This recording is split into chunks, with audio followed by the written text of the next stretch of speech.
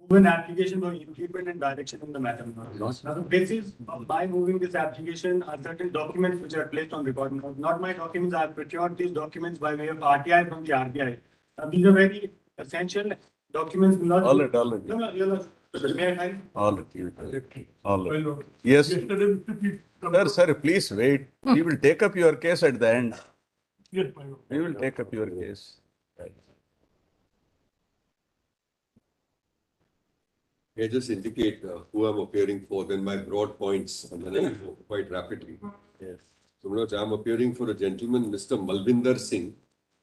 He has filed IA 26757 of 2018.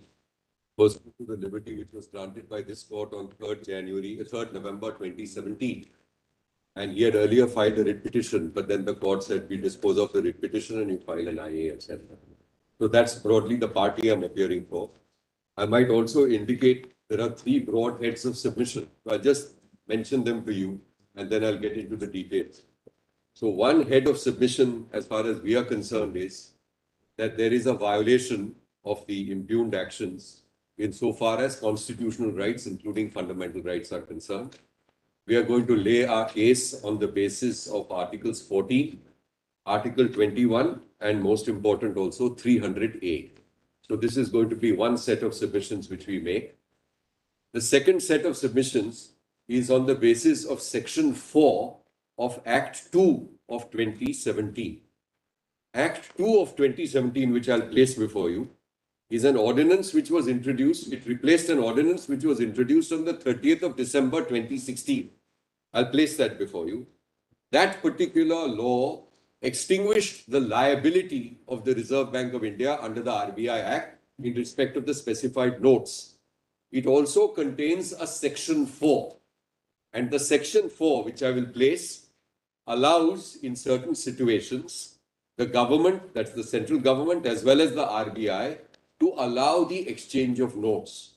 So broadly speaking, my set of submissions as far as Section 4 is concerned are going to be that there is a power which is coupled with a duty to exercise that power, and the facts and circumstances of my case are such that that power ought to have been exercised. Their failure to do so renders their actions infirm. So that's the second broad head of submissions. The final broad head of submissions is going to be that I'm going to just buttress or endeavor to buttress Mr. Chidambaram's submissions on Section 26(2). So these will be the 3 broad categories. Now, to just move matters along, I am handing over a list of dates which is specific to me, and I'll just deal with that. And I've requested the court master that on the last occasion, we had handed over 2 compilations, compilation 1 and compilation 2. So may I just request the court master to identify those in your lordship's papers? They are already tendered.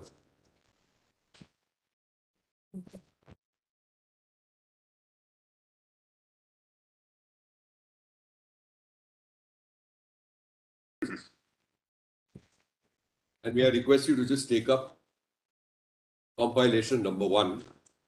The title on top, I think, reads IA number 26757 of 2018. Your lordships have it. Now, I'll just... 57.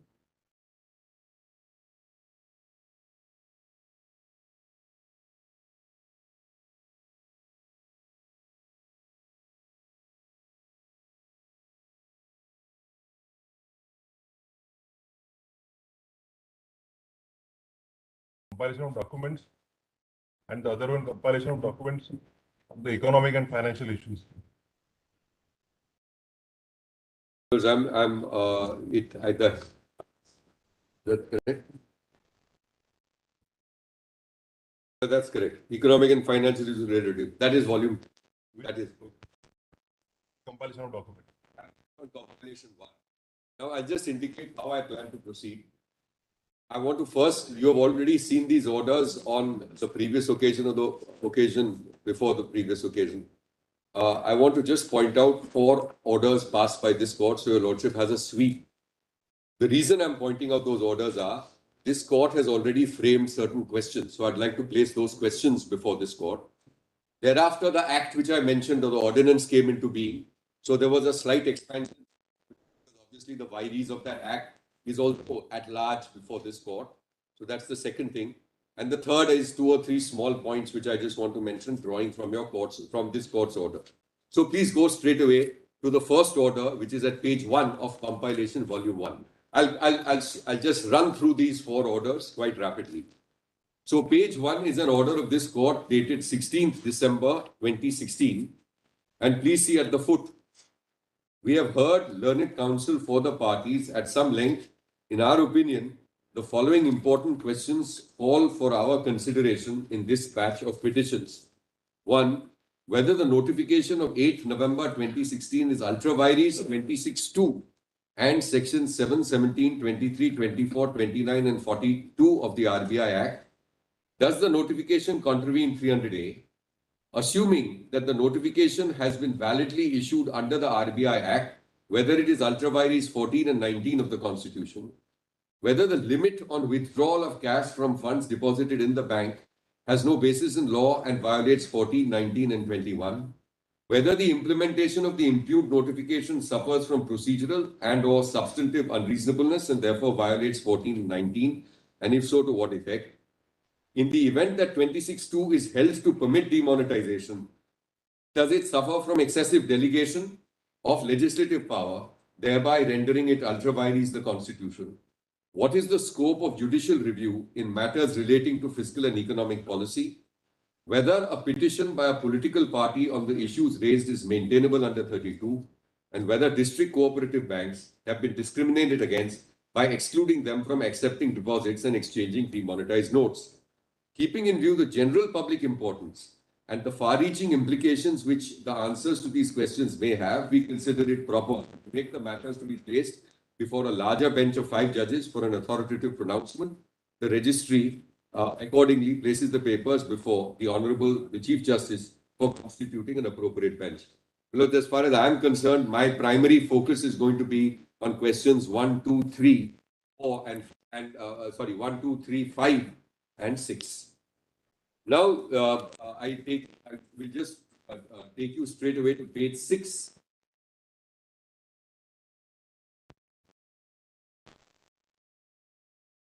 Page 6 of the compilation part of the same order, second paragraph. The other broad point was about extending the time limits for exemption for use of demonetized currency notes of 500 and rupees 1000 at specified counters as per the relevant notifications issued by the Reserve Bank of India. It was contended that the exemption period provided in the concerned notification is expiring. Hence, it will not be possible to deposit the demonetized notes at specified counters thereafter, even in case of emergency situations like hospitalization, travel by railway or air, etc. In our opinion, whether the exemption period should be extended or not must be best left to the judgment of the government of the day, with a hope that the government will be responsive and sensitive to the problems encountered by the common man. Accordingly, we decline to issue any interim direction to the government in the matter of extending the period of exemption and leave it open to the government to take appropriate decisions in that behalf as may be advised. Finally, Your Lordship may just go to page 9, last 4 lines. We further direct that if any other writ petitions or proceedings are pending in any high court, further hearing of those matters shall also remain stayed in terms of this order. We further direct that no other court shall entertain, hear, or decide any writ petition proceeding on the issue of with relation to or arising from the decision of the Government of India to demonetize the old notes of rupees 500 and rupees 1000 as the entire issue in relation thereto is pending consideration before this court in the present proceedings. So this was the order of 16th December 2016. Three learned judges, bench presided over by Chief Justice Thakur at that time, which ends at page 10. Then page 11, Your Lordships may note, is an order of 6th March 2017. 6th March 2017. Now here, there's a couple of things which I'll just read to the court. So there is a set of writ petitions and others which are mentioned in the course title. Please go to paragraph 2. By now, your lordships know that intervening event has occurred, which is the ordinance has come in. I'm just mentioning it. It will come out in the list of dates, but there is an ordinance now. The court's attention was, I'm reading para 2 on page 11.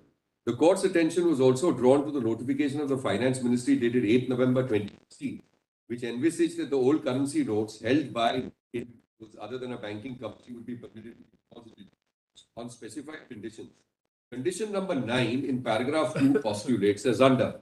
Any person is unable to exchange or deposit the specified notes in their bank accounts on or before 30th December 2016 shall be given an opportunity to do so at specified offices of the Reserve Bank of India or such other facility until a later date as may be specified by it. Based on the aforesaid condition, it was submitted that the notification of 8 November 2016 was in consonance with the speech delivered by the Honorable Prime Minister of India on 8 November 2016. The predicament faced by the petitioners emerges from the Ordinance 10 of 2016, issued on 30th December 2016. An extract of paragraph 4 of the aforesaid Ordinance number 10 is reproduced below. Exchange of specified banknotes, 4.1. Notwithstanding anything contained in section 3, the following persons holding specified banknotes on or before the 8th of November 2016 shall be entitled to tender within the grace period with such declarations or statements at such offices of the Reserve Bank of India or in such other manner as may be specified, namely, 1. A citizen of India who makes a declaration that he was outside India between 9th December to 30th December 2016, subject to such conditions as may be specified by notification by the central government, or 2. Such class of persons and for such reasons as may be specified by notification by the central government. Reliance has been placed in paragraph 5 of the ordinance, and then that paragraph 5 is also reproduced. Based on paragraph 5 extracted above, it was submitted that an avenue had been postulated for dealing with deposits even after the expiry of the grace period, that is after 30th January 2017. It was pointed out that despite the aforesaid postulation, paragraph 5, no individual is permitted to make deposits of old currency notes after 31st December. It was submitted that the petitioners had genuine reason for not being in a position to deposit the old currency notes by 31st December 2016, and yet no attention was paid to the predicament of the petitioners, even though the petitioners brought out their grievance to the notice of the competent authority, and therefore notice is issued, etc., by this particular bench. Then your lordship may go directly to page 17. Page 17. Now, at this point of time, this is an order of 21st March 2017. 21st March 2017. And it doesn't, nothing much turns on it, but you may just note that my writ petition is shown in the course title at page 17 under the heading item 10. It was 149 of 2017. So my petition was there on that board. Now, nothing much turns on this. Now our bench is, as I mentioned, presided over by Chief Justice Kehar. Please go directly to page 19. So even in my writ petition 149 of 2017, just that order, issue notice asking so-and-so accept notice. Now look at para 3. I think this is of importance. Having heard submissions which remained inconclusive, and before proceeding further with the matter, it was felt that this court should ascertain from the Union of India, A, whether the central government intends to exercise its power conferred by clause 412 of Ordinance 10 of 2016, and B, if the answer to A is in the negative, the reason why the central government chose not to exercise its jurisdiction. An affidavit may accordingly be filed by the central government explaining its position to the court. So this, I will develop the point, but this is that power coupled with duty argument which I had indicated to the court. You may consider just noting here that the government did file an affidavit. It is at pages 88 to 100 of this very compilation. So you may just note it over here. And they politely declined, and they said, sorry, we are not in a position to do that. You may recall, and I'll come to, when I come to my list of dates, that the assurance given initially by the assurance meaning the speech of the Prime Minister, which I think is entitled to a great degree of respect, had indicated that the time would be extended. The Reserve Bank of India initially also said that it will extend in appropriate cases beyond 31st December 2016. Then Parliament brings in this ordinance where they have this power, but just see the affidavit at page 88 and then I can be done with that. The affidavit begins at page 88, same compilation. Short affidavit on behalf of respondent number 1, that is Union of India through the Secretary, Ministry of Finance. And please go to paragraph 7 on page 90. So they refer to clauses of the ordinance, grace period, and see the last 3 lines in para 7. There is no legal duty case upon the government to issue any notification extending the grace period. Equally, the petitioner has no legal right to claim a grace period. And then you may just, then there are various justifications which are proffered. And I'll just be done with this affidavit. Just allow me to go back and forth. Please go to page 99 for a minute and then I'll just read a couple of paragraphs earlier. Just see para 26, because this is in response to the directions of this court. So para 26 says, in view of the above, and those to be urged at the time of the hearing, it is most humbly submitted that the central government took a conscious decision that no necessity or justifiable reason exists, either in law or on facts, to invoke the power under 412 of the ordinance to entitle any person to tender within the grace period the specified bank notes.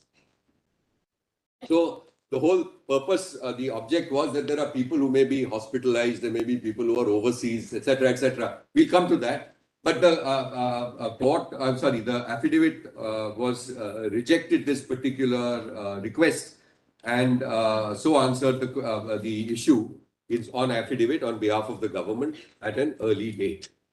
Then please go to the last of the orders that I want to read, which begins at page 20 of the same compilation. Now, this is 3rd November 2017. This is a bench which is presided over by Chief Justice Deepak Mishra. The order begins at page 20. You may go directly to page 22. In the second line, with regard to all those petitions which are enumerated, you will find my writ petition there, 149 of 2017. Now, I'll just quickly read. Having heard the learned counsel for the petitioners, Attorney General for Union of India, we think it appropriate that the petitioners should file applications for intervention and impleadment in writ petition civil 906 of 2016 titled Vivek Narayan Sharma versus Union of India. It is hereby made clear that they can assist the court when the matter is argued with regard to, now mark the next few words, with regard to the constitutional validity of the law. So there were those original questions which were there, those questions which Justice Thakur had framed, but that time there was no ordinance, though 26(2) etc. is mentioned. And now we have an ordinance and then we have a law. So now this comes in over here. Assist the court when the matter is argued with regard to the constitutional validity of the law. That apart, their individual grievances is also important for my purpose. That apart, their individual grievances may be dealt with by the Constitution bench, keeping in view the ultimate decision of the larger bench, or if it is otherwise possible, the instant petitions are accordingly disposed of. All pending interlocutory applications are disposed of. Then I might just mention the last part. I'll just read it. Under 169 of 2017, it is submitted. The learned counsel, Mr. Jain, learned counsel for the petitioners, that writ petition has become infructuous. It's accordingly disposed of. When we say that the writ petition has become infructuous, it has to be made clear that the court has not expressed any opinion on the merits of the list because those other matters were pending. Now, you should just note, I mean, it's only historical. This set of petitions was dealing with cooperative banks because the cooperative banks had a grievance at that point of time that, look, we are not being allowed to deposit, exchange our notes, etc. That issue was addressed by an appropriate order, notification, etc. on 20th June 2017, made or issued under Section 4, the very section which I'm going to endeavor to persuade your lordship. they should exercise the power in my favor as well. But they did it for cooperative banks. So this whole matter now has ended. Now with that, my lords, I'm done with the orders. I'm grateful. Now we've handed in a list of dates. So would your lordship just go through the list of dates? Now here, my lords, what I'm planning to save, in order to save time, I'll just indicate what I'm, sorry.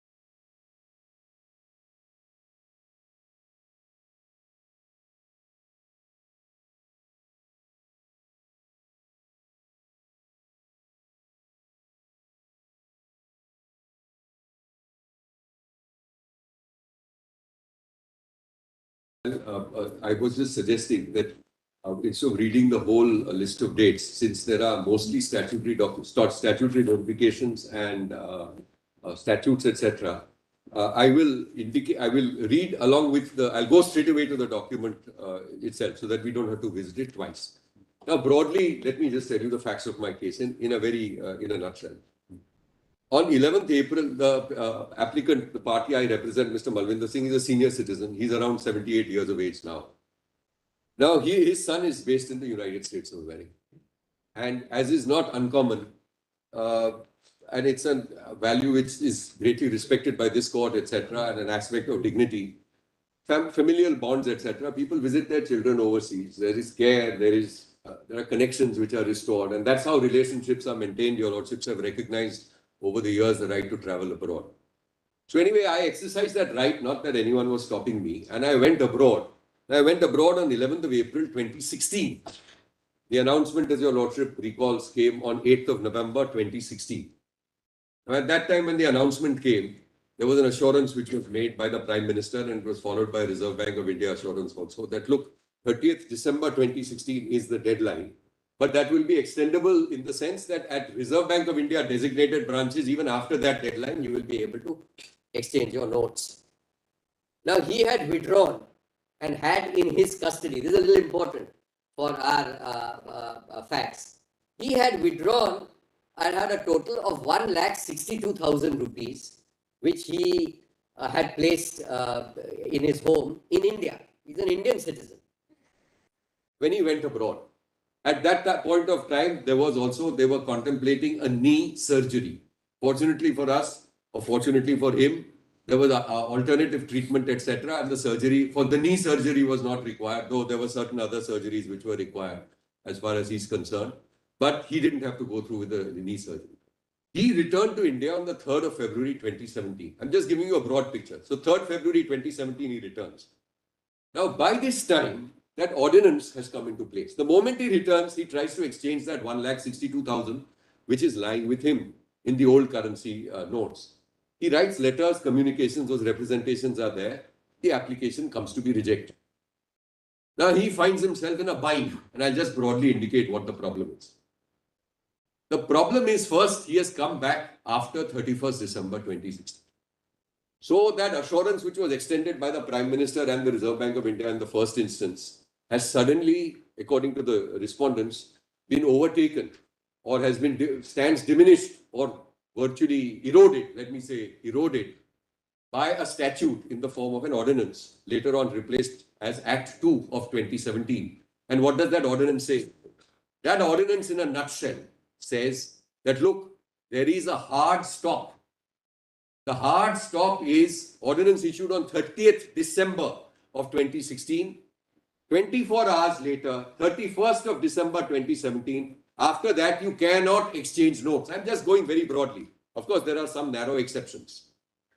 So this is the first time where there is a hard stop introduced by way of a law with just a 24-hour window.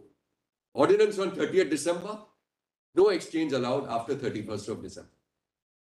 Then it says something interesting. It says that, look, if you are, now this is an exercise of powers under Section 4, etc. What they've said is that if you have left the country, just broadly indicate, if you have left the country, we have a law called FEMA, which your lordships are familiar with, Foreign Exchange Management Act. Now it allows you to carry currency outside India. FEMA allows you to export a certain quantity of Indian currency. When you are coming back into the country, FEMA also contemplates, if you are carrying such currency, to make a declaration. So what they have said is, under Section 4, that if you, up to that limit which FEMA recognizes, and on return to India, when you came back to India, if you made a customs declaration that, look, I am coming back to India with that declaration of those many notes under the limit, then we will exchange your notes.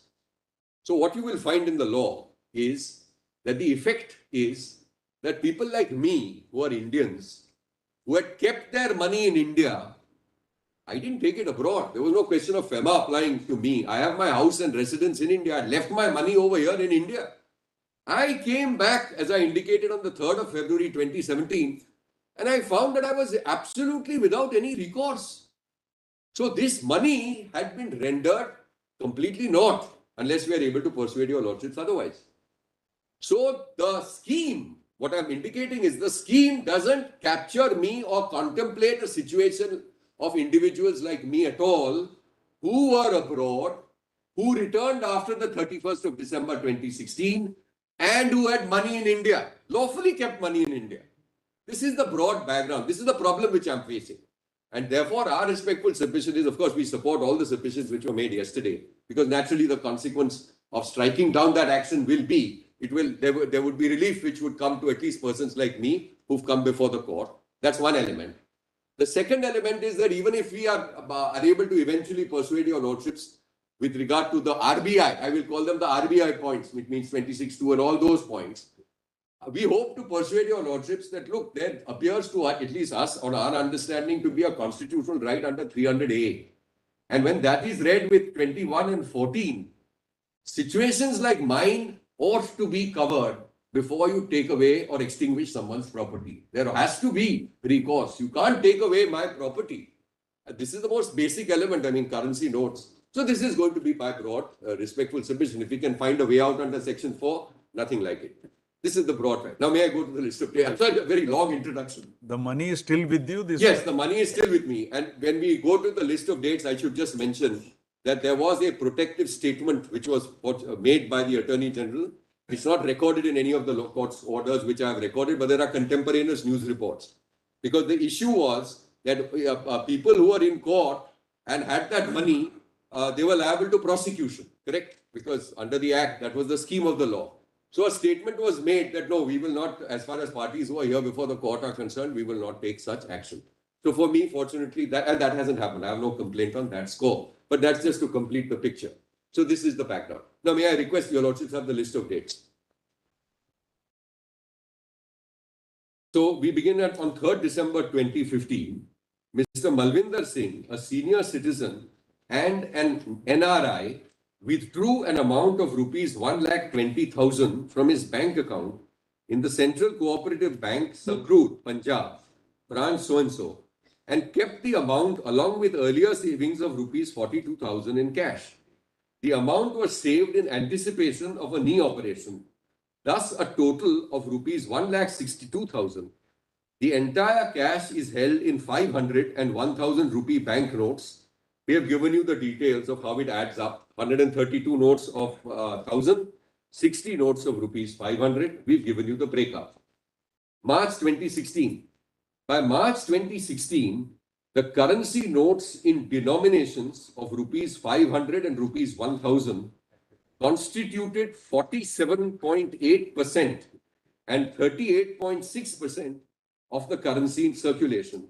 In aggregate, this is 86.4% of the total currency in circulation. So this is a little earlier, March 2016. Now, my lord, since your lordships have volume 1, may I just indicate, how this list of dates of mine works. So just please go to page 1 of compilation volume 2, just for a moment, so that we know how the referencing is done. So you will have, this is the Reserve Bank of India report itself. It's called the annual report for 27-2018. It begins at page 1. Your lordships have that on volume 2. And please go to page 2. On the right-hand column, you will find table 8.1. Your lordships have table 8.1. My lords, compilation volume 2. Oh, sorry. It's called compilation of documents on behalf of the applicant on the economic and financial issues. The economic and. My lords, sorry. That is volume 2. No. I'm going to request you to please mark Roman 2 on it, because my list of dates mentions Roman 2. Yes, Okay. right. You are referring to annual report. Yes, annual. Annual report 2017-28. Absolutely right.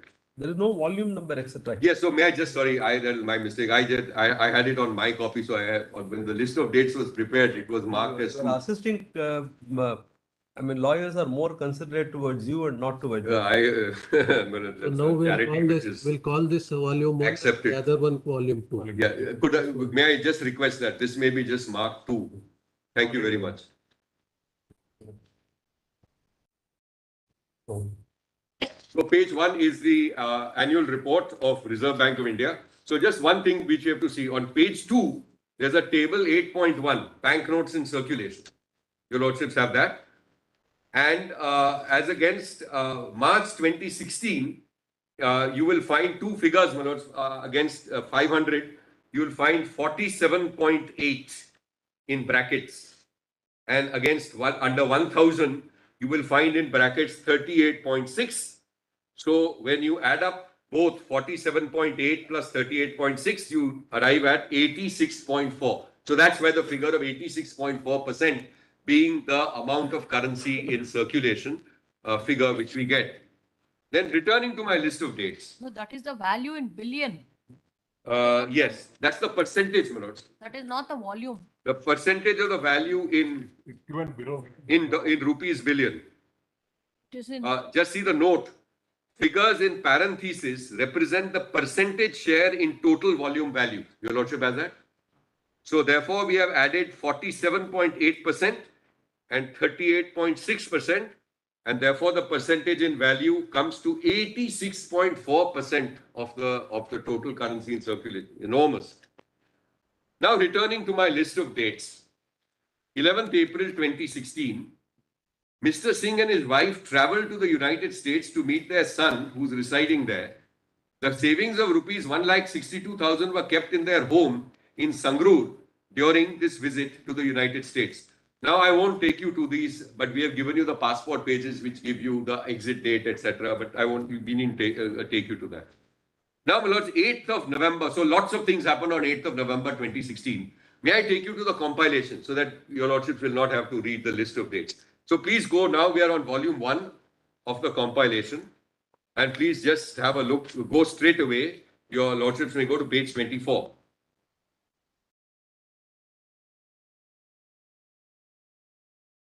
This is going to be a very important plank for my submission. Well, this is the Prime Minister of India making a very, very important policy announcement. It contains certain assurances and representations. In my respectful submission, any measure of reasonable conduct, this ought to provide a suitable base benchmark. It is not for the government to say and the respondents to now say that no, we will ignore what was stated in this particular address to the nation. So I am using it at 2. I mean, technically they may be right. Obviously, there's no estoppel against some legislature and all that. Nobody is suggesting that. But I am saying as a benchmark of reasonableness, as a benchmark of fairness, because I think the Prime Minister's speech is reasonable and fair with regard to this issue of exchange of notes is concerned.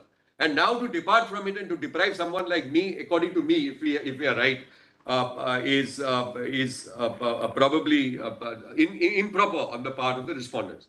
So the speech itself begins on 8 November 2016 at page 24. Your Lordship may go straight away to the foot of page 26. There is an enumeration there. Steps will strengthen the hands of the common man in the fight against corruption, black money, and fake currency. Sorry, it begins at page 24. Yes. Compilation 1. Okay. Your Lordship has page 26. So, now I'm taking advantage of improper advantage of Justice Gawai's question and reading from one paragraph earlier. So, just brothers and sisters, about 10 lines from the bottom. Your Lordship, sir. Brothers and sisters, to break the grip of corruption and black money, we have decided that 500 rupees and 1000 rupee currency notes presently in use will no longer be legal tender from midnight to night. That is the 8th of November 2016. This means that these notes will not be acceptable for transactions from midnight onwards. The 500 and 1000 rupee notes hoarded by anti-national and anti-social elements will become just worthless pieces of paper. The right and interests of honest, hardworking people will be fully protected.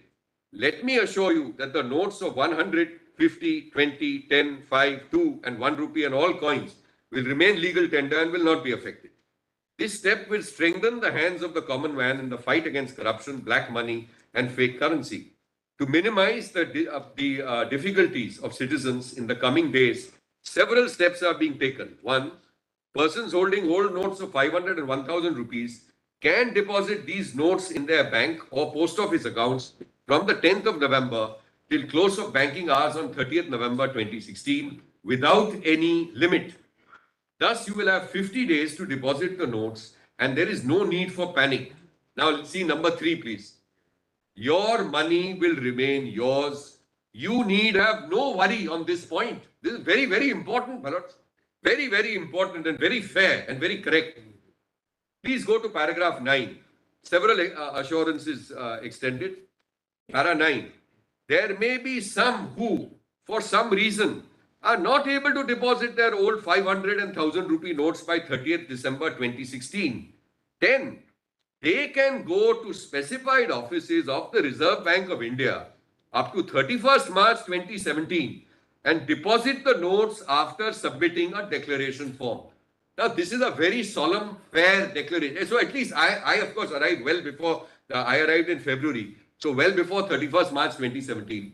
This is now the assurance which is held out across to the people of India. And I believe it is entitled to the highest degree of respect. Then please go, yes, so I'm done with these points 9 and 10. Since we are on the compilation, please go to page 31 at 33. So this is again on the same date, 8 November 2016. Your Lordships have a statutory notification? Yes. This was referred to by Mr. Chidambaram from another compilation itself. So here, Manoj, I'm just emphasizing 2 or 3 points. I'll just read the recitals and then one clause. Whereas the Central Board of Directors of the Reserve Bank, hereinafter referred to as the board, has recommended that bank notes of denominations of the existing series of value of 500 rupees and 1000 rupees, hereinafter referred to as specified bank notes, shall be ceased to be legal tender. And then they talk about the problem of fake currency. The next recital talks about high denomination banknotes used for storage of unaccounted wealth. Further recital makes a reference to subversive activities such as drug trafficking and terrorism, causing damage to the economy and security of the country. Now, therefore, in exercise of section 26(2), to the extent specified below, namely, the central government hereby declares that the specified banknotes shall cease to be legal tender with effect from 9th of November to the extent specified below, namely. Now, in these various conditions, please go to clause 9 for my purposes, page 34. Any person who is unable to exchange or deposit the specified bank notes in the bank accounts on or before the 30th of December 2016 shall be given an opportunity to do at specified offices of Reserve Bank of India or such other facility until a later date as may be specified by it. So again, this is now a statutory notification under 26(2). Your Lordship sees at this point of time, I'm in the United States. And all right, I have plans, etc. to return. This is completely consistent. I would say that this is completely consistent with the assurance which was extended by the Prime Minister in his address to the nation. So there's no problem with this either. So at specified banks or branches of offices of Reserve Bank of India, even after 30th of December 2016, there ought not to be any problem on this issue. Sorry? Yes. Now please go to page 35. Page 35. Now this is again same date, 8th of November 2016. And this is the Press Information Bureau.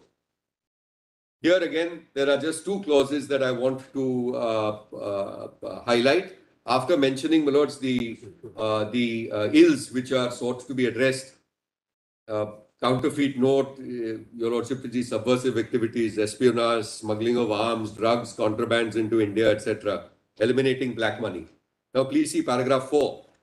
In the last 2 years, the government has taken a number of steps to curb the menace of black money in the economy, including setting up of special investigation team, enacting a law regarding undisclosed foreign income and assets, amending the double taxation avoidance agreement between India and Mauritius, and India and Cyprus, reaching the understanding with Switzerland for getting information of bank accounts held by Indians with HSBC, encouraging the use of non-cash and digital payments, amending the Benami Transaction Act, and implementing the income declaration scheme of 2016. And now please go overleaf to clause 10. In para 5 opening words at page 35, they say the following operational guidelines have been issued. Operational guideline number 10 at page 36 reads, for those who are unable to exchange the old high denomination banknotes or deposit the same in their bank accounts on or before December 30th, 2016, an opportunity will be given to them. To do so at specified offices of the Reserve Bank of India on later dates, along with necessary documentation as may be specified by the Reserve Bank of India. So it's broadly unconditional. Of course, you have to proceed certain documents, etc. But broadly, at least the representation made at this point of time is also based on, is sort of that you can, that 30th December 2016 or 31st December is not going to be a hard stop. Now, please go to yet another Reserve Bank of India press release at page 37. Page 37. Same date, 8 November 2016. Page 37. And here I invite attention to the second last paragraph on that page.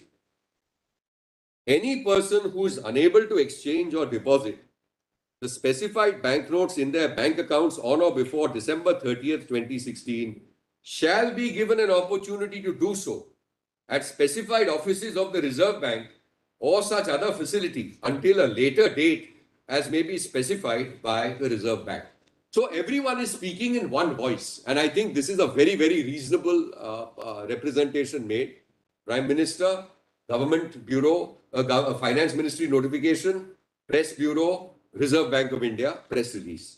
So and therefore, my lords, I don't think that response to the short affidavit, which I just referred to, where they said, no, we are not going to consider this under section 4 of the ordinance, paras doesn't appear, at least according to us, to be justified. Now, your lordship need not turn to the list of dates, but I'll just read the item. I'll just read the items, or you may follow it, the list of dates. I'm not going to read very much till the next statutory document. Foot of page 3, November 16, several writ petitions were filed challenging the policy of demonetization before various high courts and the Supreme Court. Transfer petitions were filed by the union seeking transfer of all the matters pending before the high courts to the Supreme Court. Then the 16th December 2016 order bench presided over by Justice Thakur, I've already read, so I'm going to skip that item. Then please go to 30th December 2016. Now this becomes important because this was not placed in the sense it may have been referred to yesterday, but it wasn't as such placed. So this becomes very important development on 30th December 2016. Let us go to page 38 of the compilation volume 1. Now let me just state the point here. Our focus yesterday was on section 26 when Mr. Chidambaram was arguing it. May I, with your permission, just take you for a moment to section 34 of the RBI Act. Just for a moment, let us just take up section 34. I'll come back to this, but your Lordship may just cite it for a moment.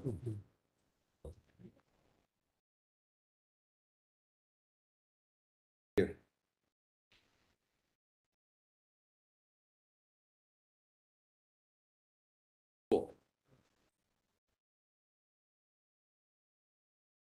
Your Lordships have it? 34. So this is the focus now. Please see liabilities of the issue department. Your Lordship went through the scheme of the issue department, etc. Now look at 34. The liabilities of the issue department shall be an amount equal to the total of the amount of currency notes of the Government of India and bank notes for the time being in circulation. So this is an independent liability created under statute under 34. So two obligations. Apart from their sole power to issue notes, etc., look at 26(1). Subject to the provisions of subsection 2, every banknote shall be legal tender at the place in India in payment or on account of the amount expressed therein and shall be guaranteed by the central government. So, guarantee of the central government is one legal concept. Liability of the Reserve Bank of India issue department is a second legal concept.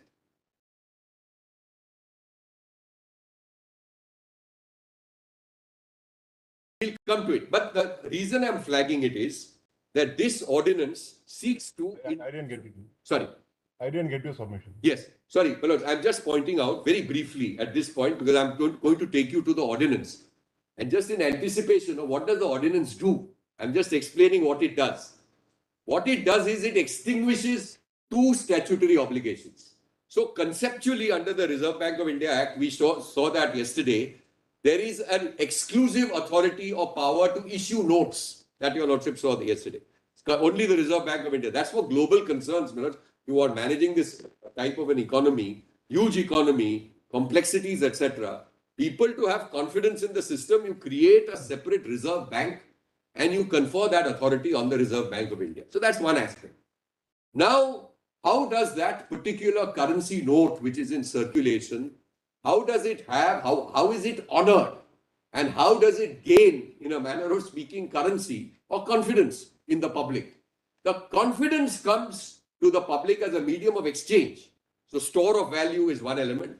Medium of exchange. That comes from what?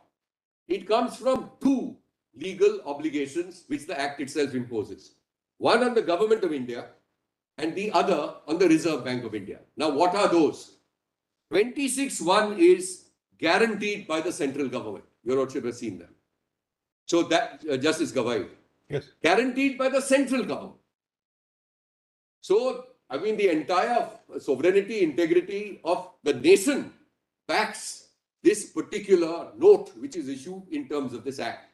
That's one, the central government, highest authority in our country. Then there is a further independent obligation because, I mean, private banks or, I mean, by private banks, I mean non-Reserve Bank of India, whether it's nationalized or otherwise, have in the old days, your Lordship recalls, they used to issue their currency notes as well. But now that is all abolished and there's an embargo on that. Then whose liability will it be? So the liabilities of the issuance department of the Reserve Bank, please see section 34. So guarantee, but who has to pay?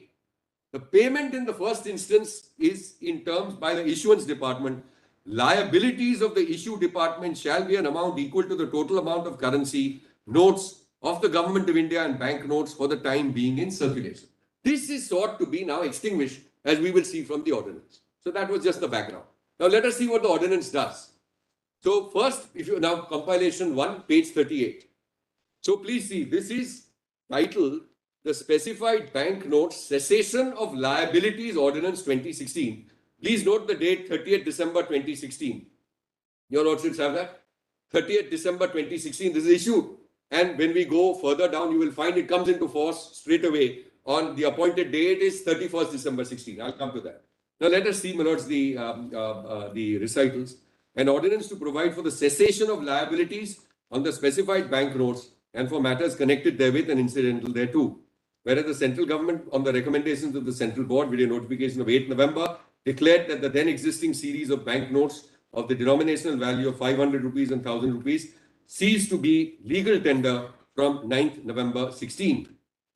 Whereas a part of the series of banknotes in circulation which have ceased to be legal tender on account of the said notification has come back to the Reserve Bank of India. Whereas such banknotes which have ceased to be legal tender are a liability on the books of account. I think it should be account, it can't be accounts. In the books of account of the Reserve Bank of India under section 34 of the Reserve Bank of India Act 1934. And whereas it is necessary to have clarity and finality to the liabilities of the Reserve Bank of India and the central government arising from such bank notes which have ceased to be legal tender on the basis of the said notifications, and whereas Parliament is not in session and the President is satisfied that the circumstances exist which render it necessary for him to take immediate action. Now, therefore, in exercise Article 123, the ordinance, it shall come into force on 31st day of December 2016. In the said ordinance, unless the context otherwise requires, appointed date is 31st December 2016. Then you have a statutory definition of grace period, means the period to be specified by the central government by notification, during which the specified banknotes can be deposited in accordance with the ordinance. Notification means the notification published in the official gazette. Reserve Bank specified banknote are the 500 and 1000 rupee notes of the series existing on or before 8th of November 2016. Now please see section 3. So section 3 is important for our purposes. The marginal note, specified bank notes to cease to be liability of the Reserve Bank or central government. On and from the appointed day, notwithstanding anything contained in the RBI Act or any other law for the time being in force, the specified bank notes which have ceased to be legal tender in view of the notification of the Government of India dated 8 November 2016 issued under section 26(2) of the RBI Act shall cease to be liabilities of the Reserve Bank under section 34 and shall cease to have the guarantee of the central government under subsection 1 of section 26 of the Act. So this is the statutory. Now look at section 4, which we will focus on, but I'll read through it. Exchange of specified banknotes. Section 4.1. Notwithstanding anything contained in 3. So it's a non-obstant clause. It overrides 3. Of the following persons holding specified banknotes on or before the 8th day of November 2016 shall be entitled to tender within the grace period with such declarations or statements at such offices of the Reserve Bank or in such manner as may be specified by it, namely, 1. A citizen of India who makes a declaration that he was outside India between 9th November 16 and 30th December 16, subject to the conditions as may be specified by the notification by the central government, or 2, such class of persons and for such reasons as may be specified by notification by the central government. So there is a power. We'll come to that. But there seems to be a power for grace period. Now look at subsection 2. The Reserve Bank may, if satisfied, after making such verifications as it may consider necessary that the reasons for failure to deposit the notes within the period specified in the notification referred to in section 3 are genuine, credit the value of the notes in his know your customer compliant bank account in such manner as may be specified by it. So there's an overarching power under 4. There's a power as we read it under 4.1 as well as 4.2, at least on our reading of it. And 4.3, any person aggrieved by the refusal of the Reserve Bank to credit the value of the notes in subsection 2 may make a representation to the Central Board of the Reserve Bank within 14 days of communication of such refusal to him. An explanation, your lordship may just know, mine is a know your customer compliant bank account. For the purpose of this section, the expression know your customer compliant bank account means an account which complies with the conditions specified in the regulations made by the Reserve Bank under the Banking Regulations Act 49. Then section 5 is prohibition on holding, transferring or receiving specified banknotes. Penalty for contravention of section 4 is section 6. Penalty for contravention of section 5 is section 7. Offences by companies. Special provisions relating to offences is section 9. 10. Protection of actions taken in good faith, power to make rules, power to remove difficulties. And just for completeness on this aspect, you may note, I will stick to my list of dates, stick to the sequence, but just for cross-reference, you may note that the Act in the same terms is at page 53 of this paper book. It is Act number 2 of 2017. So that's now the provisions which are actually extant and which are in force. So this is what replaced the ordinance. It begins at page 53. It runs all the way up to page 56. Now, sorry. Now, may I go back to the No change. There is no change. There is no change. There is no change. You have referred to the Act in your list of dates? Yes, I have referred to the Act. It will come. Sorry, I should indicate where that comes. Bottom of page 7. Yes. Your Lordships have an item 27th February 2017.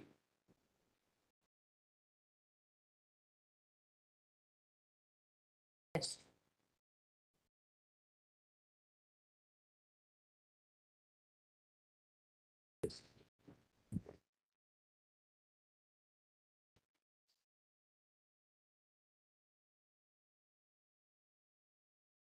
So, may I continue? Yes. So, please go now to the an event which occurred on the same day, page 44 of the compilation.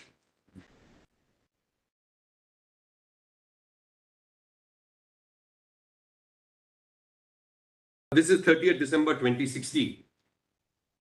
In exercise of powers conferred by clause B of subsection 1 of section 2, read with clause 1 of subsection 1 of section 4 of the ordinance, the central government hereby specifies, in respect of citizens of India referred to in clause 1 of subsection 1 of section 4 of the said ordinance, A, who is a resident in India, the period ending on 31st day of March 2017. So this is the grace period. This will not affect me because it is for a person who's resident in India. So this will not, I'm just mentioning it in the facts of my case. Then B, who is not resident in India, the period ending with 30th June 2017. So I may be covered by this, but we will see as to how it operates as the grace period for the purposes of the said ordinance. Correct? Resident or non-resident, as on what date? That's period ending is given. Oh, I'm sorry. Grace period. I'll just examine that and come back to your lordships on this. No, the Act says so. Does the Act or ordinance? The ordinances.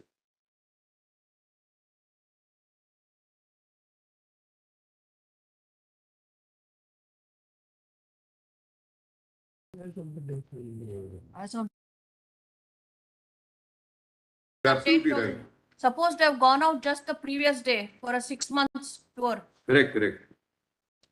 We'll just examine that and come First back. week of November if they have gone. As on what date? NRI as on what? I recall reading it, but I'll try and just come back.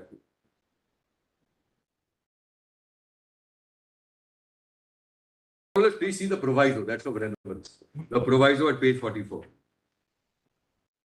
This is right at the end of the grace period for the purpose of the said ordinance, provided that the amount of specified banknotes tendered does not exceed the amount specified under Regulation 3 or Regulation 8 of the FEMA Export and Import of Currency Regulations 2015 made under the provisions of FEMA and the conditions specified therein are complied with. Can I just explain the effect of it? What this says is that provided the amount of the specified notes does not exceed the amount, what they are doing therefore by this proviso is they are extending the grace period only to people who had taken money out and brought money back in and made that declaration. That will become clear from the next notifications, etc., which I read. I hope I've made. So there is a grace period which is extending. The grace period is 31st March 2017 for those resident in India. And if you are not resident in India, it is a period ending on 30th of June 2017. Correct? But what's the proviso? The proviso says that this FEMA requirement cannot be exceeded. So 2 or 3 problems. So this will apply only.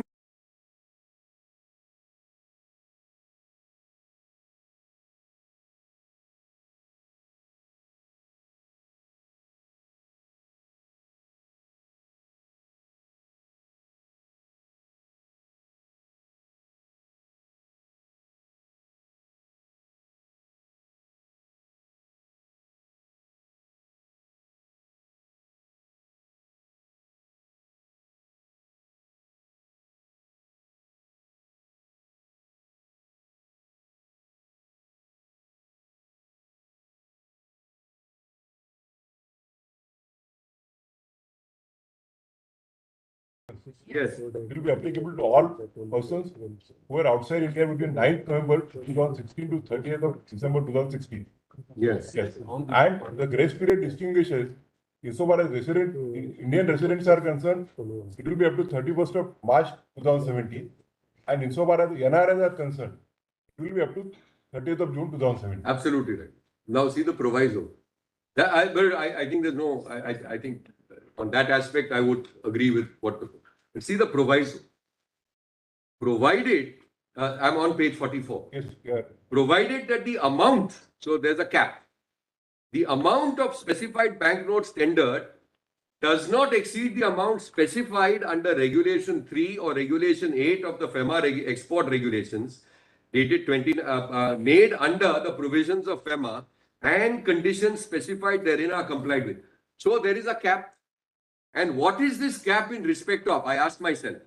This cap is in respect of what you could export out of India and what you could bring back in India. So I mentioned there are 2 situations.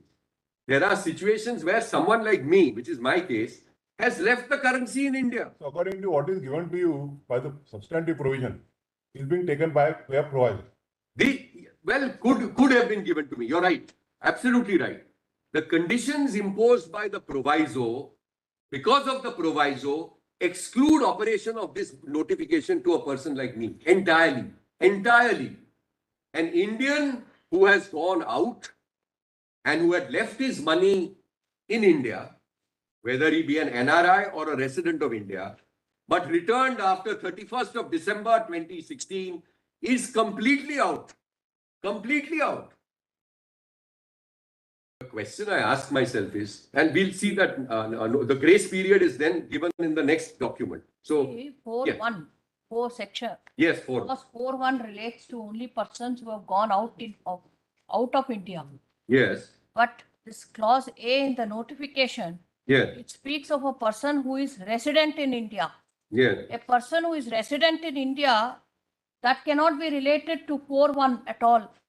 Because that is a person who has gone out. No, so sorry. So resident was, as I You have to understand it, understand what is the meaning of because resident and who is, if he is resident in India, yes. he is not a person who has gone outside in India. So sorry. Between the 2 periods. So I'll just, I'll from the income tax. Now, even for a resident in India, this proviso applies. Even if he has not gone out. Yes.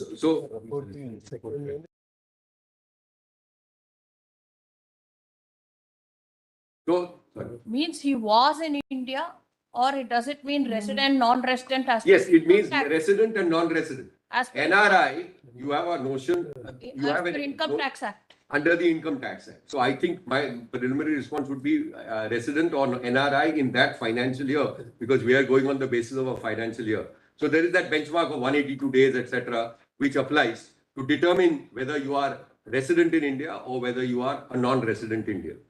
So the way I would reckon, so I'm sorry, I'm repeating myself. The way I see it, the way I see this operating, now I'm on the notification, is that yes, it does define a grace period. However, the proviso operates in such a manner, which is not fully fleshed out from reading this notification. I have to read one further document and it will become clear. The proviso takes people like me who had left money in India completely out of the purview of any benefit of grace period.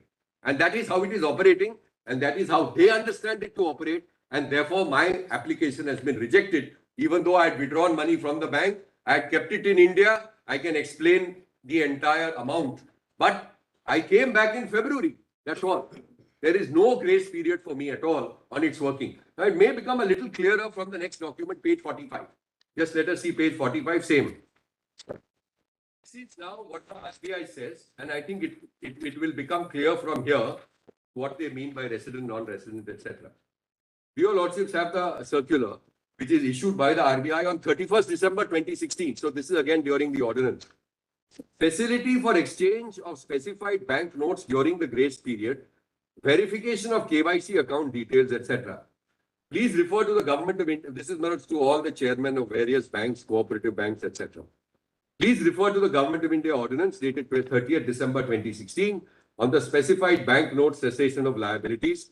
In terms of para 4.1, the above facility, the exchange of specified bank notes is made available for resident and non-resident citizens who could not avail the facility from November 10th to 30th December 2016 on account of their absence from India during this period. In particular, the above facility is available only to those tenderers whose accounts are KYC compliant and who have not deposited SBNs into the amounts from 30th November to December 30th.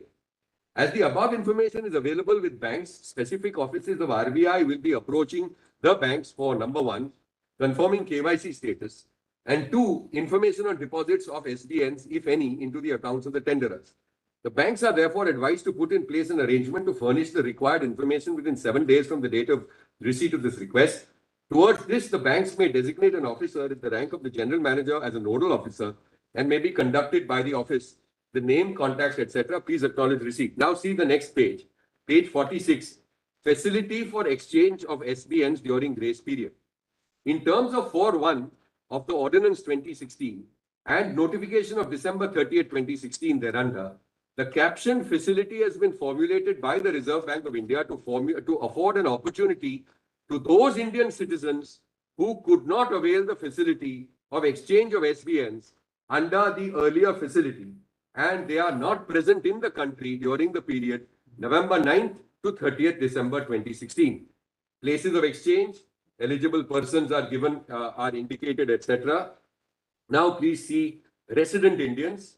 So only those, on top of page 47, only those residents who were abroad during the period November 6th to 30th December 2016 will be eligible to avail the facility only once during the tenure of the facility. There will be no monetary limit for submission of SBNs in the tender. So this is important because it's a measure of reasonableness. They realize that if you are qualifying, etc., no monetary limit for submission of SBNs in the tender. Then these are, of course, residents in India. Tenderers should be submitted in tender form as per Annexure 1. A copy of the passport with the immigration stamp, etc., should be given. Now, please see B, NRI. This covers me. This covers me because I was non-resident given the number of days I had spent. Only those NRIs who are not present in India during the period November 9th to December 30th will be eligible to avail this facility once during the tenure of the facility. Tenderers should be submitted along with tender form 2. Now see this.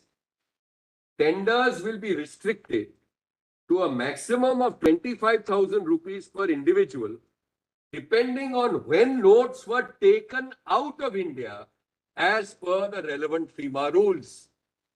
A copy of the passport with immigration stamp as proof of the individual's absence from the country during the period. Passport in original should be presented at the RBI counter for verification. Now please see next item 5. A certificate issued by Indian Customs on arrival through Red Channel after December 30th, 2016, indicating the import of SPNs with details and value thereof should also be submitted. Copies of statement of all bank accounts evidencing that no SBNs were deposited during so-and-so period. Requisite documents as per the provisions of 114B of the income tax rules. An acknowledgement of receipt will be issued to the tenderers pending credit of the admissible amount. 9. On ascertaining that the tenderer was abroad during the period from November 9 to December 30th, the account is KYC compliant. Fulfillment of other conditions and genuineness of the notes tendered, admissible amount will be credited to the amount under the advice of the tenderer. And then the duration is given. The facility will remain open from 2nd January to 31st March and for NRIs up till 30th June. Representation, any person, etc., aggrieved, etc., may be this thing. Then the tender form is annexure 1, which is at page 49. Shyam, Yes. one question, please. Yes, of course. Are you a NRI or a resident Indian who has gone abroad? You belong to which category? All right. So I just tell you, Are you a NRI? So No. first I'll answer the question. Am a NRI? You are a NRI. Yes. Now the concept of NRI is dependent upon the number of days you are in India or conversely the number of days which you are outside India within that particular financial year. So just to answer the question, I'm a citizen of India. That's my first characteristic. The second characteristic is, that's the question being put to me, am I an NRI or a resident Indian for the purposes of our case? Yes. I am an NRI for the purposes of our case for that financial year. However, I should just indicate to you, as your lordships already know, my status as NRI is dependent on how many days I'm outside the country or within the country. So that may change from year to year. Had you been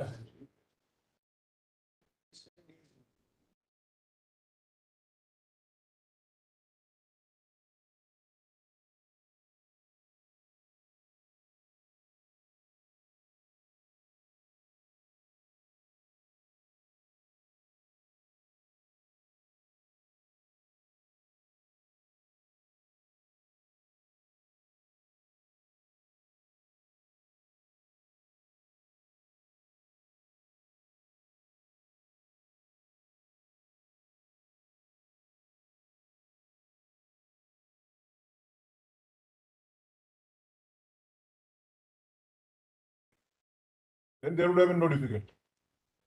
So then, May not have been. I hope not. I don't know. because then if you read At least the top of page 47. 47 clause A, Right. there is no requirement with regard to 25,000 and certification of SEMA. Yes.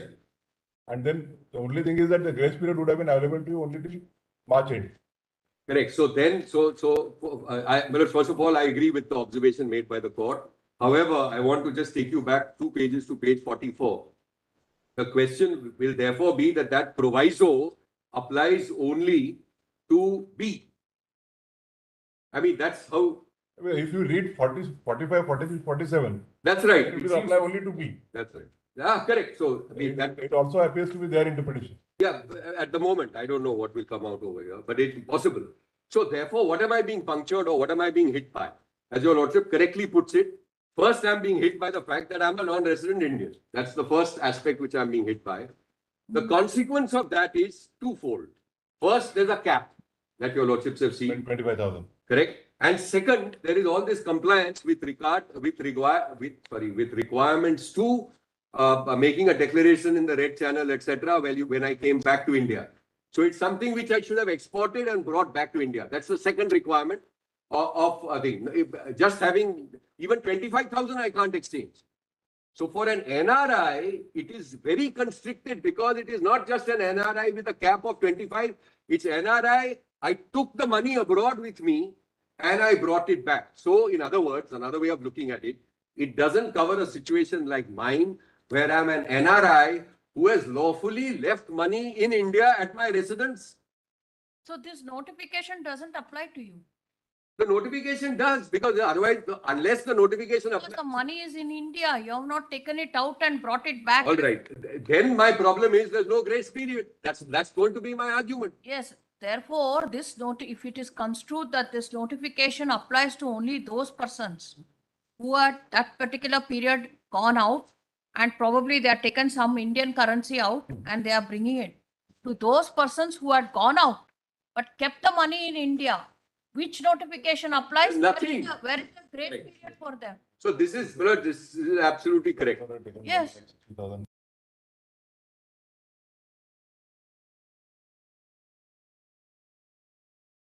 I'm just answering this question. So the submission is going to be this. The submission is that Article 14, I mean, let's keep 21 and 300A aside. 14 what's happened here? Prime Minister's statement, Reserve Bank of India statement is you will have an exemption or you will have some opportunity at Reserve Bank of India branches even after 30th of December 2016. That was the general understanding, etc. Suddenly we have an ordinance on 30th December which gives a hard stop on 31st of December 2016. Nothing after that unless you qualify for grace period. So one limb of my argument will be that this is arbitrary. I'm just on a 14 issue, we'll see 300A, etc. Of suddenly bringing a closure and having no opportunity for someone like me at all. Money kept over here in India. So it falls foul, according to us, of it suffers from a vice in terms of Article 14. That's one. And the second limb of the argument will be, a softer limb will be, that look, you have the power under Section 4. Please cover me with a grace period direction and a notification for someone like me, who's an Indian citizen, who earned this money lawfully, who retained and kept it in India. Surely I just happened to arrive after 31st December. I arrived in February 2017. Surely you should exercise your power. It's coupled with the duty to exercise your power to cover me under the notification. So that's the softer approach in terms of we don't need to strike down anything. But it's something which they have a duty and a responsibility. They have the power for sure under 4. They must exercise that power. So this is broadly, your lordships are correct. This is exactly where I am. Either under Section 4 you cover me, I mean, then I'm happy. If not, if they're still refusing to, because nothing, they've said on affidavit, no, we're not going to do it, come whatever. We are not obliged to do it, despite all these representations which are made. Then I am seeking the intervention of the court. And if your lordship feels that no, these are matters, etc., which are of high fiscal policy, 1,62,000 of an Indian, what's to the government of India and the larger picture, then I'm going to request your lordship to strike it down, because then you're taking away my 300A right, valuable property. I'm not a black marketeer. I'm not engaging in some terrorist activity. Nobody claims that I have fake currency notes. So the object which you are seeking to achieve, because you have an object, that's the article, that the classical Article 14 test is there must be a rational nexus to what you are seeking to achieve. How does excluding people in my category, and you can imagine how many there must be of this type. It's very few who've come here before this court and who are petitioning the court. I am, of course, only for myself. Let me make that clear. But how many must be there who came back after 31st of December and found that they had some notes which were lying with them, hadn't carried them out, and they are completely excluded. Anyway, that's something which your lordship will keep in mind. Now, Manoj, may I just quickly return? So then there is at page 53 of that same compilation, the Act, which is in the same terms, but that's really what we need to consider. And after that, my lords, I might just indicate what we have given.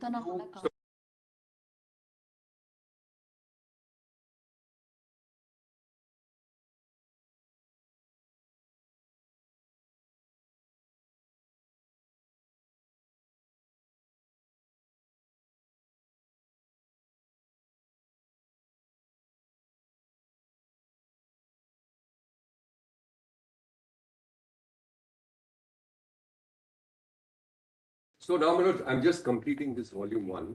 But actually, I have to. So just let us take up the list of dates. Most of the statutory documents, etc., are already read and placed before this court.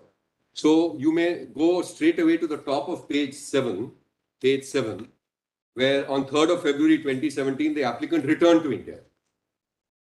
Your lordships have that. I returned to India on 3rd February 2017. I'm on my list of dates. And again, we've given those passport stamps, etc.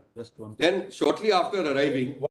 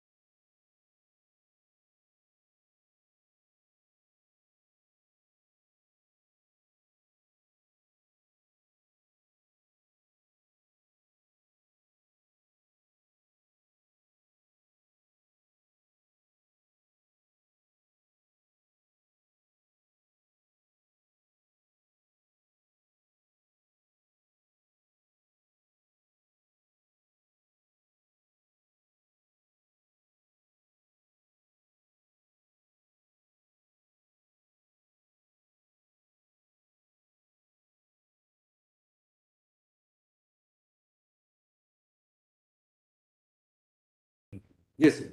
You kindly also refer to subsection 2 at page 40. And the three. And the three also. At 3 also. Page 40, yes. That's the other power. Very much. May I read it? The Reserve Bank of India. Oh, yes. Now look at this. This is a very wide independent power. The Reserve Bank may, if satisfied, after making such verifications as it may consider necessary, that the reasons for failure to deposit the notes within the period specified in the notification referred to in section 3 are genuine, credit the value of the notes in his know your customer compliant bank account in such manner as may be specified by it. Absolutely right. And then subsection 3. Yes, any person aggrieved, etc., may go to the Reserve Bank. So what happened here, I should just indicate. It will come in my list of dates. I made a representation to the Reserve Bank of India. The Reserve Bank of India rejected the representation. Then after representations were made, etc., they said also that the matter is sub judice, etc. So now for whatever reason. Is it for the reason that it is contrary to the proviso at page? Yes, that's how I read it. Page They said that 44. we are not qualified. No, what is the reason given by them for rejecting your expression? And also, no, because he came. It's an oral rejection. It will come in my list of dates. No, because in an individual case like yours, if the Reserve Bank, though your case is genuine, does not consider a case, Yeah. and the board also refuses representation. Yeah. Individual directions could be issued under Article 226 or even under 32 by the Of course, it must be. without going to the other question. Yes, I believe so. I do. That's exactly my point. My point is that under section, that's that power coupled with duty. You have a duty to exercise this.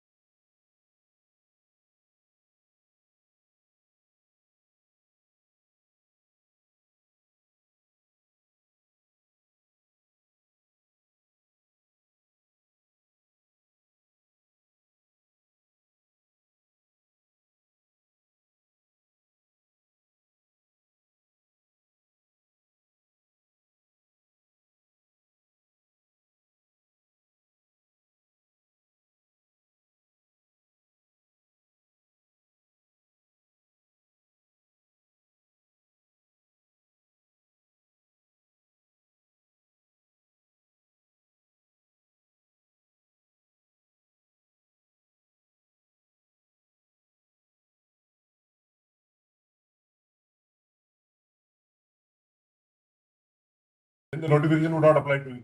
Right. Yes. And if the power exercised by the RBI Yeah. under 2 Yeah. or by the board Yeah. under 3 Right. is not exercised in a reasonable manner, not taking into consideration relevant factors. Right. In individual cases, we can hold that the RBI is bound Of course, to yeah. exercise this power. Absolutely, and I'm going to therefore show your lordship how can there be this kind of resistance and saying that you're either under the covered by the circular or not. That when your lordships will hear them, you will see as to why. There's a reason for that. Why they're taking such a hard. Because notification is distributed only under 4.1. That's how I would read it. But I will. So I'm just formulating it from my perspective. I'm in 100% agreement with the formulation from the court or the tentative observation from the court in terms of section 4. Always subject to hearing them. Of course, subject to hearing it. So my submission, since your lordship has already captured the point, my submission is both power coupled with duty is both under 4.1 and under 4.2.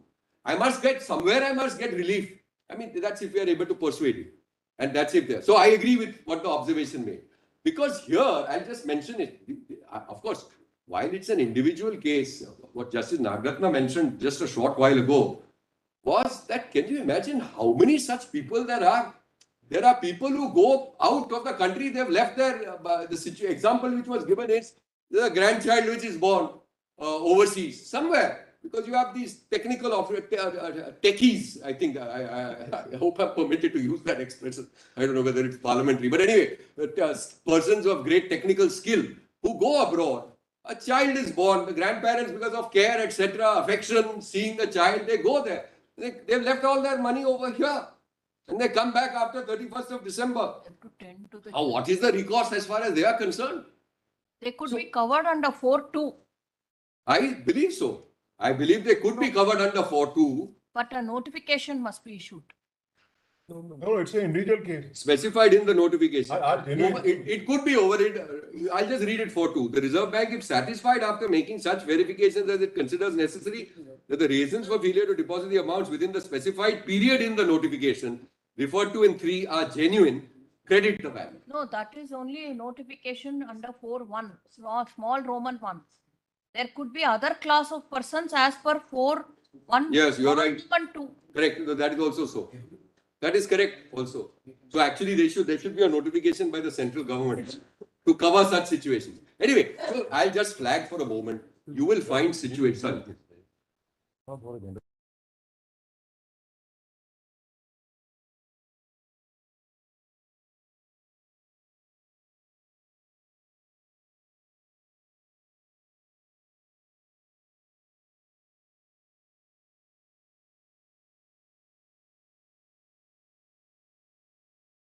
There could be a myriad situations like this. I don't want to be. And apart from people traveling abroad, which is of course my case, there may be people who are hospitalized, etc. There may be people who are temporarily, for whatever reason, infirm, cannot make it. There has to be some facility according to us. So just to complete now this volume, I'm not going to, of course, take you to the. By prima facie, it appears that subsection 2 and subsection 3 are there to take care of such eventuality. It could Because be. it doesn't, subsection 2 doesn't restrict to the persons who are abroad. Right, I agree. So a person who is bedridden for 3 months or 4 months. But in a case, country, I agree with your would also- observation. Yeah. In my prima facie would also be entitled to live under subsection 2. And of course, for a country as vast as ours. If somebody is in commanded situation for say Yes, for 4 months, 5 months, absolutely right. Absolutely right. You could have a situation like that where family members don't know. One of the situations in this court is of a lady who lost her spouse. Now she lost her spouse, so her money she knew. But by the time she located, the spouses, where the spouse had kept the money, it was too late. And she's also been excluded from this. So your Lordship may reflect on this on individual cases, but another way of looking at it is, given the vastness of our country and the circumstances, you may have to have a more broader approach on the part of RBI, not on the part of the court. On the part of RBI, you have to have a general circular for circumstances like this. You can't have a hard stop over here, 30th December, we have an ordinance, 31st December, goodbye to everybody. So anyway, that's the background. Now, just to complete this compilation, you may just note, you needn't turn to the pages. Page 62 is my writ petition in this court. The prayer at that point of time was to strike down these onerous conditions in the RBI circular, which is at page 71. Then, of course, 71. Then, of course, your Lordship knows that mine was disposed of. I was allowed to make an intervention. Intervention application, which basically is only to set out facts, is also mentioned over here. Now, just have a look, your Lordship. We just go same compilation, page 84. So, I'm sorry. May I just complete that? 1 or 2 dates are left in the list of dates. Page 7, please. Applicant returned to India on 3rd February 2017. Page 7 of my list of dates. Applicant returned to India. 8th February 17, the applicant approached Reserve Bank of India, New Delhi office, with the demonetized bank notes, a total of 1,62,000 along with the required documents. RBI refused to accept the old notes. The applicant addressed a letter to RBI requesting it to accept the old notes of amount of 1,62,000 in his possession, which were held in savings for the purpose of the knee operation. Notably, the letter bears an acknowledgement by the RBI. RBI orally, that's the officer, informed the applicant that only those persons who are out of India from 10th of December to 30th December 16 and have declared their currency to the customs authorities at the airport can deposit the same with the RBI. In the applicant's case, he was not carrying the old notes upon arrival, as the notes were lying in his house in his absence. The applicant's case was thus not covered by the circular. Then the 27th February is the act which comes into force, replacing the ordinance. Please go overleaf, page 8. 3rd March 2017, agreed by the refusal of RBI to accept the specified notes, the applicant filed writ petition. Then on 6th March 2017 is the order of this court, which I have already placed before this court.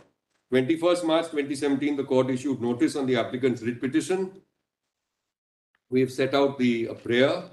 Then on 7th April 2017, the central government filed a short affidavit in one of the tag matters stating that there is no legal duty on the part of government to extend the grace period and declined to exercise the power conferred under section 412 of the ordinance. On 30th August 2017, Press Information Bureau published a note. This, Your Lordship will find, is at page 64 and 65 of the compilation. From the reports, data published by RBI, currency in rupees 1,000 and 5,000 denomination in circulation was at rupees 15.44 lakh crore. Now see the next part. Taking into consideration the value of SBNs now reported to have been counted, approximately 98.96% of the SBNs in value terms have come back to RBI after demonetization. In other words, only an estimated 16,000 crores worth of SBNs have not come back to the RBI so far. Now see the importance of this point. By 30th August 2017, they had already received back 98.96% of the notes. So why have this hostile discrimination against people like me, who genuinely had gone abroad, genuine money, and you are just in this area of 0.04%, 0.04% genuine people, and you are saying, no, we won't accept your notes. Sorry, it should be 1.04, 1.98 it is, 1.04. Then 3rd November 2017, this order also I have already mentioned to the court. Top of page 10, we've given you that news report also. During the hearing, the learned Attorney General only submitted that no action will be taken against the petitioners who are before the court for the amount of specified notes held by them and disclosed in their respective petitions. The Attorney General's submission is noted in the news report at pages 84 to 87 of the compilation. Writ petition was declared to be infructuous. That is the cooperative banks, etc. And we've got a news report with regard to that. Then we filed an IA, and then it comes to be tagged, etc. Notice for interventions, etc. Now, just returning back to compilation. So, Manoj, now I'm done with the list of dates. Sorry.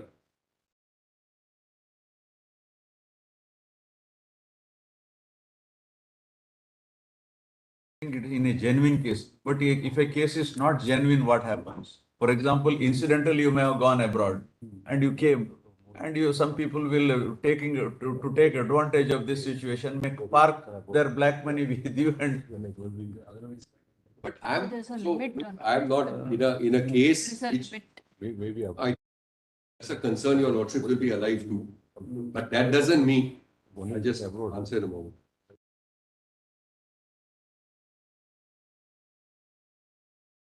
to the Reserve Bank may, if satisfied, maybe they must hold an inquiry perhaps.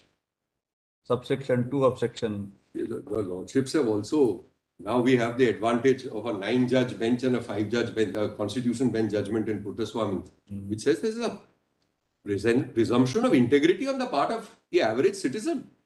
Everybody is not some money launderer. That's the logic which this court has used. You can't think and label everyone as a money launderer and therefore we are going to completely disable all your bank accounts unless you get it linked to Aadhaar or whatever. It's struck down by this court. So there's a presumption that people are genuine, are honest. In my case, there's no doubt in my mind that I am genuine and honest. I've given you the circumstances. Nobody says otherwise. So where is the question of my property being deprived of my hard-earned money and my property? But under the proviso, I think there is a cap.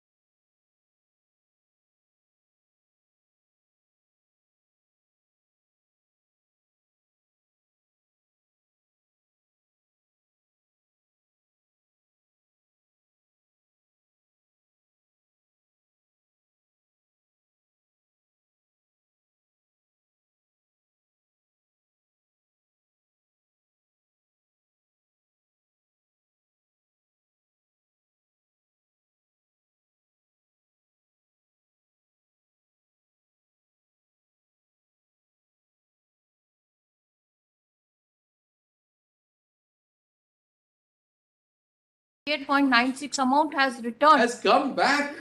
So there can be no real, apprehension about a lot of money being passed. Absolutely. It's only 1.04%. The foundation.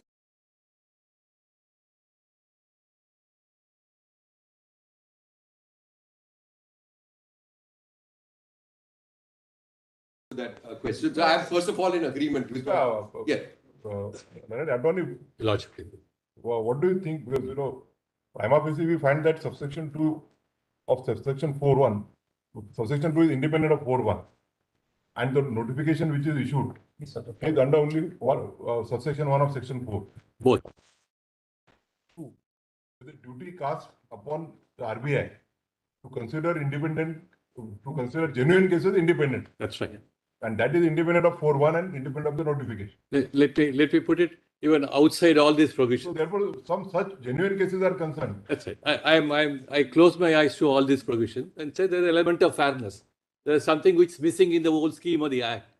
For the RBI, that's why subsection 2 talks about the RBI to consider. So I'm trying to look into it and I'll come back and say whatever need to be said. I'm trying to collect the entire If picture. such genuine grievances are resolved by taking recourse to subsection 2 and subsection 3, there might be a hard case where a person must be in a comatic situation That for whatever 6 months. you're also saying something. Whatever examination the RBI will undertake in a given case will certainly should be on a fair basis. Yes, on a factual basis. Correct. And also take into consideration whether it will have the tainted aspect of it. No, they So can how do they they consider consider that? language itself source says, of funds. making such verification as it may consider. That takes into it. That's right. It's broad enough. That's right. Cover it. Anyway, on some individual case, I'm trying to look And into Mr. it. Attorney, 98-odd% you have already come back, some small thing. Yes, small I people have are- collected some information. I'm trying to find out how to put it in a proper framework, and I'm sure that will be. So attorney, suppose if some person Your Lordship, please. is in a comatic situation for 6 months, and this period comes during that period, his children don't know where his money is. He might have kept in a locker or and if you get Any number of circumstances. if you I get know. satisfied that it was beyond his control to apply within particular period, so in such cases you must provide for some remedy. And prima facie subsection 2 and subsection 3 takes care of that situation. That's true.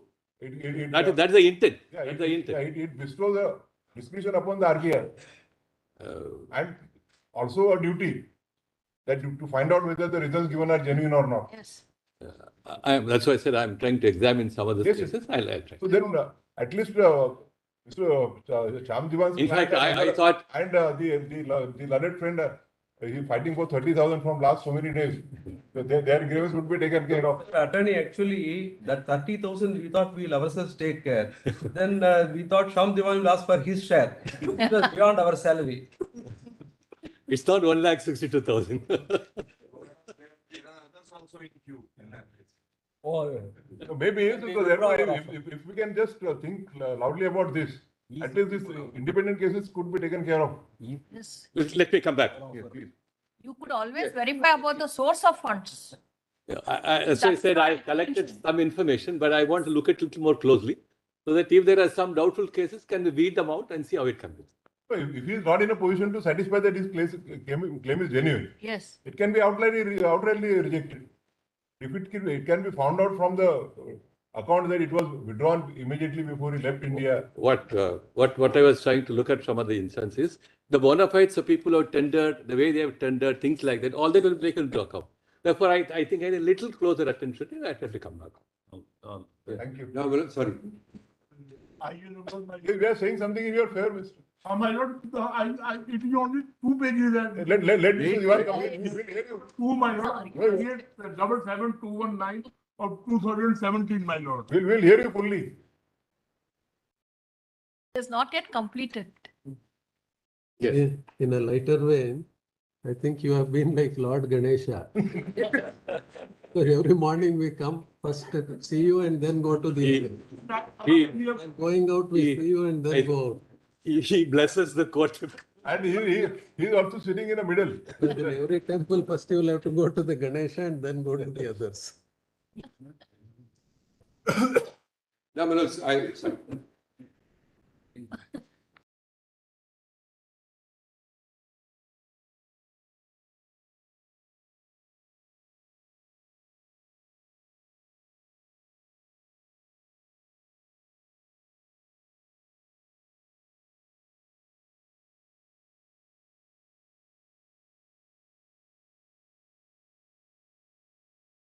it's necessary for me to place it because it's on the earlier demonetization case. So it will provide guidance. It's at 101 of that compilation, volume 1. So please just go to, for 1996, volume 9 SEC, page 650. Now I'll just state the points. There are 2 or 3 learnings, at least for us, from this particular petition, this judgment. The first is, according to me, this puts beyond the pale, because it's our constitution bench, so it's authoritative pronouncement, that when you demonetize and rob currency notes of its value, it is an impact on property rights. I mean, it may seem obvious, but now we have a constitution bench which says so. So at least that first hurdle as to whether currency notes were property rights or not is fully and affirmatively answered under 300A because there was a contest at that time. That's one. Secondly, the manner in which the court proceeded was that it decided on the general principles first, and then it went individual cases with regard to certain cooperative foundations, etc., which came up. That was the broad scheme in which they proceeded and followed. So if your lordship has page 101, I'll just take you straight away to page 104. So this is a constitution bench judgment. I'll read the first paragraph initially. The constitutional validity of the high denomination banknotes Demonetization Act 1978 and the legality of certain orders passed thereunder are under challenge. Petitions under 32 of the Constitution. The Act replaced an ordinance bearing a similar title, which was promulgated by the President and has come into force on 16 January 78. To appreciate the contentions raised on behalf of the petitioners, it will be necessary at this stage to refer not only to the provisions of the Demonetization Act, but also the RBI Act, which empowers the RBI to issue banknotes and imposes an obligation upon it to exchange those notes. Then there's a reference to section 22, section 24, 26. Then please see paragraph 5 on page 105 of the compilation. Coming now to the Demonetization Act, we find that the high denomination banknote has been defined in section 2D to mean a banknote of the denomination of 1,000 rupees, 5,000 rupees or 10,000 rupees issued by the Reserve Bank. Section 3 declares that on expiry of 16/178, all the high denomination banknotes shall, notwithstanding anything contained in section 26 of the RBI Act 1934, cease to be legal tender in payment or on account at any place. Section 4, which prohibits transfer and receipt of high denomination banknotes, reads as follows. And then section 4 is set out. Please go to the discussion at paragraph 6, page 107. In assailing the Demonetization Act, it was contended on behalf of the petitioners that it violated the fundamental rights guaranteed under 19(1)(f) and 31 of the Constitution since repealed, which were available to them at the material time. In elaborating upon this contention, it was submitted that section 26 of the RBI Act casts an obligation on the bank to make payment of high denomination banknotes wherever tendered and the central government guaranteed such payment. But on promulgation of the impugned act, those notes cease to be legal tender, notwithstanding the above provision of the RBI Act in view of section 3 thereof, and resultantly, the bank and for that matter, the central government stood discharged of their obligations. In other words, according to the petitioners, the impugned act extinguished the debts due owing from the bank to the holders of high denomination banknotes. The petitioners contended that such extinguishment of debts amounted to a compulsory acquisition of property within the meaning of Article 31(2) of the Constitution, and since the acquisition was not made for a public purpose, nor adequate and appropriate provisions were incorporated in the impugned act for payment of compensation in respect of the impugned act was violative of the above article. Besides, the petitioners contend that they had a right to acquire and hold the high denomination banknotes and to carry on any trade or business by using the same in the course and thereof, and Demonetization Act, insofar as it provided for non-payment of exchange value of high denomination banknotes, except in the cases under section 7 and 8 thereof, it imposes an unreasonable restriction on the fundamental right under 19(1)(f) and (g) of the Constitution.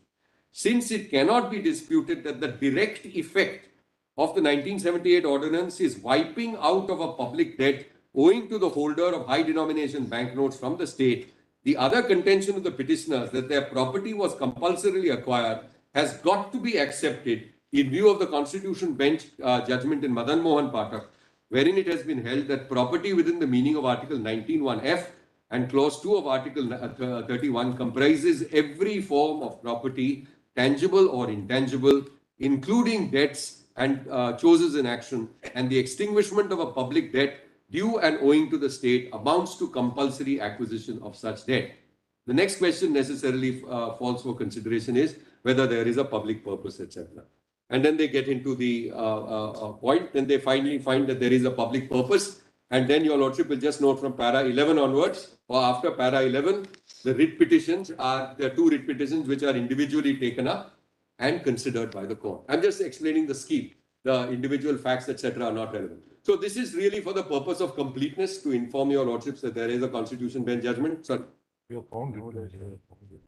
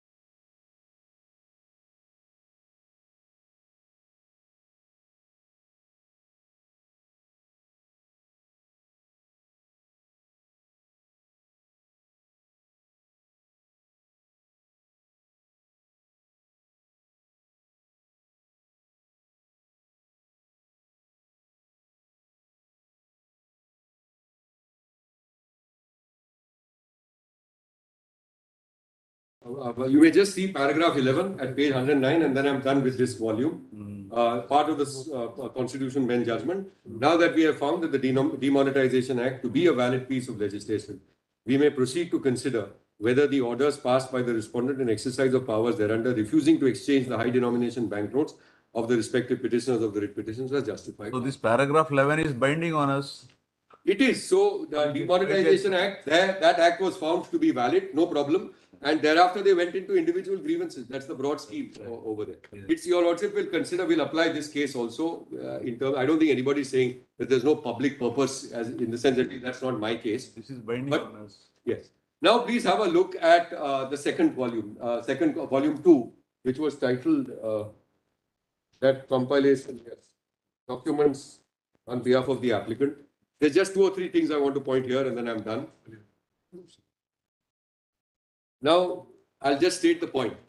One of the points which was mentioned yesterday by Mr. Chidambaram was that there is perhaps a necessity for your lordships to lay down under 26(2) and other parts of the RBI Act certain guardrails. And the guardrails are necessary to know as to what are the elements or what is the extent of discretion available, how is that particular power to be exercised, etc. Now, in that context, I just want your lordships to recognize 2 or 3 pages over here. So please go to page 32. Page 32 at 56. I'm just going to read one statistic here.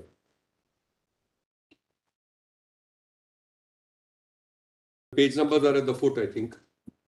So this is using fast frequency household survey data to estimate the impact of demonetization on employment.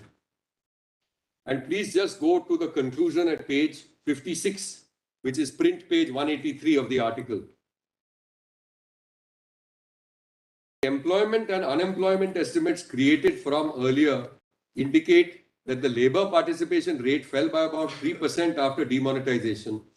Employment during the busy October to December 2016 quarter was 0.5 million lower than the preceding quarter of July to September 2016. And the expected spike in employment during the quarter was missing. Employment during the 2 months following demonetization was about 12 million lower. So this is 1.2 crores lower than it was during the 2 months preceding demonetization. And after a 4-month period, when the entire sample is surveyed, the impact of demonetization reduces to a loss of about 3 million jobs, which is 30 lakh jobs. So you see, decisions, of course, there is government policy, etc. They are fully entitled to make policy decisions. Many policy decisions are good, beneficial. Many sometimes it's an element of experimentation. It may work partially, it may not. I'm not faulting anybody on that. The point which was made yesterday and which I'll emphasize in my turn when I come to 26.2 is it's very important for this court to lay down the parameters and the guardrails. That is necessary because look at the impact, Manoj. We're talking about 1.2 crore jobs which are lost in the near term. It was transient. The impact was transient. And then it went down to 30 lakhs after job loss. At 30 lakh job loss, we're talking about life and livelihood. If there are sufficient parameters, of course, then it may not be necessary. But if you feel that there's a necessity to lay down appropriate parameters for the exercise under 26.2, then please consider it because the impact is extraordinary. And the impact runs, it really impacts families, etc. in a very, very, in a manner which is palpable. Now, please go straight away to page, so your Lordship may just see the very next page, page 57 and 58. Same, in the same vein, this is a news report of January 17, 2017. So the first statistic is on employment. The other is this report and study carried out by the All India Manufacturers Association. And please see the third paragraph. AIMO said that that those in the age group 40 to 45 are the worst hit, and 40% job losses due to the note ban based on data till December 31st. It also records that 32% of the people in the age group 22 to 30 have lost their jobs. The report says that till December 31st, some 60% job loss were reported in the sector, along with 47% dip in revenue on part of the small-scale traders, shops and micro-industries, medium-scale industries, etc. So we are not, this is not a critique of the policy at all, not at all. This is only to come back to the court and indicate that the exercise of such powers, if left untrammeled and without any guidance from the court, can have huge human impacts which affect life and livelihood. So I am done with this. The only other page here which I want to point out, you have already seen. Sorry. Yamdivan, what guidelines you have suggested? Yes, so I am going to suggest. Have you suggested any guidelines? Yes, so put it in a sheet of paper and. Yes, so I'll just answer it in one line first. In addition to what Mr. Chidambaram has covered the ground, my respectful submission is going to be when you see the reports and hear them. At a minimum, when you are taking away 86.4% of the currency in terms of value, at a minimum, and this is based on your Lordship's jurisprudence, there has to be a study.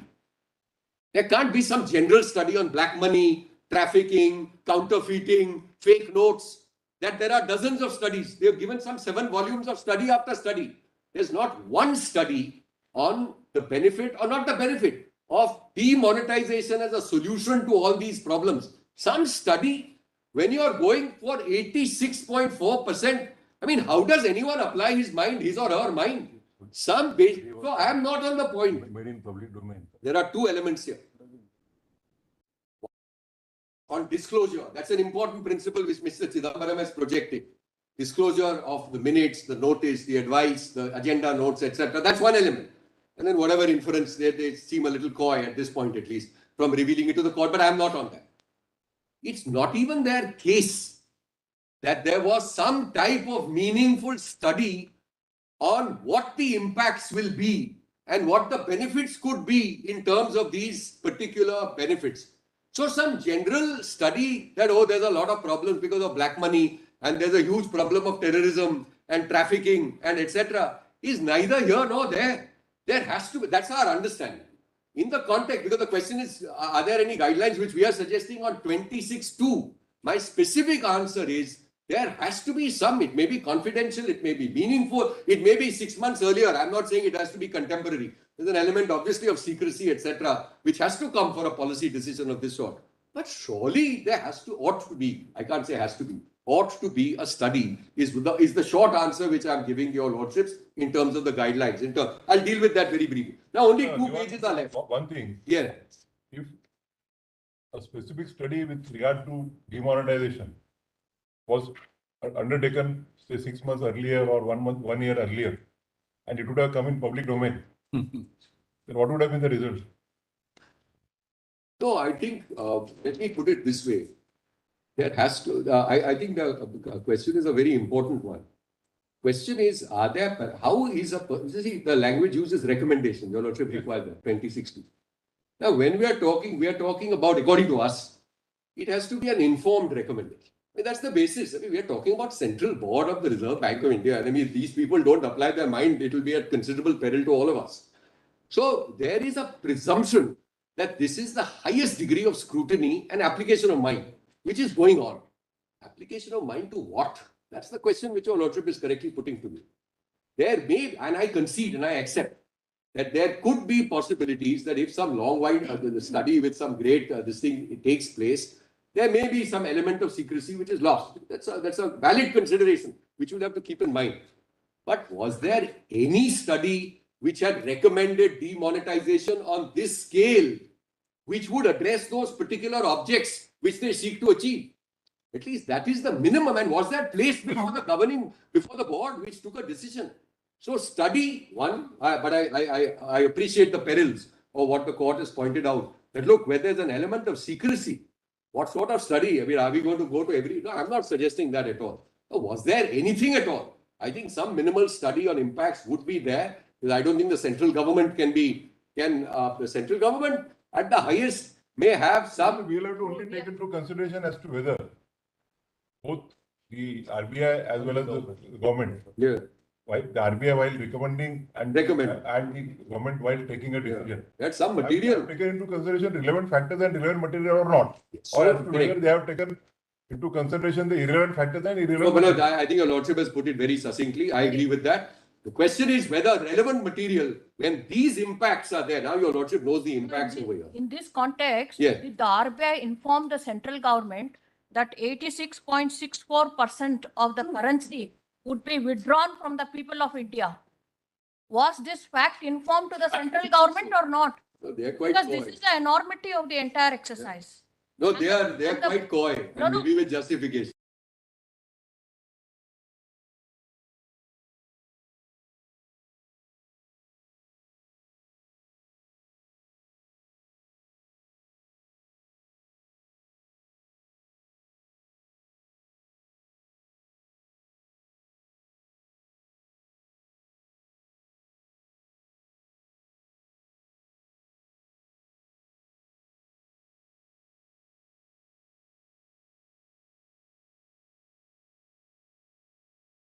You have now arguably it is for them to satisfy. Yeah, correct. I am sure they may. But now I've got only 2 pages left. So that one page, which is page 64. So, Manoj, to answer the question which Justice Nagaratna put. No, if this was informed, then the question is whether central government would have done this or not. Yeah, so your lordship is right to put it to them. I have not found anything on the record, but I'll.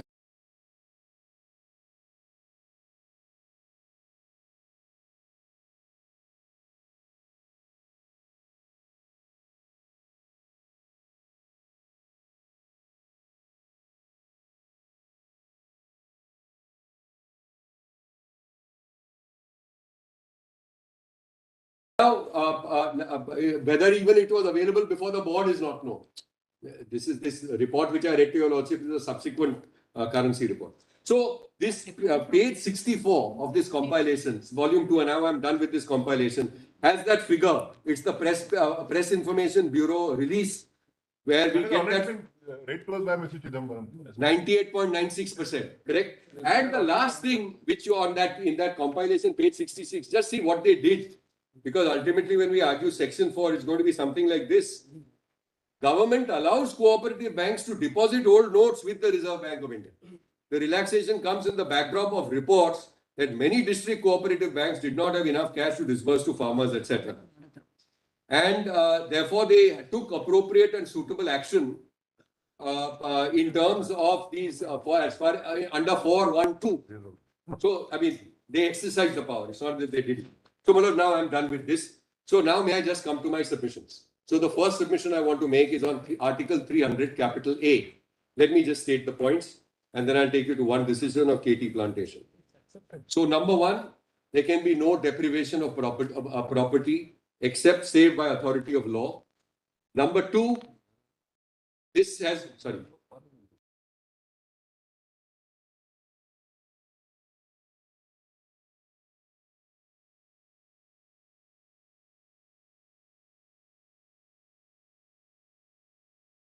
Justice Mukherjee's judgment in that constitution bench, all these points are covered there. Correct, I agree. I think we need not go into other judgments. All right, It's you a need not. constitution judgment. Yes. So there are three things which I just want to mention. Well, first of all, it is quite, I think by now, it's an old judgment I'm citing. So we need not possibly have to actually read the paragraphs, but I'll still mention the paragraphs to you. And I'll mention the points to you on 300A. So, Manoj, at least I didn't find that your lordship sitting as a panel in a constitution bench have so far have held that property is a human right. So we have at least 4 decisions of this court in smaller combinations which recognize that what has been held in the earlier case with regard to 31, Article 31. Yeah. With regard to property, Right. equally applicable to 300A. Yes. I agree with you. I agree with you. We'll have to hold that is also a property. Yes. No, And, none of us have a dispute Right. that it's a property right in the 300A. Right. Unnecessarily, labor on a point where Okay, so no laboring on the point. So let's just summarize it then. Unless we disagree with that, Right. we are bound by the 5 judges bench. Correct. So I'll do only 2 things. So first, your lordships have seen my dilemma, which is that my property has been extinguished. You have already fought. That's my whole complaint. That's why I'm here before the court. Rendered note. Or all of us, we prima facie find that such hard cases have to be dealt with in an appropriate manner. I'm grateful. So that is point number 1. It can't be extinguished or rendered not. And the second is that the law itself must pass constitutional muster. So it's not enough authority of law has to be. So that's well said. So may I just give you paragraphs? Would you like paragraphs? Should I put it in a note? Then you need not note it. So KT Plantation is the constitution bench. Don't make it too lengthy. No, I won't. I'll just give you the paras. I won't quote the paras. So that now my 300A point is over. So that's over. 300A. So now we come to the second point. The second point is on Article 14. Now, Article 14, there are many dimensions. So I will.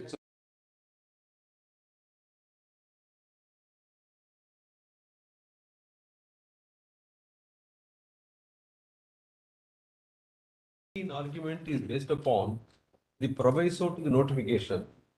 Proviso to the notification is issued under 4.1i. Now, if your case is covered by 4.2 and 4.3, notification does not apply. Therefore, Article 14 is not necessary.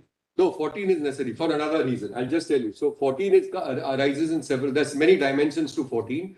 And it of course, it attacks the very point which your lordship has correctly put to me.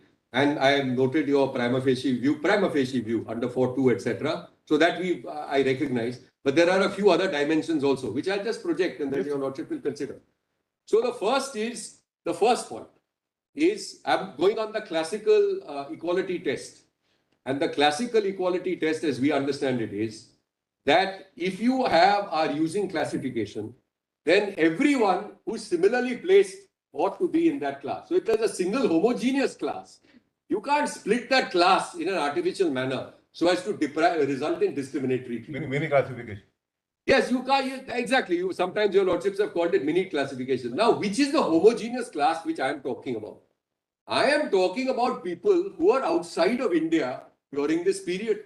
I'm talking about citizens who are outside of India during this particular period of whatever, 8th of November till 30th of December.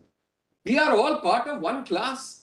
Now, how can it be that someone who lands 1 week or 2 weeks earlier and is able to exchange his money, gets his money? I come in the month of February and I have no recourse at all. Please just consider, my lord, it's a classic Article 14 situation over here. Mr. There's a complete, While sorry. notification would be in the nature of a subordinate legislation. Notification. Would be in the nature of a subordinate legislation. While that is issued, all sort of eventualities may not have been taken into consideration.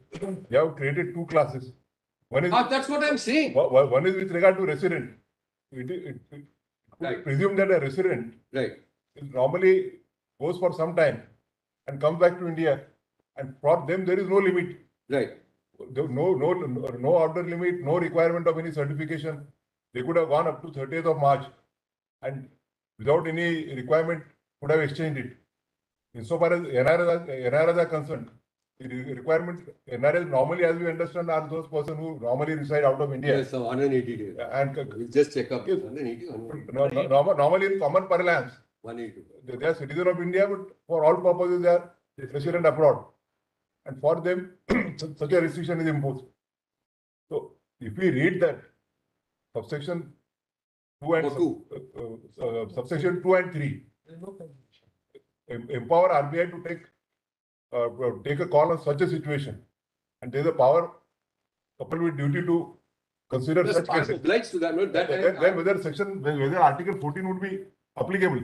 no, see, but that way we are on this side. of the That bar. question may not arise at all. No, so I'm not saying no to that at all. I am, see, the reason I'm projecting, first of all, I'm agreeing with the court. I'm agreeing with the court that if I get relief on, The classification between an NRI and a resident Indian is a reasonable classification. That depends for what purpose. See, that purpose is because of the grace period definition here, correct? 31st March or June. That's the scheme over here. So I am not quarreling with that. Let me just restate it. Maybe I didn't make myself. Yours is one of those very few cases which would fall in the category of hard cases.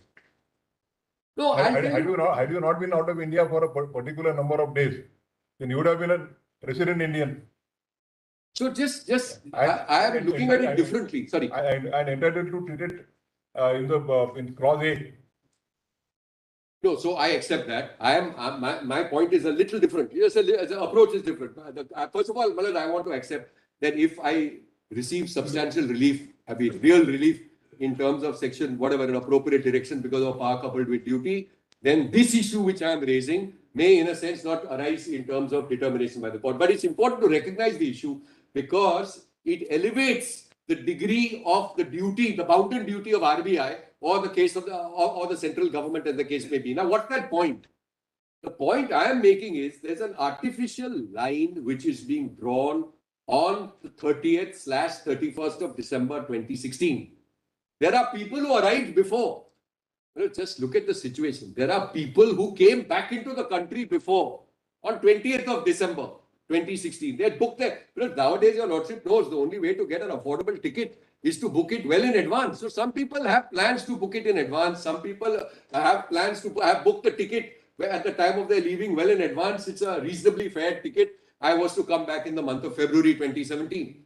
Now, the question I asked myself is, the first point I'm raising just on this homogeneous class is that look, how am I any different from a person who came back to India, say on the 20th of December and therefore had time, and me who relied upon or who was aware of the Prime Minister's declaration to the country, the Reserve Bank of India statement to the country, which said that people, don't worry, when you come back, you will have an option of going to the Reserve Bank of India. I am in the same class. Now, this is my point. I want to say nothing further. I am in the same class to artificially exclude me from a class of Indians who didn't arrive, even though held valid currency in India, is according to me an arbitrary classification. So this is my first point. According to you, there is no nexus with the classification. Now that's the second point. The second point is that the nexus is, or ought to be, that's what they've said repeatedly, black money. Second is fake notes, that means counterfeit or whatever fake in some other manner. Drug trafficking. Drug trafficking. And yes, so these are essentially the trafficking, fake currency, etc. and terrorism. Your Lordship recalls that also, terrorism. Now, what is the connection with my hard-earned money and any of these objects which they are seeking to achieve? So that's the second infirmity When- under the classical test under Article 14. No, but- There's no rational nexus. I'm sorry. When rules are general rules applicable to lakhs and crores of people are being made, can individual cases be There must be. consideration? No, they must be. In my respectful submission, see, Manoj, this is the other way of looking at it is there the rational nexus which you have, terrorism, etc., you have to have a caliber. I'm moving into my next point actually on proportionality. That's also an aspect of Section 4, etc. You have to have a proportionate set of regulations. You can't deprive some people of their money when they have nothing to do with terrorism and they've got nothing at all to do with any of this counterfeiting, etc. And I have these genuine notes, and you can see my notes. And it's 1,62,000 of hard-earned money which I had taken out, which I had kept at home. It's not an uncommon circumstance at all, Manoj. And therefore, there's no nexus to the object which you're seeking to achieve. And you cannot you can't have a situation that because this is in some larger public interest, my fundamental right or my constitutional right will suffer. You have to have a calibrated response either through appropriate notifications or through appropriate rules and regulations or through an appropriate scheme by which a person like me cannot be disadvantaged. Anyway, that's my submission. That's my submission with regard to this. Then there's an element of manifest arbitrariness. Now, why am I using this expression manifest arbitrariness? We are emboldened because no less than the Prime Minister of India gave an assurance to the people of India. Now, once the Prime Minister of India says you will have RBI counters to go to, and the Reserve Bank of India and the press releases which are contemporaneous echo the same sentiment, then the question I ask myself, isn't it manifestly arbitrary to introduce an ordinance on the 30th of December which has a guillotine on the 31st of December? One day given. How can anyone change his or her affairs? So therefore, the measure and the baseline for what is reasonable ought to be, we have the advantage of a solemn assurance and a statement made by the Prime Minister, no less. In a situation like that, that is surely the yardstick of reasonableness. If that is the yardstick of reasonableness, of whatever people expect, etc., you can't suddenly introduce an ordinance on the 30th of December and saying that I'm giving you no effective window to change your money at all. And there's a hard stop which comes in on the 31st of December, and that is that. So this is my other element with regard to manifest arbitrariness, founded on the representations which were made to the country at large. And finally, I've already mentioned the doctrine of proportionality. Mr. Chidambaram has explained that at length in the context. Relied on my learned brother's judgment. Yes. So that's a useful. So, Manoj, I will state now. Let me just state there are at least 3 decisions of our court which I'm just indicating, and I'll tell you what they say as well, and then we'll, if necessary, go into the paragraphs. So now, as far as proportionality is concerned, it arose in the Puttaswamy 5-judge bench judgment. I'm not going to the judgment. I'm just explaining it because I'm going to give you a note with the relevant paragraphs. One of the requirements was one of the challenges in Puttaswamy before the 5 learned judges was the mandatory linking of Aadhaar to bank accounts. And this was brought about by an amendment to the rules which deal with money laundering. So the argument on behalf of the state, the union government was that, look, this is money laundering, this is anti-terrorism, this is this, this is that. And therefore, this is a matter of financial policy, etc. Please allow and sustain this linking. What this court said is that you cannot have, that's the expression which your lordships have also used. Yesterday, Mr. Chidambaram had read those paragraphs. Yes, those paragraphs. So we have now 2. So he read to a couple of those paragraphs, which clearly indicate that just having a ritualistic incantation, that is the paragraph which they read, is not sufficient. And if this is hard-earned money of individuals, so what was the principle? The principle applies over here. You have crores of people with bank accounts across the country. You can't disable valid earned money value in those bank accounts by saying that if this is not linked, then as far as that particular money which is lying there, there'll be a presumption that this is whatever proceeds of crime or money laundering or will fall foul. It will fall foul of the money laundering rules. And this court struck it down and said, using the doctrine of proportionality, that there has to be something which is more calibrated and reasonable. So this is my final dimension. As far as Article 14 and proportionality is concerned, There ought to be something which allows a route out for persons such as me is concerned. Now, I want another, I'll just mention another item and then I'll put it in the note. I think there's a very important aspect of dignity in this case. The very important aspect of dignity. Dignity has now been recognized by the 9-judge bench in Puttaswamy as being basic element as far as constitutional values are concerned and the right to life. Now I'm on 21 and dignity. I would respectfully submit that traveling to the United States to visit a son and a family member, son, daughter, whatever, is part of our overall understanding of dignity, of having family, of emotional bonds, of renewing those bonds, of enjoying the company, of looking after whatever grandchildren if there are, and being looked after. All of this is a very important facet of dignity. And you cannot or you ought not have a situation where I am suddenly the Prime Minister makes an announcement. I have to immediately pack my bags and rush down. Forget that issue which I mentioned about the statement and the assurance made to the people of India.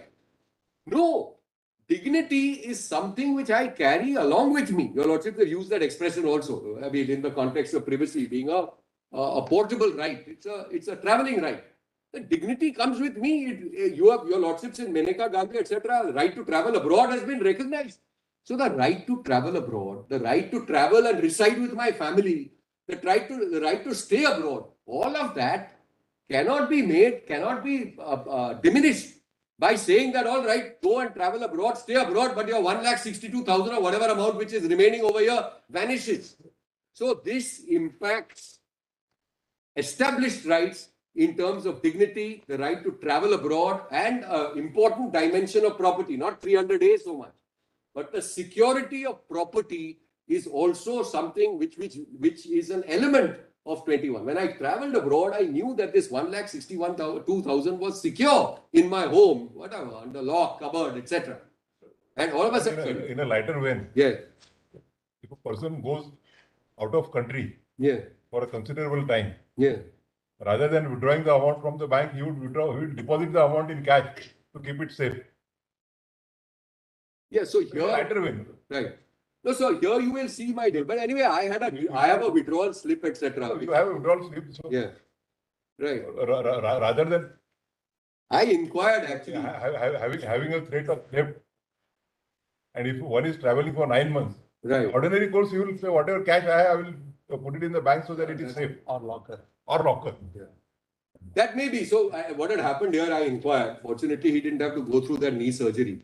He had collected certain money, etc., for a knee surgery, but then the treatment outside the surgical thing worked for him, though he had to undergo certain other surgery. We were not on that. So that was the original rationale for having withdrawn the amount and kept it in safe custody. So this is my point. But at any rate, they relaxed the whole thing in so far as cooperative banks are concerned. Yeah, absolutely. See, that was done in June, 6 months later or Yes. 6 Yes. months later, they have relaxed Correct. for cooperative banks. Right. So that all the money which they had stocked, they could exchange. Absolutely.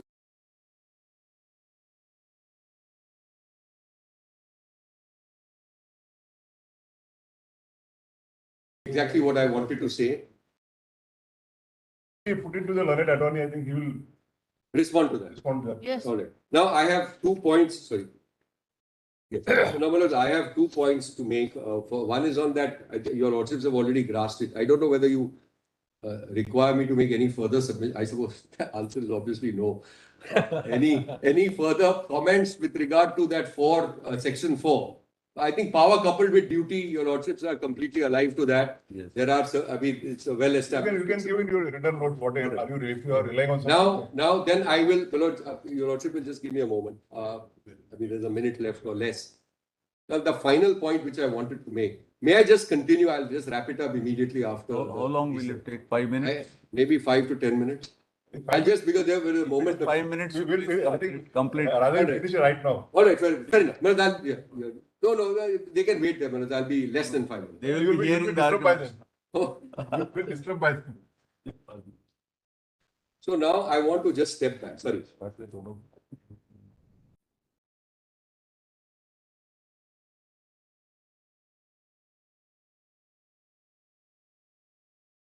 Aspect of section 26(2). That's all. I'll take a minute or two on that. Now, Mr. Chidambaram has made exhaustive submissions on that. So point I made a short while ago on this 86% of the entire currency. First, the expression is recommendation. 26(2). I'm only on 26(2). Now, if it's a recommendation at this level, did they, at least the basic elements, I believe, ought to be told to this court, and one of them has been correctly pointed out, which is the quantum, 86%. Did the central board even know about this? That's one. Second element I suggested in terms of guardrails is some study, contemporary, specific to demonetization. I am not going. That you already addressed. I have mentioned it, and some study, some basic study, but not some general study on black money, and those are sort of cheaper by the dozen. Those you will get any number of on some trafficking and this and that. The point I'm making is demonetization as a solution. The impact after 86%, whether that was known, and the impact, I think that's very important. Otherwise, my only additional point is the expression recommendation takes in or draws into it conceptually and information being received by the party recommending, deliberations at the highest level before making the recommendation, and thereafter some kind of a meaningful application of mind. Now, unfortunately, using that expression ritualistic, they have in a ritualistic manner on those affidavits, which Mr. Chidambaram yesterday pointed out, those 3 or 4 paragraphs, said that there was a communication from the government to them, to the central board, meeting was convened, and the whole thing and the recommendation arrived, and pursuant to that, a decision and call was taken. I don't believe the requirements of 26(2) are also fulfilled. I'm very grateful. Thank you. Thank you very much. Who will start at 2? Will consider the applications which are now pending. No, I think substantially it is argued. Now we will ask the learned attorney to respond. On the tax models, we are almost similar here also. All right, you have said now that we have now the attorney has said he will examine. Please listen to us. See, if the attorney said he will examine, that aspect, whether how to safeguard your interest, he will come back. The only difference is, my application is That should be a part of your representation if the attorney agrees. No? we had made representation as per their. You make one more, we will allow you, nothing to worry, provided we should, all right. Well, I will seek your lordship's indulgence to start after 2, because the legal issues which Malad supports half of the submissions made by Mr. Chidambaram on 26(2), but there are many things which needs to be brought to your. How long will you take? 15 minutes we will grant you. 15 minutes. If I satisfy lordship 15, maybe lordship will grant me more intelligence. No, 15 minutes, and you can support by your written submission thereafter. I'm on 15 minutes. 15 minutes. Lordship. All right. See, everything is covered now. What is there? Anyway, all your names will come in the judgment. Nothing to worry. SEC it will come. Slightly different application. No, all your names will come in SEC. Nothing to worry. I am seeking specific directions for investigation into the act and conduct of the RBI. All right, it will take 5 minutes. 5 minutes. Documents. Only 5 minutes. 5 minutes. Yes. I will take 2 minutes. Huh? I will take 2 minutes. That is at the end, no? That's 30,000 rupees issue, no? Yes, madam. All right, we have understood that. Only 2 minutes I will give. 10 minutes. If he repeats any of the submissions, then we will stop them that. Yes. The repetition we will stop. Yes, ma'am. Yes, ma'am. In fact, my lords, on applications, 5 minutes on a. there would be only the difference in the hardships that people would project. All right, We are not going into the individual hardships. see, if a provision is made as my brother suggested, all problems will be solved, including 30,000 issue, right? But you have to spend 60,000 for that. We will be saved over 30,000. Then, Mr. Attorney, Your you Lordship. address at 2:30. Your time, you should start at 2:30. Very well. You will be finishing Very this side by Very well. half an hour. Very well. Please start at 2:30. Very Huh? No 15 minutes, 2 minutes. We have said this judgment is res judicata now. No. We have already said 2 minutes. Right. There are some tax societies also which has to be taken care of. So, can you give me the These are all factual because their amount. We are giving you 2 minutes, no, you can state that. No, this is res judicata now. It is binding on. I will.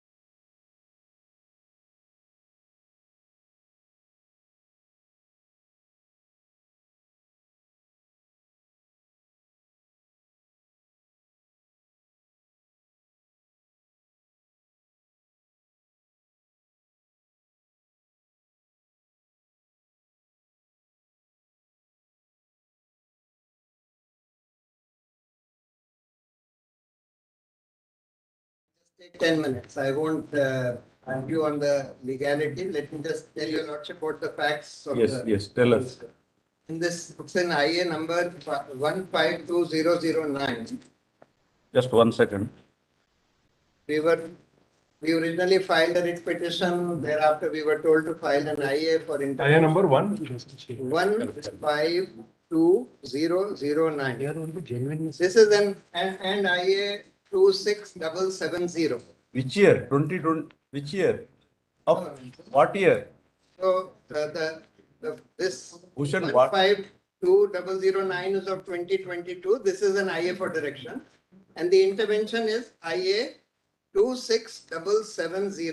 Anyway, that is going to be allowed, nothing. Pardon not? That is going to be allowed intervention. Yes, We are hearing. I just wanted to tell you about. Now the facts, my lord, why we couldn't deposit are given at page 18 of this. You that IA. yeah? You that I. Just 1 second. Basically, what happened? Sarala's Rivastava is the Yes, name of the yes, petitioner? yes. But one thing we wanted to tell you, we are sorry we are making you work on a Friday evening also. No. I'm very happy to do that, my lord. We are sorry that we are making your lordship's work. So what happened was, my lord, the money belonged to the petitioner's husband, this lady's husband, who was a lawyer who went into a coma shortly prior to his death, and thereafter he died on 6th April 2016. And his wife was not aware that he had kept some cash, which was discovered only by her only on 19th January 2017. And she immediately wrote to the Prime Minister that you have extinguished this window by 31st December, etc. Therefore, please at least make an exception for such kind of cases. So therefore, she has narrated what happened. This is what happened. This is So, Bhushan, we have already put it to the learned attorney as to in such sort of hard cases. Yeah. And this particular instance was also given that the particular person who is in a coma, there should be something. Prima facie, we have observed that in view of. Now, the thing what has happened is, my lord, of course, I am appearing for this lady. But the fact of the matter is, my lord, there would be many such people who would not have been able to come to this court.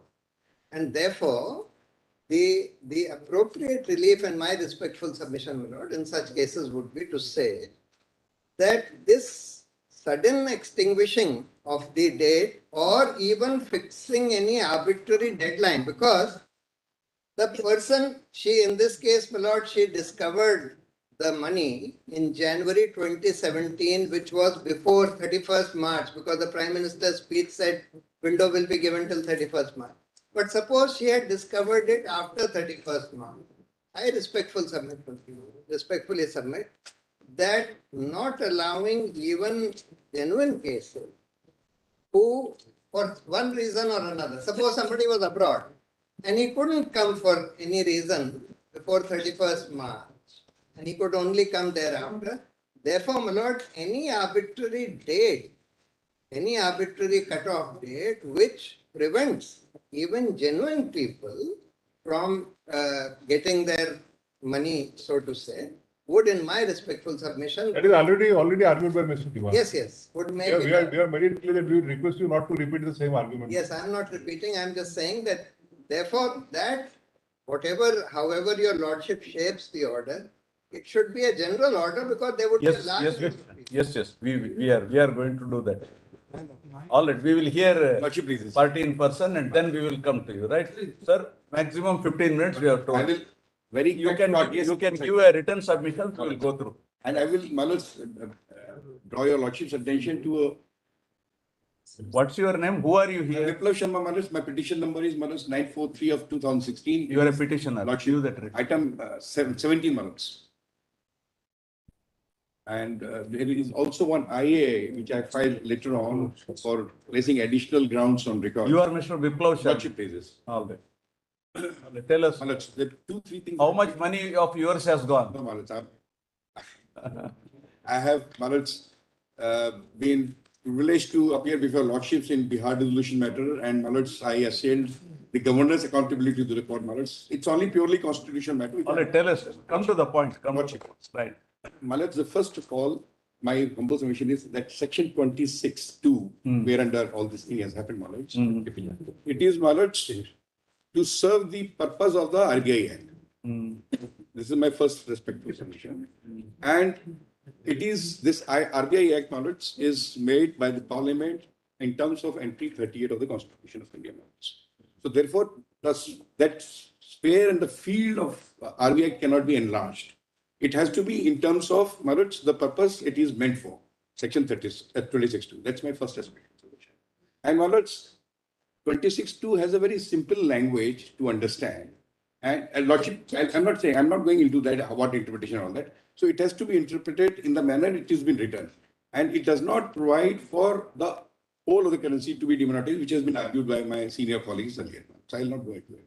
Now, respectful submission is, there is a concern of the Honorable Court that what would happen that if there are yardsticks and safeguard measures to check on the implementation of 26(2). So your lordship would see from 22 to 26, 25, 24, 33 and 42. 42 is more important. Is that the minute one currency is declared to be no longer a legal tender, in terms of section 26(2), which according to the law with limited knowledge analysis, it has to be series and it has to be specified. So therefore, the minute it happens, instantly section 42 triggers, my lords, because it provides lordship use.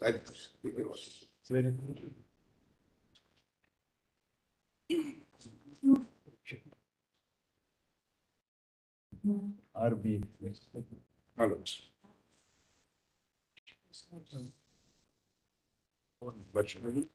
Just once.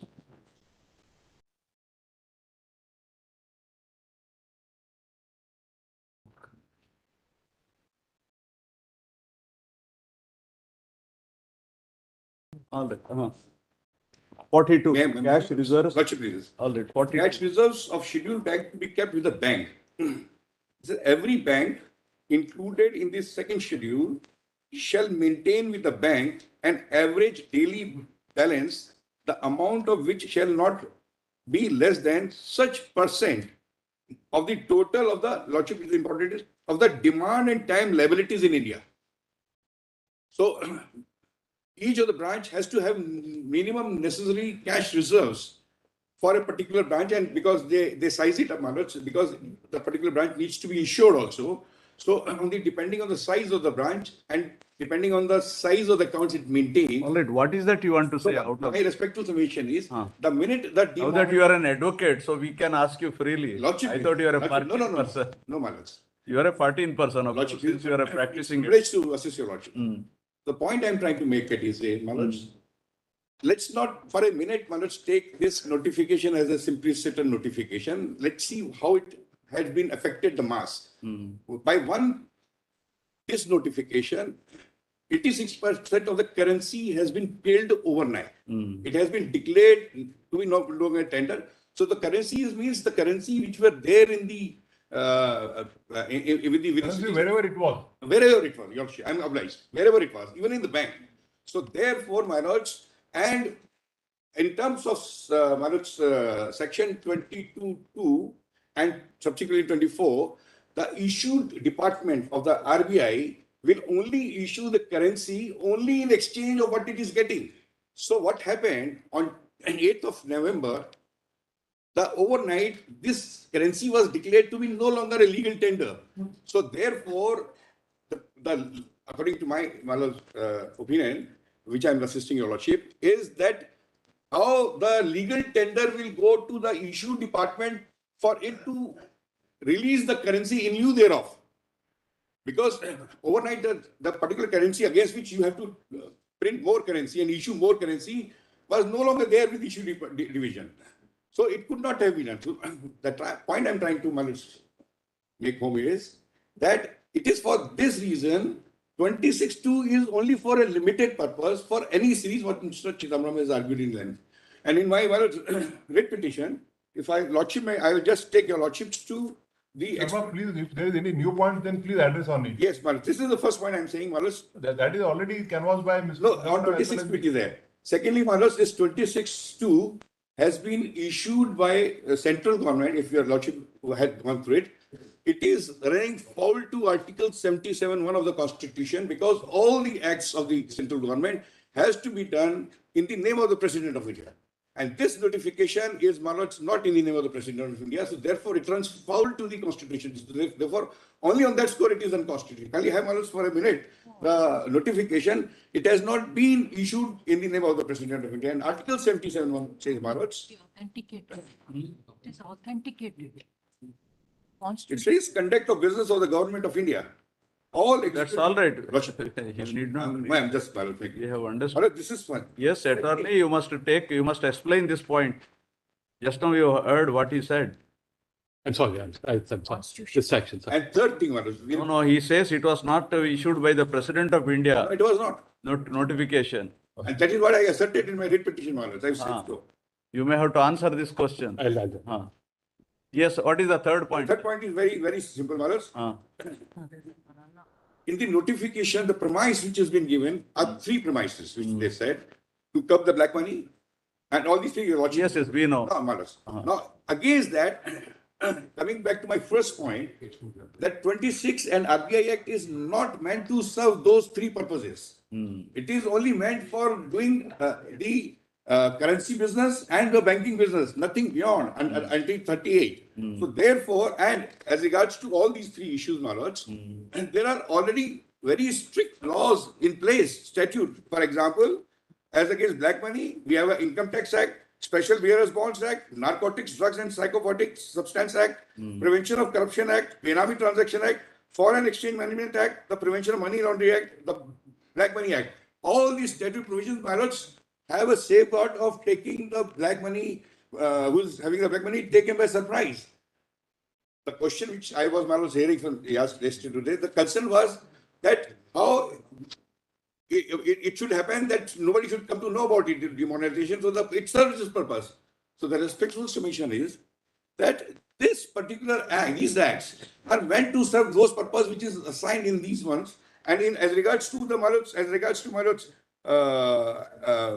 other laws, Central Board of Taxes, Enforcement Directorate, Financial Intelligence, these are agencies who commit raids and they can recover all the black money. And as regards to Maharaj, the other issue as against the fake currency, Maharaj, the law, the Unlawful Activities Prevention Act is there, Terrorist and Disruptive Activities 1987 is there, Maharashtra Control of Organized Crime Act is there. And as regards to Maharaj, other issues, all this separate act is there. So respectful submission is this. When for these purposes, the field is occupied, we have a very stringent laws and effective agencies who work to unearth all these black money wherever it is parked, or to unearth the crime, possible crime it is there. So therefore, this 26(2) cannot be used for those purposes. All right, we have understood. Lordship, please. Only one last point. Only one last point. Wait. Yes.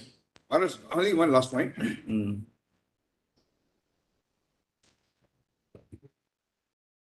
Just I will leave there on one point. Whatever has happened, I am not onto the point, as was being argued by my senior colleagues, that they should be examined, what was the reason, etc. Not required, for the one reason, it's a government and it has to run the affairs of the state.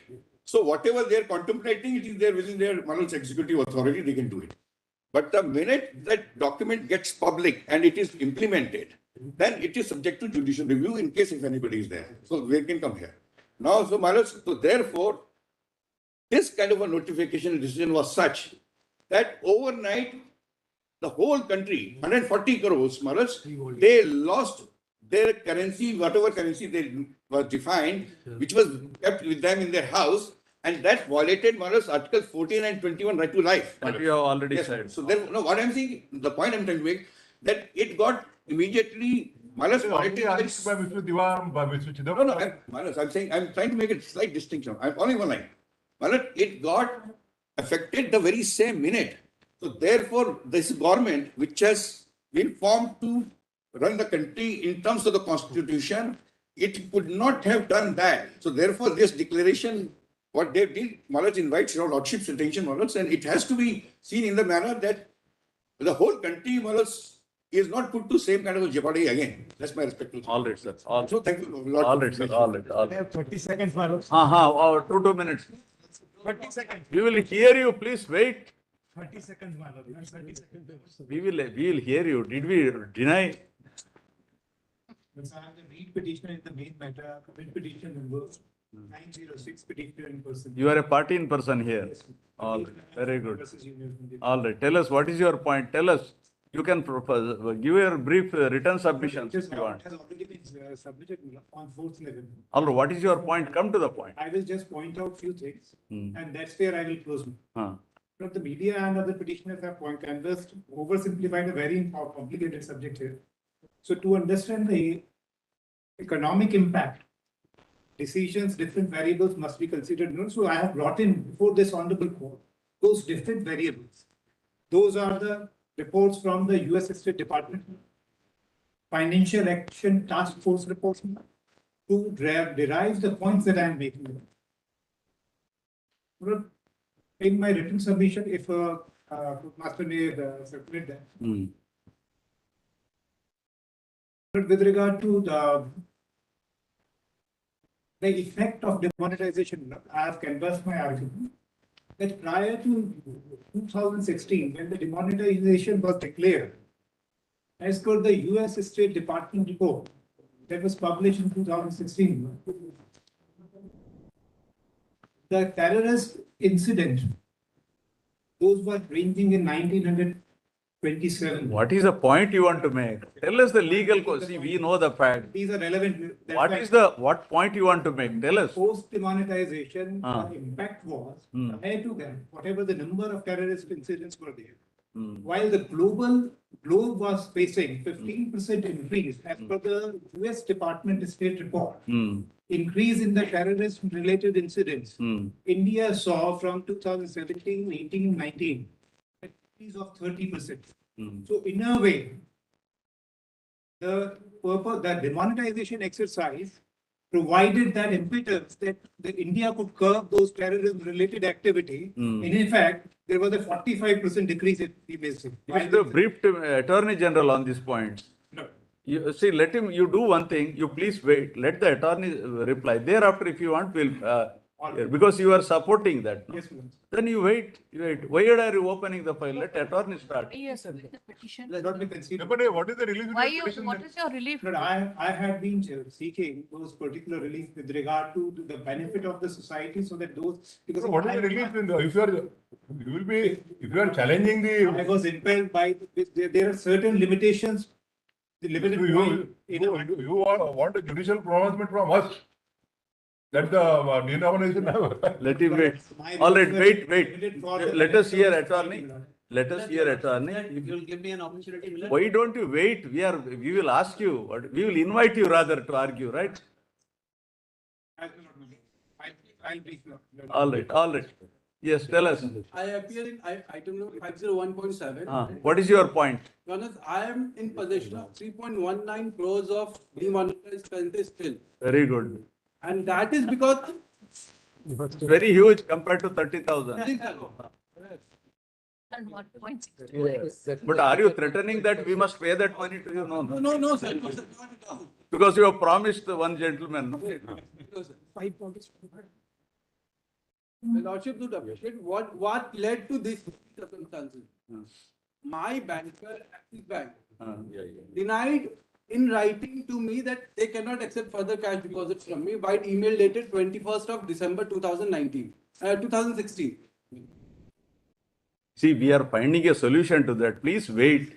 We are finding a solution to that, you know. Your Lordship would appreciate. I approached RBI. All right, now we are finding a solution. We will give you a solution. Please wait. All right. If I may circulate the list of dates. Huh? If I may. Not necessary. We will give you a solution, right? All right. Yes, come. Representing the primary agriculture credit society. What do you want to say? So I had some money which was not allowed to be deposited. So this court, wide order dated 16. Please wait. We will find a solution to that. Please wait. Very small direction. NABARD has already been directed. Wait, sir. We have asked a question to learned attorney. My lord. Please wait. Why are you repeating all this? Wait, please, my lord.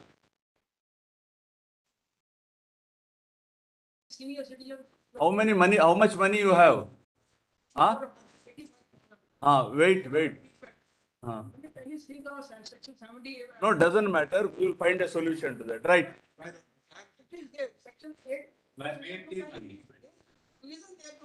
All right, sir. All right. Yes, one by one. Yes, before. Yes.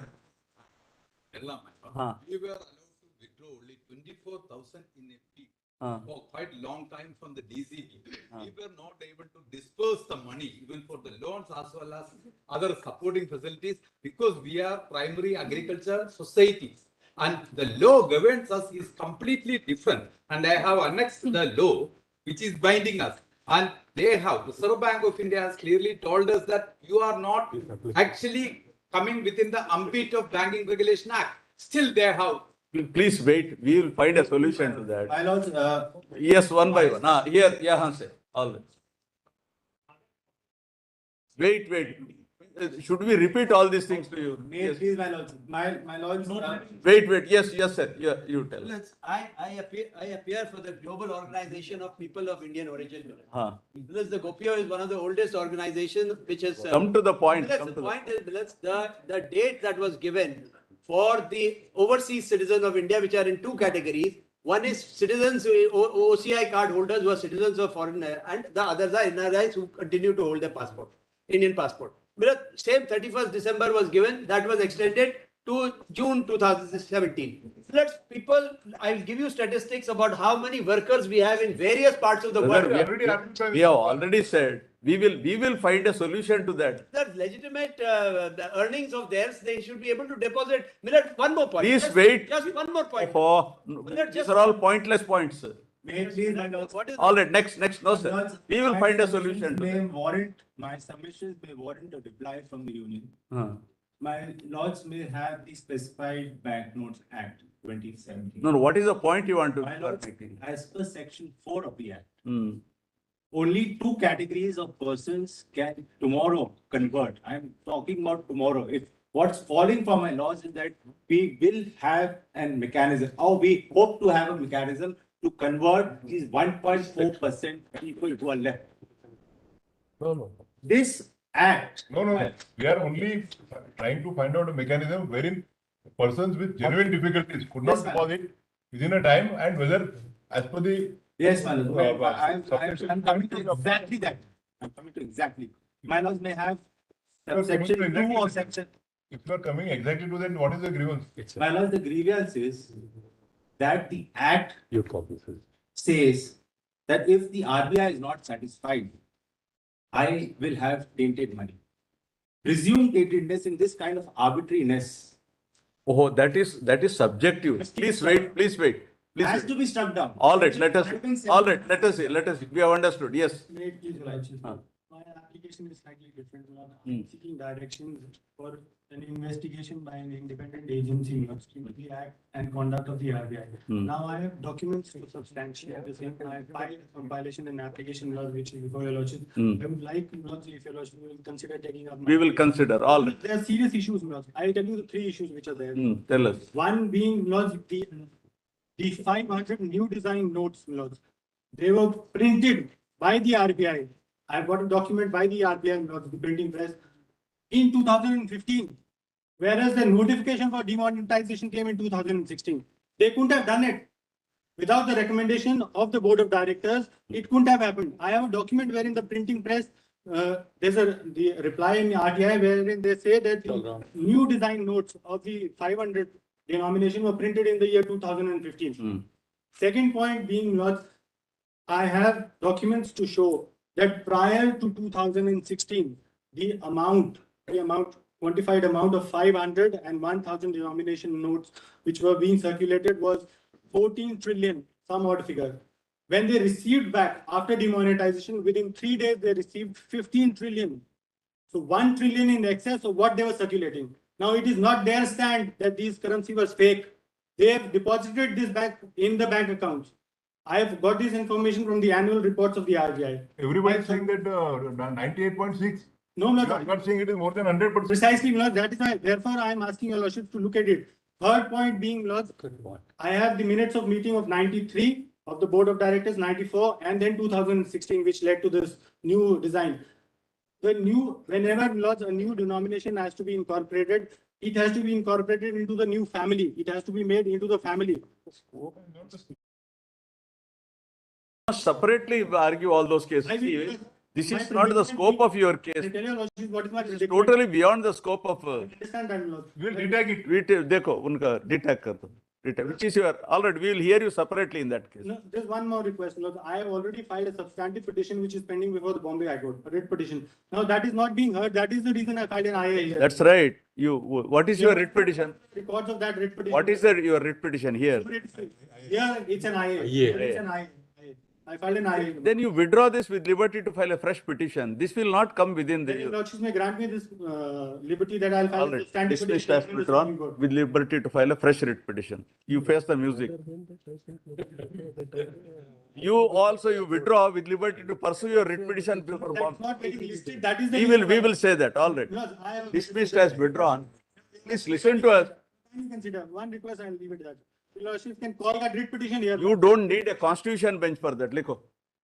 Application so and so dismissed with liberty to pursue the writ petition said to have been filed by the petitioner pending before the Bombay High Court. All right. Over. Yeah. Next case. Because then I withdraw my application with the said liberty. All right. Dismissed as effective the same. All right. Likho. Dismissed application dismissed as with liberty. Over. 64, Lord, it's 21 lakh rupees were lying in the court. My That lord. we will provide, sir. Wait. Court, justice delayed and currency denied. Very nice. No use, sir. Yeah. I moved the application, my lord, to release so that I can convert. Just wait. Wait. Sign off once have given assurance for us currency of about 49 lakhs. Not having contact with the agriculturist, could not deposit. That's the only one. Wait. Agriculture is 49 lakhs. See, 49 lakhs, 3 agriculturists, different applications, my lords. The total I am saying so that to curtail the time. 3 different agriculture. yes, madam. For tax societies, there are 19 societies, Your Lordship, and the total amount comes to 53 lakh. We could not deposit because of the. Wait. We will try to solve that problem, right? Your money won't go anywhere. Don't worry. We are still having the experience, Your Lordship. Keep it safe, na? Even if you give, nobody will accept. Why are you? My locker has been attached by the SEBI, which was later detached by the SEBI order also. But after the due date of the depositing the amount has been gone by. I have written to the RBI. They said 2 lines reply. Date has been ended and case from Wait, outside has been. we will try to solve that. We will try to solve that. Yes, sir. Your Lordship, I quite try to inhale as much agony as everybody has and try to find out a solution. And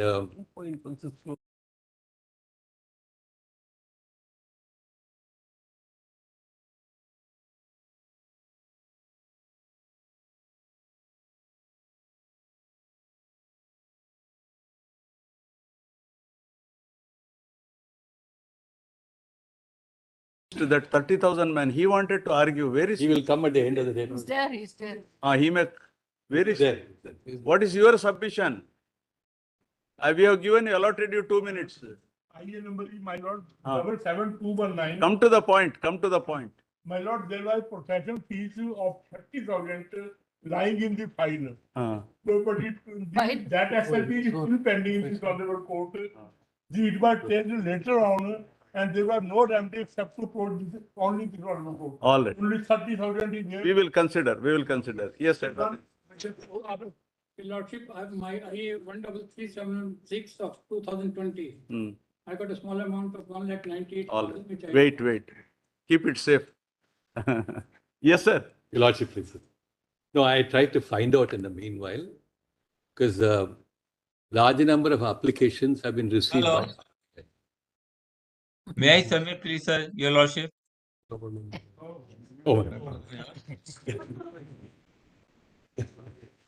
Can I proceed further before my learned friend opens? Mr. Sharma, we have said we will take your case at the end. Please wait. Yes, Your Lordship. That's All what right, I all was right. Yes, remembering. sir. Thank Yes, you. yes.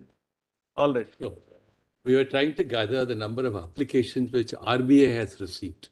More than 700 odd applications. I'm told. Use the mic, I think, switch on. More than 700 odd applications, I'm told. 700. Were, to be considered under subsection 2.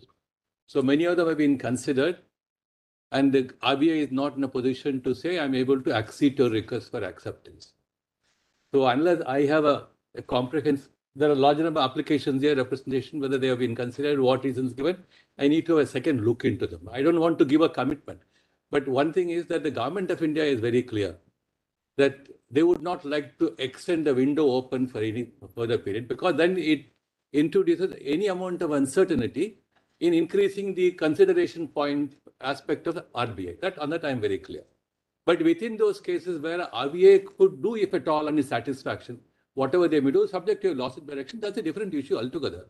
But the government of India is not going to say that we'll extend the date and thereafter applications will be received afresh.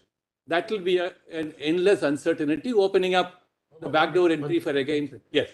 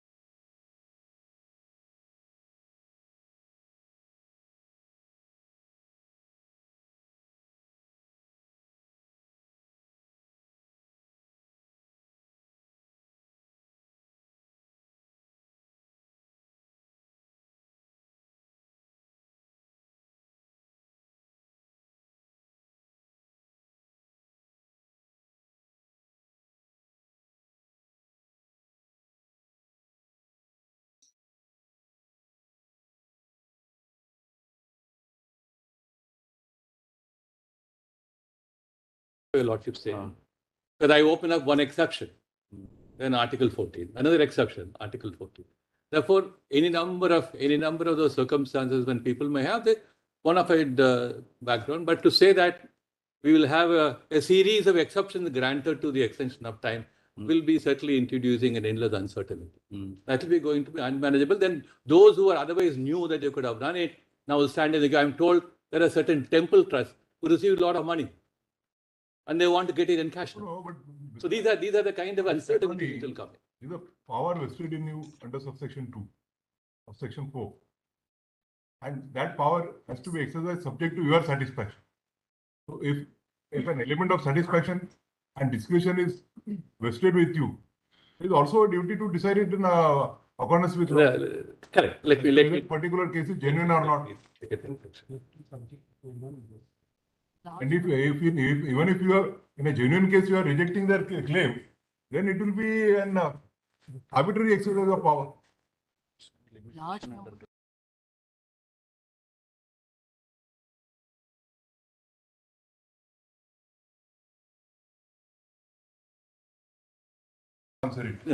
Whether they would like to answer, of course. No, not now. Only one thing I would say, my lord, we have communicated that according to us, 4.2 is, my lord, in exercise of the power under 4.1.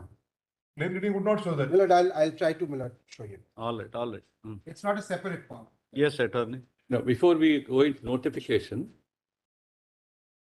there are two stages. I just lead quickly with the power coupled with the duty and all that submission.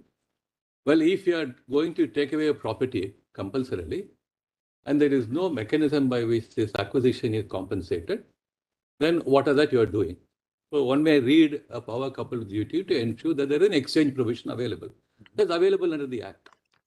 There's an exchange provision available under the Act. Therefore, there is no acquisition of property at all. If the exchange provision has not been available in the Act, then Article 300A, all those issues will come. Exchange provision up to a particular date. That's right. Therefore, then comes the next question. Where do you draw a line? On that question of drawing a line, will there be an objective criteria, racial criteria, or will be subject to any number of requests that may come from any number of quarters? It has to be some criteria on the basis of an understanding of the government to say that I am pushing this immediately for certain considerations and reasons, the object to be pursued. On that, I don't think there can be any controversy. You can choose a date 1 week later, 1 month later, or 1 week earlier. I don't think that consideration will ever fall for a judicial review issue. Large number of decisions said that date will always have some exceptions here and there. Unless there is a pick and choose or a malafide. So I don't think we'll also get into that question. Let us take a case of one of the petitioners, whose husband was in coma. He died after a cut-off date.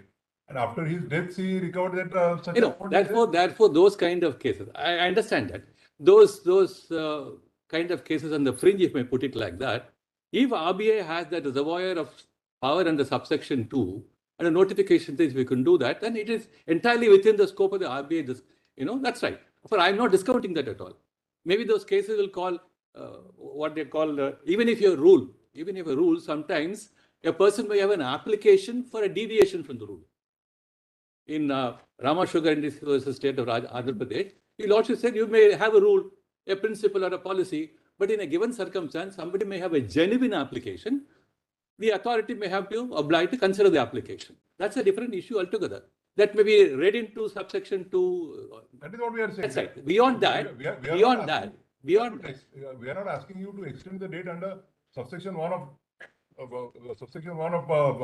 section 4. That's right. Therefore, that we are very, very clear. Lordship, the extension of date is certainly not a matter of a negotiation. That within that subsection 2 power, if those fringe cases can be considered subject to the satisfaction, so certain consideration will have to be fulfilled by the applicant. So it is entirely, your Lordship may add something to this, how this RBI may consider them, it's a different matter. I may not certainly restrict what can be done in order to complete. We would also not like to open a Pandora's box. That's right. But if there are genuine cases, like Mr. Diwan's time. There I may have something to say. and I have something to say. Whether the reasons given are genuine or not, that is to the subjective satisfaction of the RBI. That's right. We cannot sit in and appeal over that. But then they will have to take into consideration relevant factors and arrive at a subjective. That can never be shut out. That question can never be shut out. But how they will exercise their consideration and what satisfaction they will arrive, except again the law is well settled. Satisfaction will be reasonable. When is very reasonable? It's a case to case. As a government of India, I cannot say I will consider all the applications that happen. Like somebody said that he had 3 crores of cash. That's why I said that temples will receive large amount of donations and they want to come out. It is nobody's money, but then they will claim. So black money coming in this kind of, That's all. Therefore, the language employed in that 4.2 is subjective satisfaction. Read that provision. If satisfied. If satisfied. So it is for them to take a call, It is for them to take. If satisfied. If satisfied. These expressions are. And genuine. That's right. If satisfied would include genuineness. Yeah, satisfaction also is not left to their own whims and fancy. You all should know, satisfied has received his judicial concession, well known, satisfaction to the reasonable, fair and just and all that. But when you made the notification for cooperative societies in June 2017, it must have been exercise of power under section 4.1 Roman 2. Because it says such class of persons. Such class of persons. That's right. Therefore, it was. Under which provision you did it? It must have been under 4.1 Roman 2. Such class, that is a widely word, such class of person. Yes. So you have done it for a particular class of persons. Correct. So that's not under subsection 2. That is under subsection 4.1 Roman 2. Subsection 2 comes later. Yes. That's right. No, but you have done it. That's right. I'm not saying there is a notification. And you did it 6 months later. In 2017. Notification, you're also right. Notification takes care of non-residents, residents, non-residents. No. That's why they are for subsequent notification. So that must have been exercise of power under 4.1 Roman 2. That's true. There's no difficulty about that. Yes. But after such a notification, whether RBI will come in, that will come in only under subsection 2. That's a different issue altogether. Two stages are different. No, that, suppose I'm not. notification itself came beyond 31st December, beyond March, etc. I'll take another case like this. Suppose there was a class of persons who would otherwise be entitled to make an application, and I have not issued a notification covering them. Somebody may have a case against that. That's a different issue. But here we don't have those issues at all. It's only a question of subsection 2, satisfaction of RBI and how they can go about fulfilling this duty. So prima facie, you agree with your submissions on that? I'm only saying there is a statutory avenue open and the statutory avenue will be exercised. I'm not making any concession on that because there is a statutory avenue available. And only it's hoped, since all is getting brought before the court and the court has also expressed its concern, of course, the exercise of power under subsection 2 will be. What is your answer to the main submission on exercise of powers under subsection 2 of section 1? I'll presently address that question, section 26 too, because I have some other submissions. That is the main legal issue. I have some submissions to make before I come to that question. There are 3 sets of affidavits filed by the Union of India over a period of time. And tracing the history over a period from 2014 onwards, what is this application of mine and material studies, surveys conducted, so on and so forth. And we also put on record in the current affidavit the connection between demonetization, the tangible, intangible, direct, indirect benefits. How do you get it connected? And the Union of India says don't look at demonetization in isolation. It's not a standalone measure. You don't look at it only in exercise of power under 26(2) and don't reduce it to that issue. It is a larger ramification. And how do you connect it? I'll try to address your lordship on that. Then the second aspect is,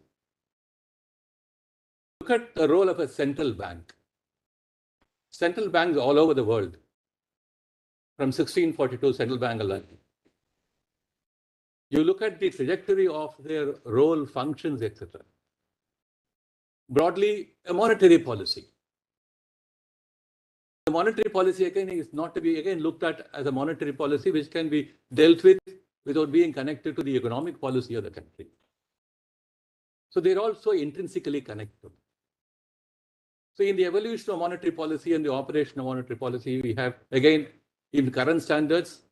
I was just reading a book written by the one-time governor of the Central Bank, Federal Bank of USA. So look at the growth trajectory of the function, the inflation control, inflation management. In monetary policy, interest rate, cutting interest rate, enhancing interest rate, so many things which come in the entire gamut of this monetary policy. Therefore, you can't probably define within a very close limits. The bank will have to operate only in this manner. Capped and confined, you can't do that. So this is how the functions of RBI may have to look into. Having said that, kindly take copies of the written note for the book. May kindly take, may quickly take my written notes. Where is it? Written notes.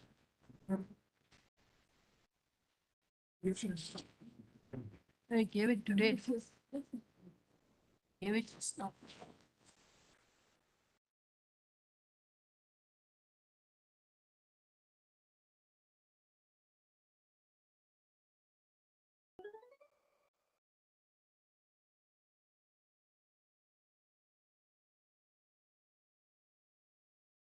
Chief के यहाँ कौन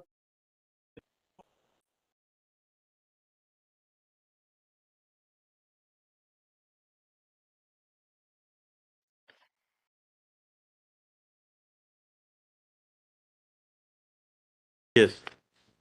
The impure notification is of the year 2016. The process of exchange of notes and connected matters, including extensions consequent upon the issuance of the notification, were broadly over and completed in due course.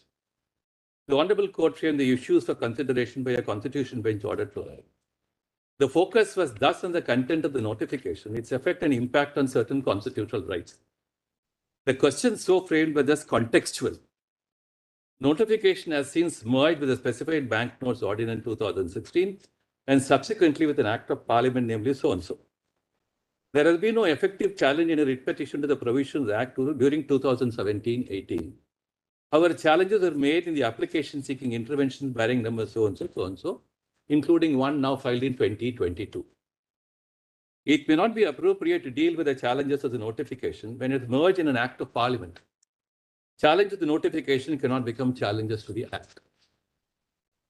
It is submitted the notifications giving effect to what is known as a demonetization policy is a policy measure of pure economic measures. Emanating from Section 23 RBA Act 1934, it's a monetary policy. The 2017 Act is a further measure of monetary policy, as was the High Denomination Banknote Act 1978. Several matters of fact set out in the writ petition and affidavits filed by the petitioners relate to the sequence of events following issuance of the notification. Some petitioners have given the regardless assurance regarding facilitating exchange of denomination. They have not been able to get the exchanges done. Submitted between 2016 and 2022, several significant developments have taken place in the national economic policy and measures. Having regard to the diminution or cessation of the effect or impacts asserted in the petition, following the notification and significant major economic development, the need and relevance of engaging in the judicial scrutiny of the notification and its impact has become moot. In view of the settled position that matters of economic policy, the court will be slow to enter into the scrutiny process and will defer to the wisdom of the policymaker, both in its substantive and procedural aspect. The court may not be persuaded at this point in time to engage in any detailed scrutiny of any aspect of the matter. It is equally well settled that when the relevance of a scrutiny disappears, the court will not render opinions which are of academic value.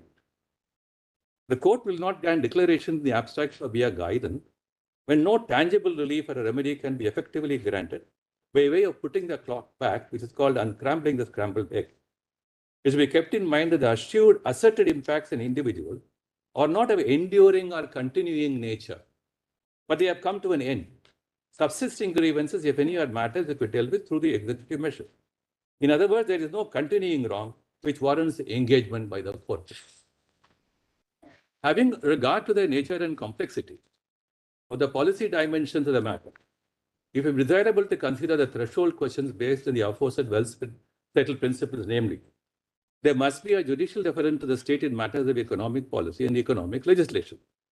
Courts have universally accepted that there must be such deference in matters of economic policy on the following compelling reasons. 1, commitment to the constitutional separation of powers. 2, lack of institutional competence to the courts and complex economic matters on which even experts may differ, and inherent difficulties in formulating judicially administrable standards. And 3, committee to the 3 organs of the state.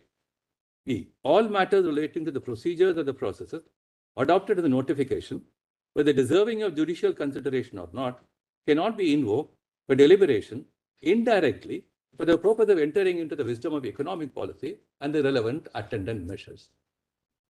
The court cannot be called upon to render decision on the question between inaction or perfection in the sphere of economic policy and legislation. The court will not render decision declarations into moot or academic questions, and where particularly no tangible relief with reference to alleged procedural unreasonableness can be meaningfully granted. Questions 2, 3, 4, and 5, framed in the order dated 16/12/2016, would require a pervasive analysis of the entire policy behind the notification and its implementation, and consequent rendering of opinions based on policy evaluation, which the court will not be inclined to do. Necessarily, question numbers 1 and 6, which are entangled with the above questions, may also not be gone into, and for mere grant of declarations in the abstract. The submission that the notification question has failed in its stated objectives while causing undue hardship is misconceived. The aspect of realization of the stated objectives is best understood by considering the legal tender cessation measure not in isolation, but by looking at the direct and indirect, the tangible and intangible benefits flowing from such a measure. The requisite factual background to show the larger steps and movements in the economic framework has been set out in the affidavits filed by the Union of India. Seen from the perspective of larger social and economic benefits, it can be hardly canvassed that the demonetization measure has failed. This being the correct perspective taken, the scope for scanning or scrutinizing the reasonableness of the measure can hardly exist. Having regard to the scheme of section 3, 7, 20, 22, 23, 24, 25, 26, and 34, all of which are important facets of a currency management and monetary policy, and all of which deserve a free play in their joints, and can ill afford rigid or inflexible guidelines in their operations, it may not be appropriate that these provisions are subject to such canalization measures. It submitted that the very nature of the subjects and matters to be dealt with under the scheme of the above said provisions demand a time-to-time flexibility, and in the absence of such flexibility, the creative ability to act under these provisions will be stultified. Submitted that while considering the stated objectives set out in the notification, Union of India has also addressed the question of putting into place such measures and steps as may, to the extent possible, reduce the inconvenience and hardship by reason of the withdrawal of legal tender. The measures in regard to the exchange have been designed wide enough to address this question. The enormity and immensity of the task, being a challenging task, could obviously involve improvements, calibrations, and additional set of measures, which are put in position from time to time with as much dispatch as possible. Details in regard are set out in the affidavits. The larger benefits that have flown into the economic system by reason of several set of measures, on the one hand, and the one-time hardship that the people have faced are incomparable. The former cannot be negated as of no value by reason of such comparison. The question of comparison between two alternatives for effectuating a legitimate aim can arise if the alternatives are capable of being compared. As long as the legitimate aim and the means sought to be invoked is not alien to the legitimate aim or unconnected to the legitimate aim, the method chosen or principles adopted for the invocation of the means cannot be put to test in the above circumstances. In other words, having regard to the hugely complex subject of national monetary policy and the hugely complex aspects of black money and fake currency, which will demand combination of several means, methods, and adaptations, there can be hardly any room for the proportionality principle. The notification has worked itself out. The question of prospective overruling will arise only when the future operation of a questionable statute may demand an arrest. Section 26(2) by itself is not in continuing infringement of any rights. Prospective overruling cannot be invoked to injunct future operation of Section 26(2). Consequently, there is no room for reading it down. Additionally, no measure or guideline by way of reading it down can be brought into the scheme of Section 26(2). The construction placed upon Section 26(2) touching upon the words any series is misconceived. The focal point of Section 26(2) is the denomination to be dealt with, and the matter of series of notes will follow only after the subject of denominations are dealt with. Once the denominations to be dealt with are decided, the best way to avoid hardships and inconvenience is to include within the demonetization measure all series connected to a particular denomination. Even if two views are possible on this matter, the view which will advance the scheme of Section 26(2) as a whole read with Section 3 of the Act, namely the management of currency, will be preferred. Since the Parliament has enacted the overarching law of specified so-and-so, etc., the need for entering into Section 26(2) interpretation does not arise.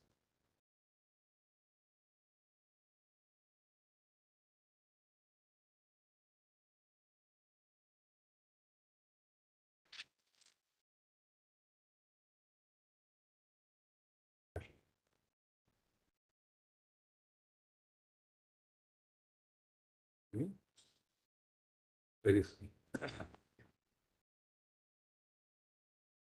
I've culled out from various affidavits for the purpose of your lordship's convenience. One broad submission I'd like to make is the kind of data statistics regarding notes in circulation and fake currency, etc., will be a broad guidance. Court will not take a microscope and say, look here, what is this figure missing? Is a figure wrong? Is a figure doubtful, etc.? So that perhaps will not be undertaken by the court. What I am trying to give from the various affidavits is the direct benefits from as far as reduction of fake currency. As per the newspaper reports, the measure resulted in the destruction of the fake currency in the hands of the holders. This amount is difficult to quantify. The holders of counterfeit notes were thus stopped from continuing to put the fake currency into circulation.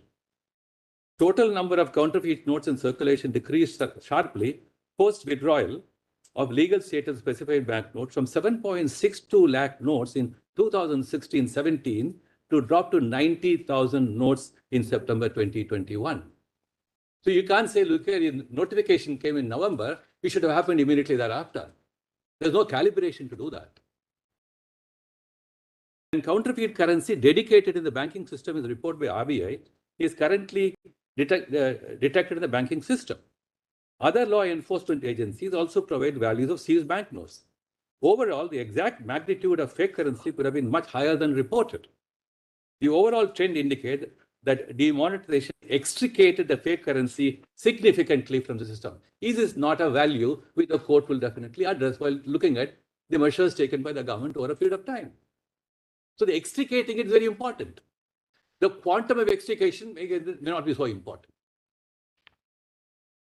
Because that's again a huge thing outside the hands of any planning authority or a governance. The enemy is standing outside grinning at us. I can play with you because fake currency and black money are such enemies you can't easily identify and put your hands on. They wear masks all the time. Therefore, it's easy to say that look at rational standards, how much you have detected, how much money has come into the banking circulation. All that questions will better answer by saying, look at the complexity of those who are waiting outside the formal economy and trying to render the formal economy and then derail it. These are the concerns government will take into consideration.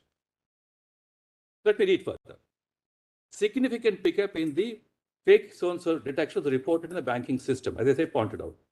2015-16, preceding withdrawal of legal tender, 6.3 lakh pieces. Then 2016, it was detected to be 7.6 lakh pieces. After withdrawal of the legal tender status of so-and-so, steady and significant decreasing trend in the fake currency detections reported by RBI. So you look at 2020 when it is 2.1 lakh pieces. In terms of value of counterfeit currency, 43.47 crores of notes were detected in so-and-so, which progressively reduced to 5.5 crores in 2020-21.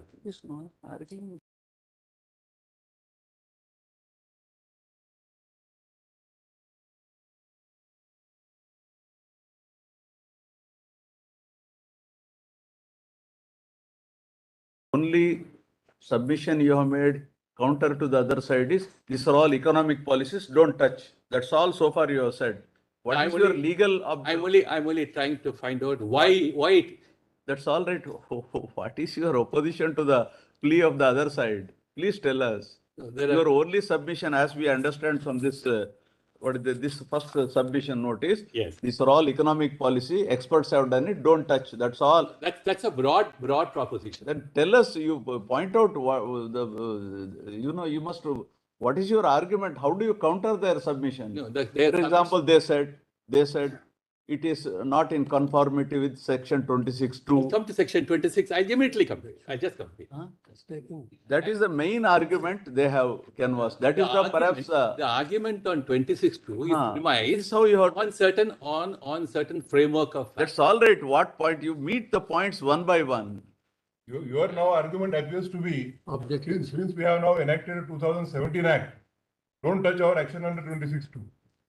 The notification, I think it's a very legitimate legal argument. The 2017 Act has come into position. I'll read the 2017 Act, section 3 and 4. No, maybe this what you have now given is almost to say that the object has been achieved kind of thing. First you should show the contention which was heard, whether the procedure was followed rightly or not. I'll definitely come to that. I'll definitely come to that. I'm not going to skirt that issue at all. The procedure to be followed, I'll share the information also, nothing to hide from the court, everything is clear. But I want to lay down a foundation for what is thought to be said. How do you look at section 26?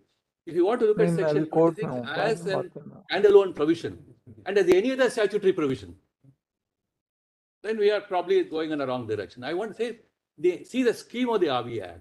Look at 26. What is the place which occupies in the entire RBI scheme of the powers and function given to RBI? Unless you look at that, 26 will not probably get its proper light and in construction. Therefore, I am trying to place all this background to show how do we really look at it. I'll certainly come back to section 26 in a few minutes. And if may then read this note a little later. No, we will leave it to you, but please answer their question. I'll definitely. Please respond to what is. Let's just then take section 26 for a minute and the RBI Act. Before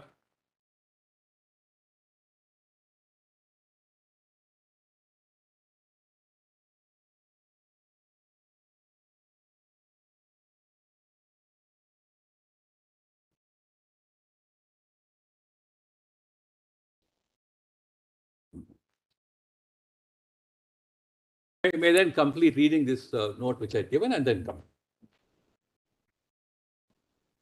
My broad submission on section 26 would be look at the entire scheme of a string of provisions in the Reserve Bank of India Act and what's the role of a central bank and how it discharges its functions and what amount of responsibility it is called upon to act under section 26. And if you want to introduce certain pedestrian considerations on looking at an ordinary statute, either a recommendation, either a consideration, either a consultation, well, then you are going to reduce section 26 to a very narrow area where the entire complexity of management of currency monetary policy will be stultified. That's why I thought I'll place a larger pact framework and then come to section 23. I'm sure I'll be able to pursue lots of the way section 26 should be read and understood, in order that the integrity and the scheme of the RBI Act is kept intact. We are talking about an important legislation for the entire monetary policy of the country. It is not any other statute. Therefore, certain considerations may have and invoke for the purpose of reading any other statute, giving a little flexibility, liberal reading, purposefully, etc., probably may not be helpful in the context of a statute like that. So we are looking at section 26 in the context of central banking functions, chapter 3. The central banking function with regard to section 26.47 तो निकल गया ना 34 चल रहा है अभी वहीं पर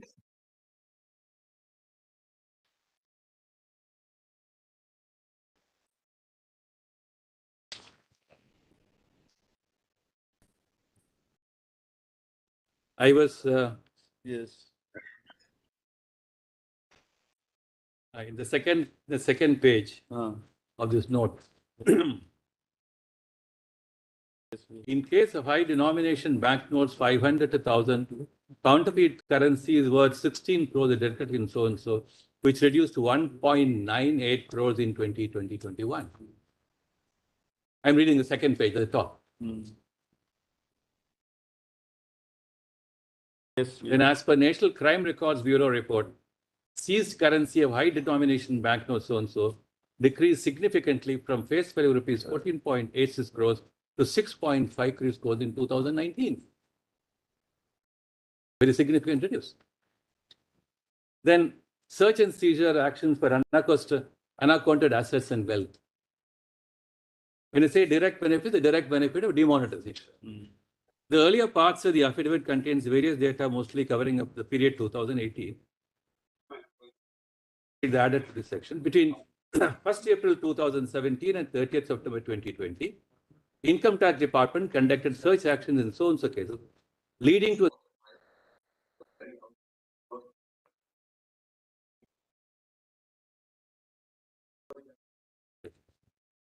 during the period from April 2017 and August 2020, surveys were conducted in 41,000 crores, where undisclosed income of 40,188 crores were deducted. The trail of deposits of demonetized banknotes into bank accounts has provided valuable information to the Revenue Authority tracing unaccounted money. During the period between 2016 to March 2017, the Income Tax Department seized around rupees 900 crores, including cash rupees so and so, and admission of undisclosed income rupees so and so crores, 7,961 crores. Further, during the period 1/4/2017 so and so, undisclosed assets worth rupees so and so crores seized and 57,000 crores admitted. During November 2016 to March 2017, a total of 8,239 surveys were conducted, leading to detection of undisclosed income rupees 6,745 crores. Subsequently, in the period from 1/4/2017 to 31/8/2022, surveys were conducted in 43,431 cases, wherein undisclosed income rupees 59,090 crores. Various measures were taken to suspected depositors, Non-filers who had deposited large value of cash demonetization period, and regular email and SML was sent to the taxpayers for submitting online response. These exercises promoted compliance, which resulted in increase of income tax returns for filter-based and direct tax collections also. Then indirect benefit. By the end of September 2020, notices issued in case of undisclosed foreign assets and income over 14,150 crores. Action against domestic black money between April 2014 and September 2020 resulted in undisclosed income of 82,168 crores as admitted. Surveys conducted in 63,691 cases led to undisclosed income of 84,390 crores getting deducted. Prosecutions filed in so-and-so cases, 9,000 have been compounded and 327 persons gets convicted. Then, look at the improved tax revenue collection, the income tax returns. The direct benefits. We have an improved income tax IT return, significant increase in new IT filers. You look at 2013-14, we have a 4.19 IT filers, 14-15, 4.45, 15-16, 4.87. Now 16-17, 5.45. You from 2016-17, 17-18, 18-19, a huge jump from 6%, 9% to 12%, 15%, 14%.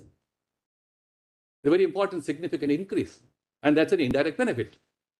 Then we look at then 2021, 22, of course, this is lockdown period. For that, there's a dip. The number two, significant increase in number of taxpayers. In 2016-17, total taxpayers were 8.35 crores compared to 7.47 crores in 2015-16, indicating an addition of 87 lakh new taxpayers.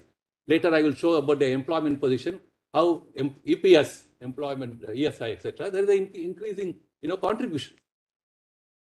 Now, 2014-15, you have 6%. So only mark 2016-17, 17-18, 18-19, the increase in the number of taxpayers. And this is a very significant increase. Then 25% growth in income tax returns filed during 17-18, 6.27 crores in 2017-18, as compared to 5.4 crore in 2016-17.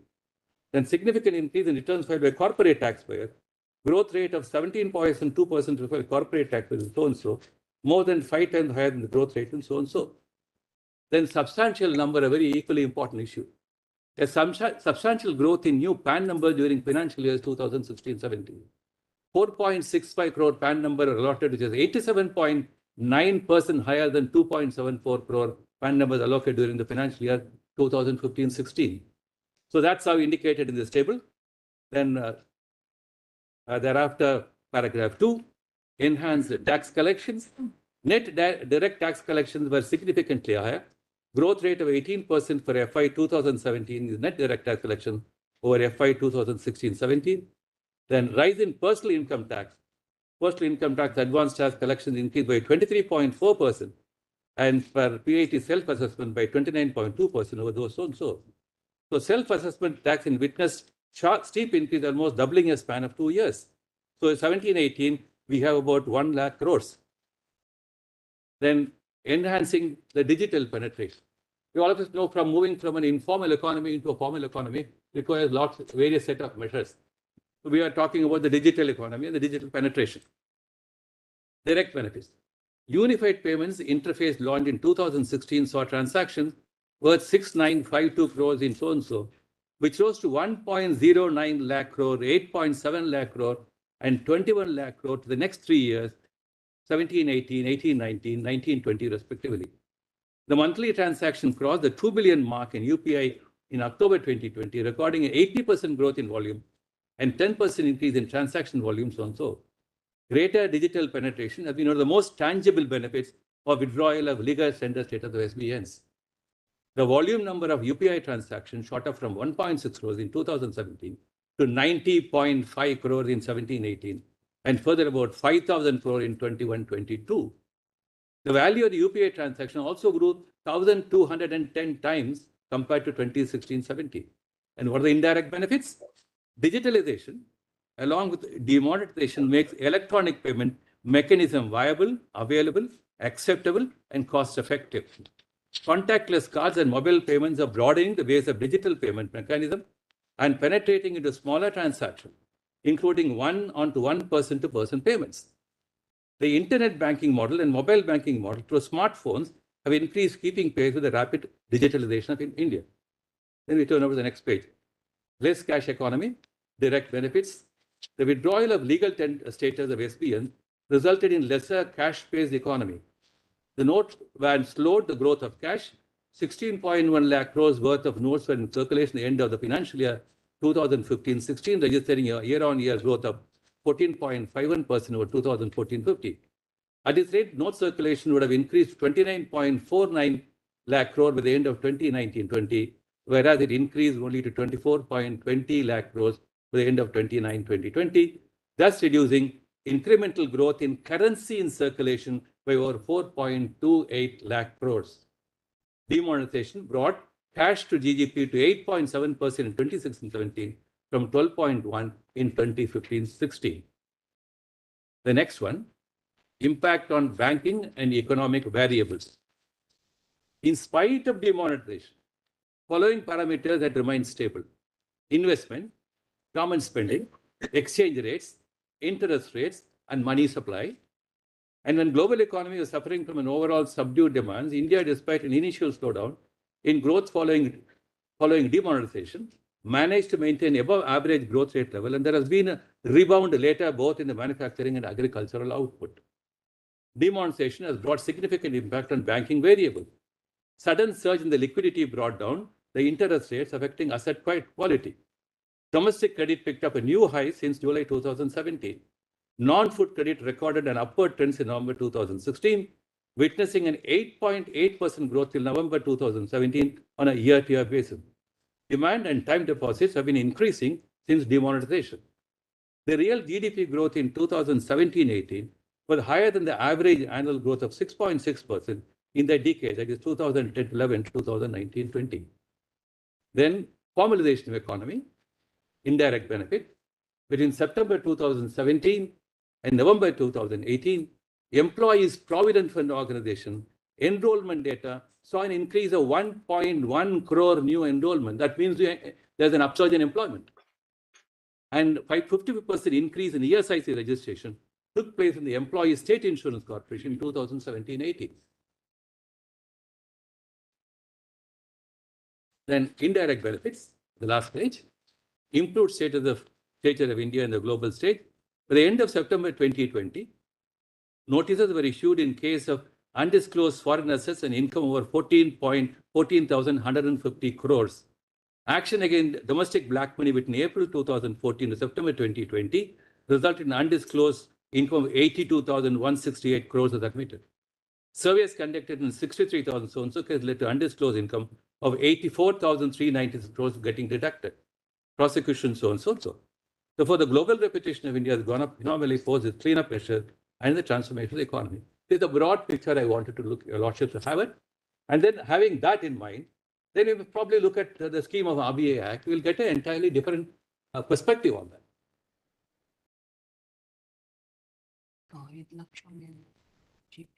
I have tried to summarize all it in a list of dates format. Your lordships can convenience. I don't propose to read it. I'll just.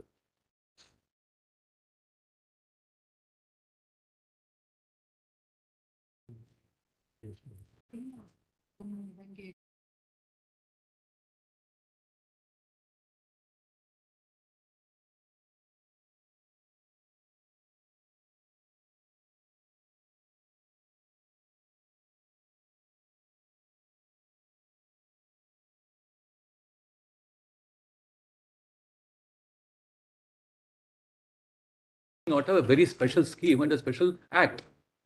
Therefore, the deference, the degree of deference, and the understanding and the construction of a provisions of this act will vary far different from the other economic policy measures. We're not looking at an isolated economic policy. We're looking at a monetary policy which will be the birth product of an action taken in Section 26. Therefore, entirely different considerations will follow, and the degree of deference will certainly be a higher level. Now, having said that, let's clear lordships to section the RBI Act.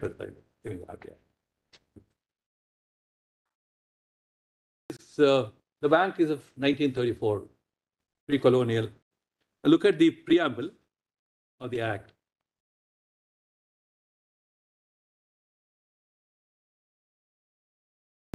whereas it is expedient to constitute Reserve Bank of India to regulate.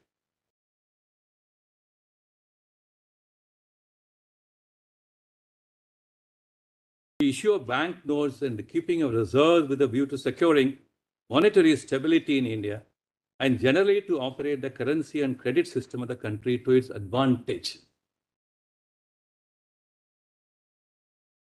Whereas it is essential to a monetary policy framework to meet the challenge of an increasingly complex economy. Whereas the primary objective of the monetary policy is to maintain price stability while keeping in mind the objective of growth.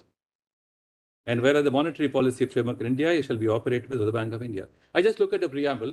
How do you gather thoughts around the economic thoughts behind this whole preamble? The economic thoughts is an experience. Now this, the second and third, all that came in by Act of 2016. And whereas essential to a modern monetary policy and primary objective is to maintain price stability, all that came in the year 2016.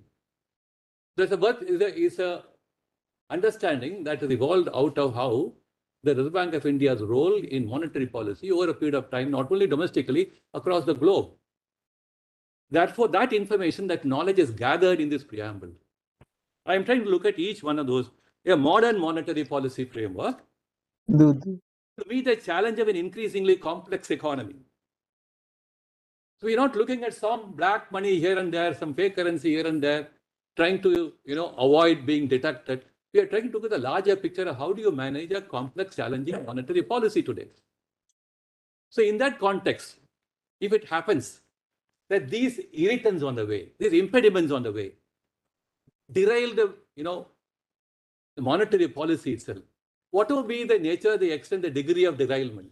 That is absolutely irrelevant. The only arguments was that, look here, you're completely failed in the three stated objectives. So therefore, your policy perspective is completely wrong. I don't think any right-meaning person will say that because of the best intentions, you still fail, your intentions are also faulty. I don't think that logical connection ever be made.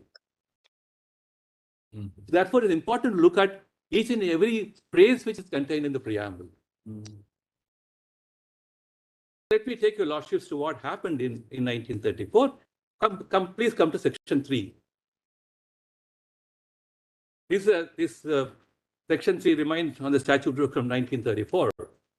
A bank to be called the Reserve Bank of India shall be constituted for the purpose of taking over the management of the currency from the central government and of carrying on the business of banking in accordance with the provisions of this Act.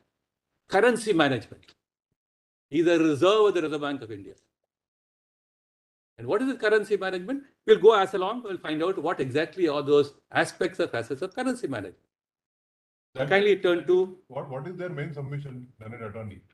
According to them, everything that has to be done with regard to currency. Yes. It's a primary duty of the RBI. And therefore, subsection 2 of section 26 requires that the proposal should have come from the RBI. I'll currently come to it. I'm only trying to lay down. There is no dispute with the proposition that RBI has a primary role insofar as management of currency is concerned. No, there's no dispute about it. RBI has the currency. They are also on the same. No, their perspective is argument is slightly different. RBI must apply its mind completely. No outside dictation. Government shall have no role to play in that. If RBI has not applied its mind, survey, data, this, that, etc., nothing is there. Where is the application of mind? Where is the recommendation? So I'm only trying to point out, look at it little closely. The connection between, having regard to the composition of RBI, the connection between the working of the government and the RBI must be seen from a very flexible point of view. It is not a case where RBI in its functions is impeded by an outside agency like the Government of India saying, don't do this. Then it's a different matter altogether. So we are looking at the necessary symbiotic connection between the government and the RBI. We're looking at this very complex issue of moving towards a modern economy and a very stable monetary policy. Despite trying to have the best of a stable monetary policy, every year lordships know budgets comes and go. And we always challenge about budgets. People have questions about budgets. The failed budgets, successful budgets, so on and so forth. Therefore, we don't say failed budget means somebody had not applied his mind. So we don't say all that. Therefore, we are looking at the symbiotic connection between the government and the RBI. If you want to sever them and put them in compartments in isolation and say that RBI must first apply its mind, never in touch with Government of India, never in consultation or having any correspondence, but must do his own job, then come and tell government, look here, I have a recommendation, will you consider that? I think I have a small difficulty in that construction. That's why I'm trying to take lordship. Look at the complexity of the power now imposed on the function of discharge of the RBI under this very challenging circumstances. That's why you said don't give it a crimped, capped, and confined construction. Give it a very flexible construction, a wide construction.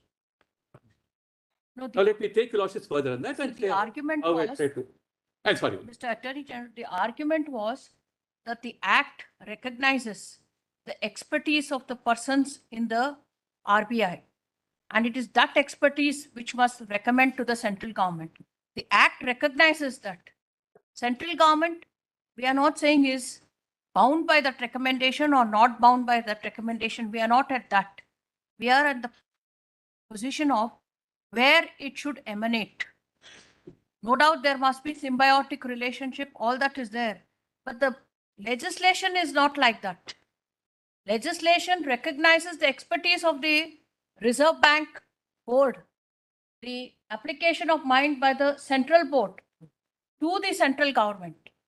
The argument is, where is that? My argument is not that RBI's role has to be minimized. It doesn't have that kind of role. Its application of mind is of no consequence. I'm not saying that.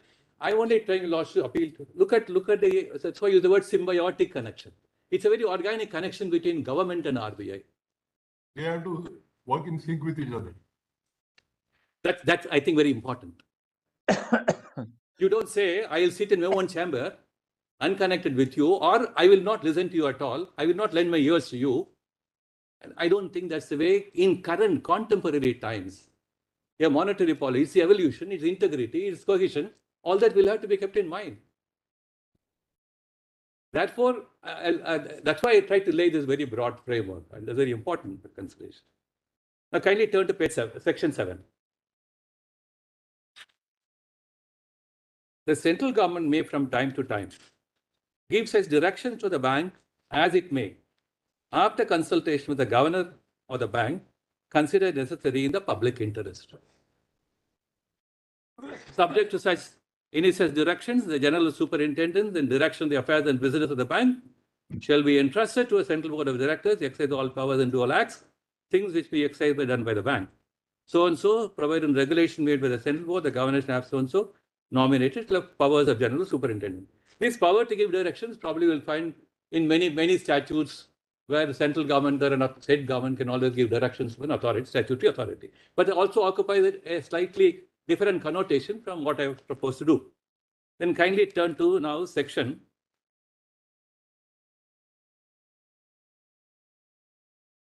17. These are the kinds of business with the bank shall be authorized to carry on and transact the several kinds of businesses hereinafter specified, namely. And we'll also look at the kind of businesses which have been added over a period of time. They are very valuable additions. And maybe if you look at it very closely, some of them seem to be unconnected, but they have a certain connection. So the functions of the bank which have increased over a period of time are also on the basis of the experience gained at what important role a central bank will play in the national economy. So taking lots of those detailed provisions, kindly now turn over to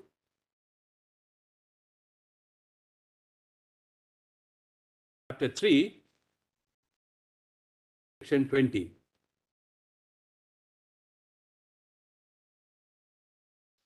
The bank shall undertake to accept monies for account of the central government and to make payments up to the amount standing to the credit to the account and to carry out its exchange, remittance, and other banking operations, including the management of the public debt of the union.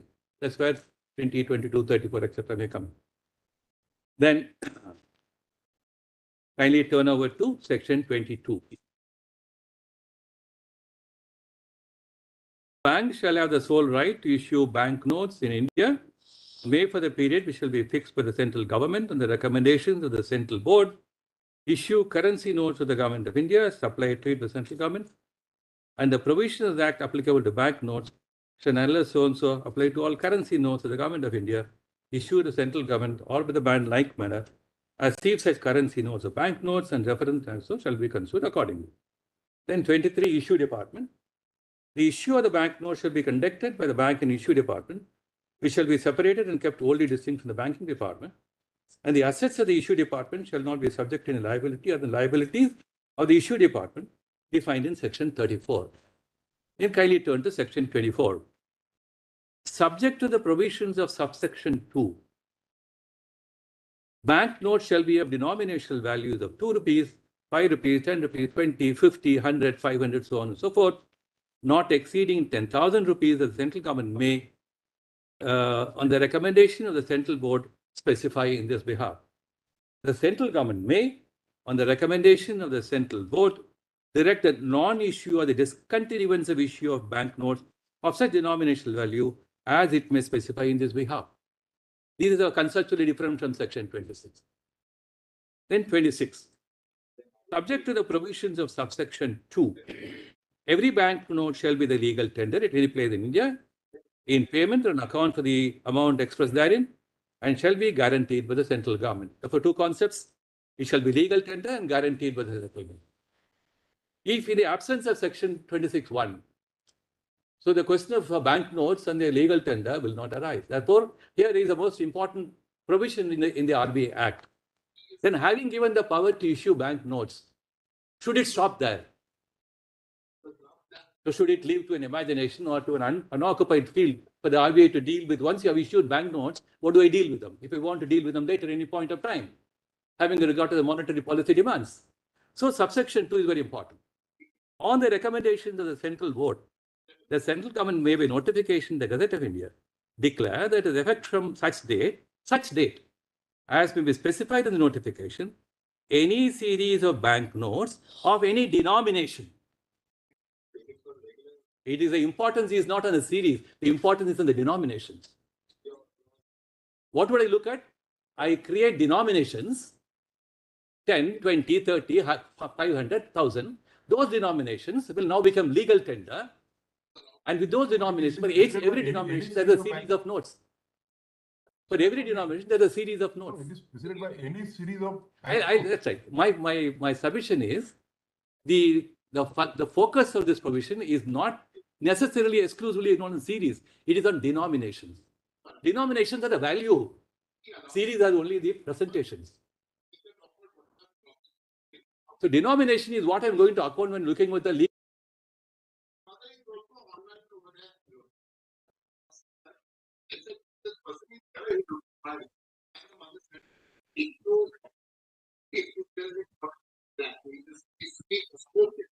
For 10 minutes, 3 minutes, he'll do it. He does not understand the nature. She herself is the wrong. He doesn't. She is there online.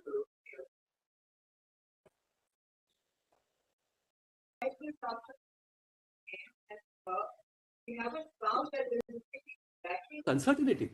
Therefore, I look at the denomination, and whatever be the series in denomination, I want to look at it totally. No, it is not supposed to be done on a day-to-day basis, It should not be done. It's not to be done on a day-to-day basis. That is why the look at the uncertainty for me. For every citizen, if I am going to say 500 rupees denomination, I am going to cease to be legal tender. But tomorrow I will notify 10 series. Day after tomorrow I will notify 8 another series. Will there not be an endless uncertainty and chaos? It will be. Therefore, in order to ensure that there is a guarantee of comfort, I am looking at one denomination. I must necessarily bring within it all series possible. Otherwise, it will be endless uncertainty and chaos. Therefore, the way you construe it is not the reference to series, but the reference to denominations.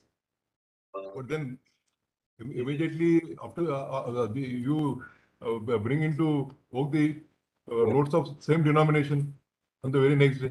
Yes. If you, according to the focus is only on denominations, you withdraw all 500 rupees notes, and then on the same day again start new series of 500 notes. No, that's a different issue altogether. No, if you're That's a different objection is issue. that you have to focus only on denomination. That's a different. That argument runs contrary to what you are telling. I only my first argument is, how do you really look at section 26? We have been told, focus your attention on series, any series. I say, I'm sorry, it's wrong. Focus is, when you wanting to have something to be ceased to have legal tender, you are looking at denomination, because the bank denomination of notes is what is section 24 talking about. That is exactly the question which Yes. my lord just now said. The very next day you resurrected the same denominations, No. 500 and. I'll address that question. I'm only trying to say, how do you address this? How do you construe section 26? And the question very next day, I said this, I did that. He said, is so connected with the monetary policy, a demonetization will be a series of issues. I'll come to that. But I'm only trying to tell you, Lordships, the only way to read section 26.2 is to focus on what will you do when you want to say, I want this shall cease to be legal tender. My first step is I'm looking at the denominations. No, probably that argument may help if you want to demonetize all 1 rupee notes, because they are far and not. If you want to demonetize all 1 rupee currency, maybe this argument can be accepted, because that is of really no value in today's world. Your argument could be possibly for 1 rupee, 2 rupee currency, but not for 500 and 1000. May I address this question also? The question of which denomination shall be chosen will again be a matter of policy considerations of why I am choosing. In the 1978 case, in the parliamentary debate, what happened was, there also 500 rupees and 1000 rupee notes. In the parliament, somebody went and said, why are you not looking at 100 rupee notes? They are hugely in circulation.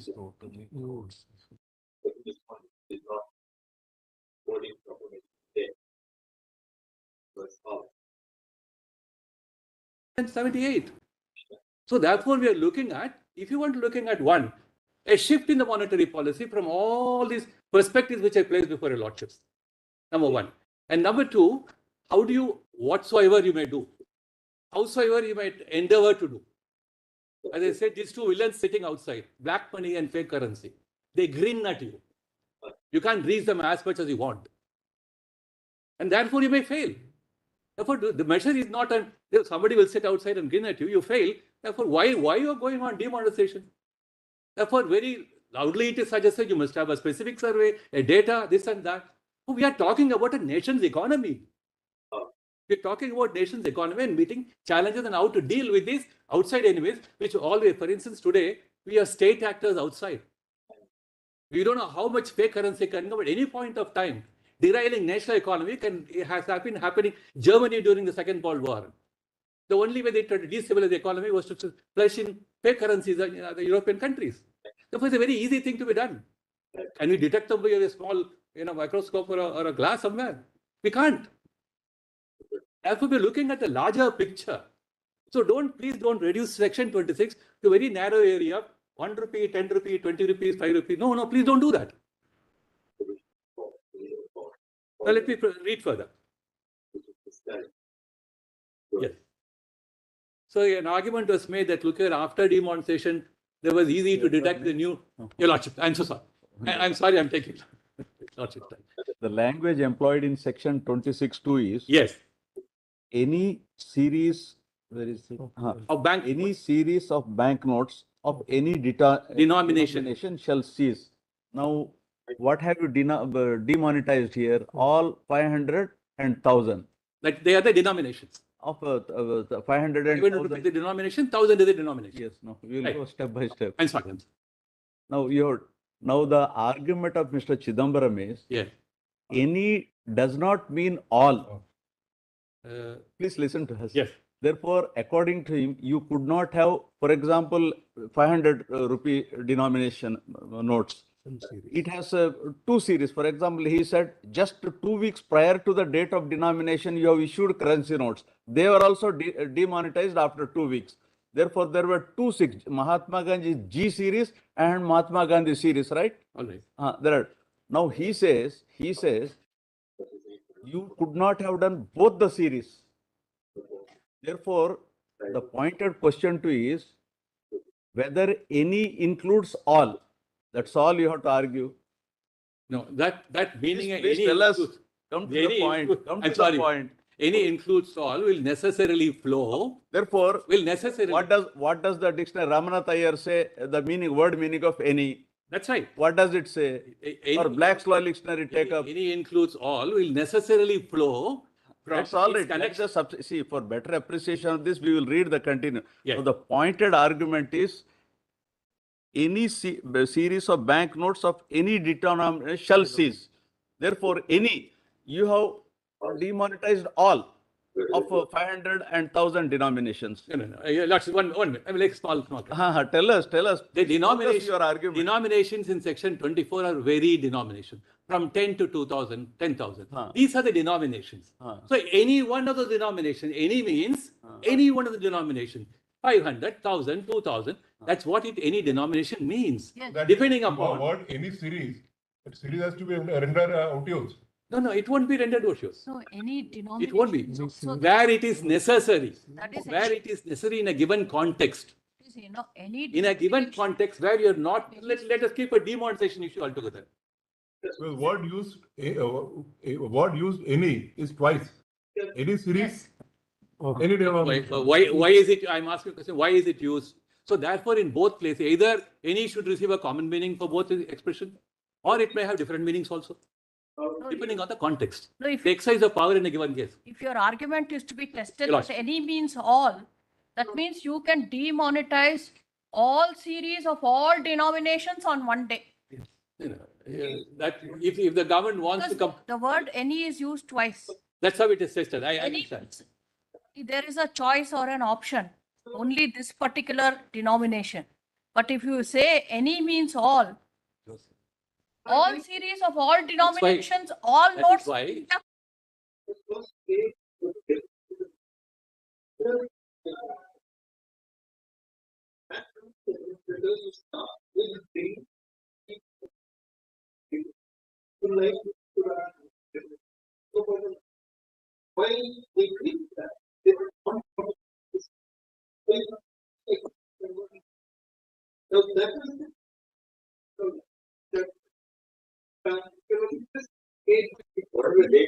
the context is very important.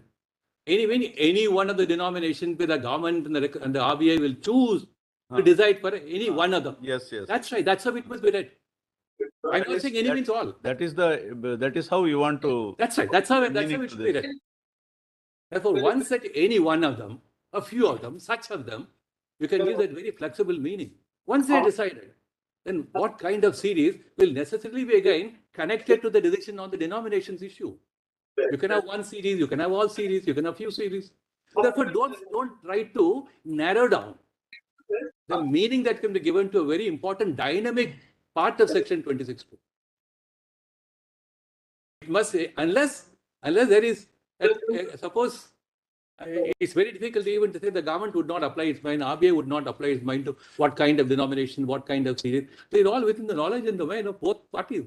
So to enter into a discussion on some kind of external racial criteria or normative criteria, so you could have chosen 10 series, you could have chosen 5 series.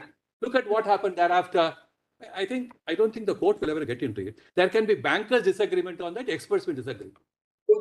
Finance ministers may disagree. Yes. But I don't think the court will enter it. Ultimately, the choice is yours. Yes. This is what you want to suggest. That's the choice is mine. Depending upon the choice is compulsions, the persuasion, the compulsion, the persuasion, and the felt need of the government and the RBI in doing what am I going to do, what I want to do. Yes. So will that area of persuasions and compulsions, which will be connected by a series of dots. The dots are within the knowledge of RBI and the government. Now the petitions want to say, no, whether it is good or bad is a different aspect. Yeah. But you have the power under section 26.2. This is what you are suggesting. That's right. That choice. How do you what the choice is yours? Choice, yes. Provided somebody will ask, how do you have a choice? What is the criteria for a choice? My twofold submission on that. The choice will be certainly persuaded, will be by certain factors which come into the understanding of the government and the RBI. I mean, not called upon now to deal with a very major issue of reformation of a monetary policy, black money sitting like this, fake currency, always a teasing illusion. What do? Therefore, I think, let me try this. Then the court will come and say, no, I'm sorry, your trial is bad. I don't think a trial and error can be done like that. I think every day's national economy is a matter of trial and error. It is page 400. And Brand Fed knows about it. So therefore, I'm saying 26.2 must receive a dynamic interpretation. Let me proceed further. But you can't say my learned friend knows it. We may have to cite him as a witness. All right, tell us. What?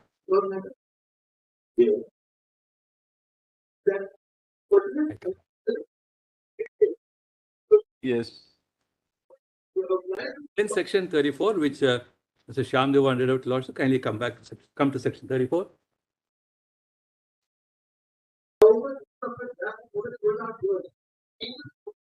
Then I'll straight away go to the ordinance and the act.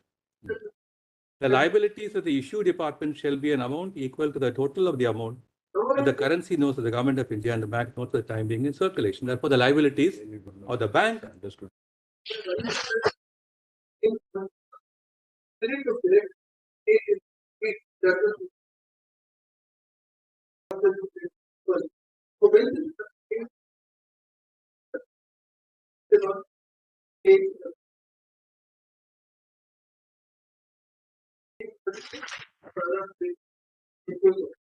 Where are they?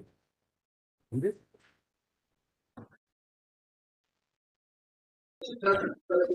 Into the court. We'll also have this compilation of this relevant notifications ordinances. 46 and 78 Act. Very small. We have, but then we have already marked in that compilation, so it will be more convenient to. 48, 78. 46 and 78 is not. Anyway. This is all post 1970. Yeah.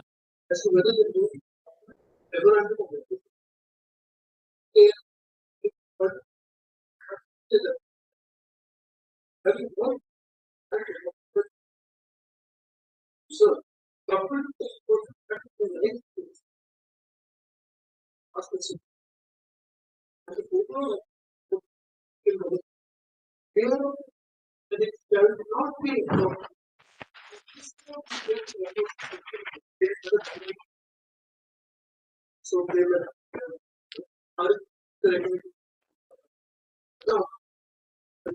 the reason which makes it necessary to provide for the demonetization of certain high denomination banknotes. Exercise in powers conferred by Section 72 of the Government of India Act. So and so. The Governor General is pleased to make and promulgate the following ordinance. You can skip those definition provisions. Kindly come to Section 3. On the expiry of the 12th of January 1946, all high denomination banknotes shall, notwithstanding anything contained in Section 26 of the Reserve Bank of India Act, cease to be legal tender in payment or on account of any place in British India. Then prohibition of transfer, then exchange in 4, 5, all those provisions, 4, 5, 6, etc. I don't propose to deal them. There are dates fixed here, and then we have the 1978 Act, which is at page 18.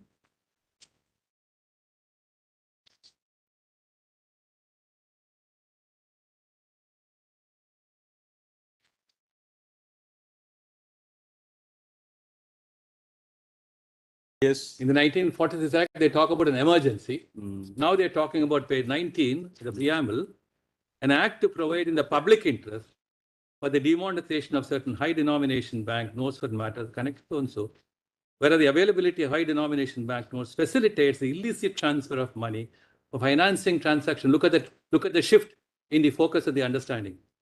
So illicit transfer of money for financing transactions which are harmful to the national economy or which are for illegal purpose, therefore necessary in public interest to demonetize high denomination bank notes. Now look at Section 3. On the expiry of the 16th day of so-and-so, all high denomination banknotes shall, notwithstanding anything contained in section 26, cease to be legal tender or immaterial provision. We're talking only about section 26. Now, as far as other provisions are concerned, they are more or less the same. Now, kindly come to page 3, the ordinance in question. Ordinance in the present case. Your Lordship, 8th of November 2016.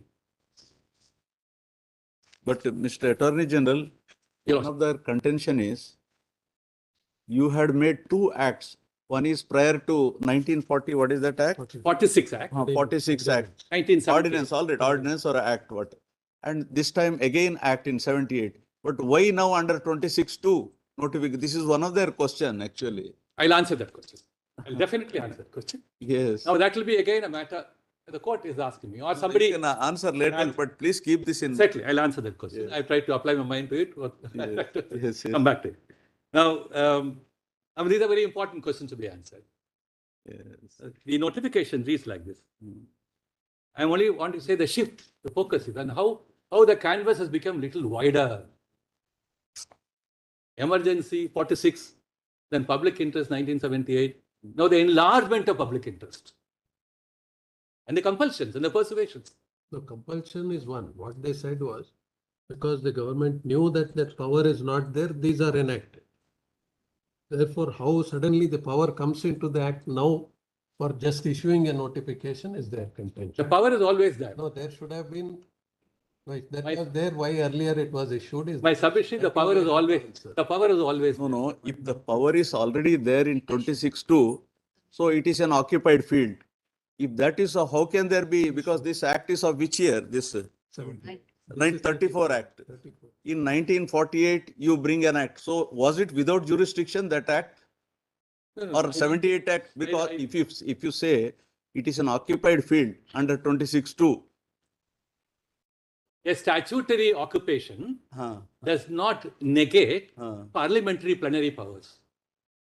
No, a statutory occupation stands on different footing. Statute is also by Parliament only. Parliament, no, that is a statutory provision. Under section 26, government will act, RBI will act. But the Parliament says, look here, notwithstanding whatever can be taken in 26, I want to enact a law. Therefore, the plenary powers of Parliament are always available to the Parliament. They are never impeded by a statute on hand. Therefore, whatever persuasion which Parliament then thought, why should I not go? Why government could have said, I'll go under 26. But Parliament said, I want to do emergency. Therefore, we are looking at now from a retrospective point of view. See, 26(2) itself says by notification in the Gazette of India. Therefore, you can do it by notification, I suppose. No, parliamentary legislation is also gazetted. That's a. I'm only. No, that's a small issue.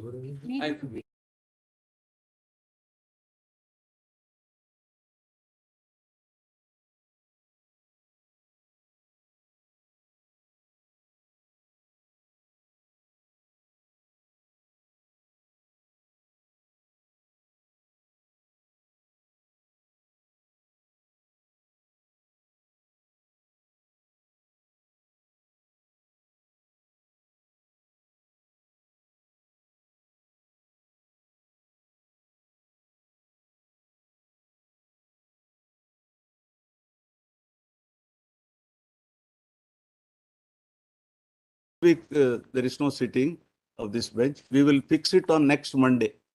Because you have to finish earlier, you know why also. I'm so sorry. I had to necessarily take this. Otherwise, bench will be demonetized. Next Monday. There are 32 million people residing overseas. I hope your lordship will give me 5 minutes after the. All right, sir. Let us see. So we will fix it on 5th, right? 5th. Mr. Chidambaram, 5th. Your lordship will take it up. Milord, is 6th possible, Milord? 5th over 10:30. On 5th, Monday. On 5th of December. Very well. Yes. At 10:30. Very well. On 5th. Yes. That's a Monday. Monday. Yes, Monday. Because I'll try to adjust. You know, we have some problem otherwise. Very well. This has to be finished. We have already started. Very well. There is no point in leaving it halfway. Very well. We will have it on 5th. Sure. List it again on 5th December 2022.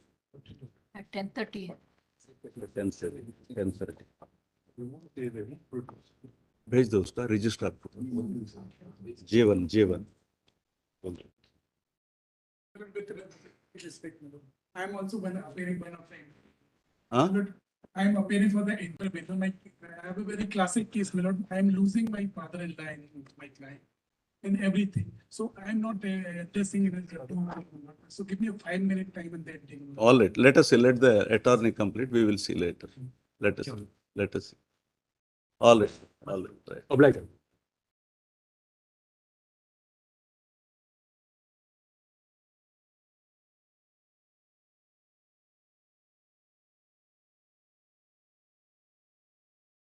I mean,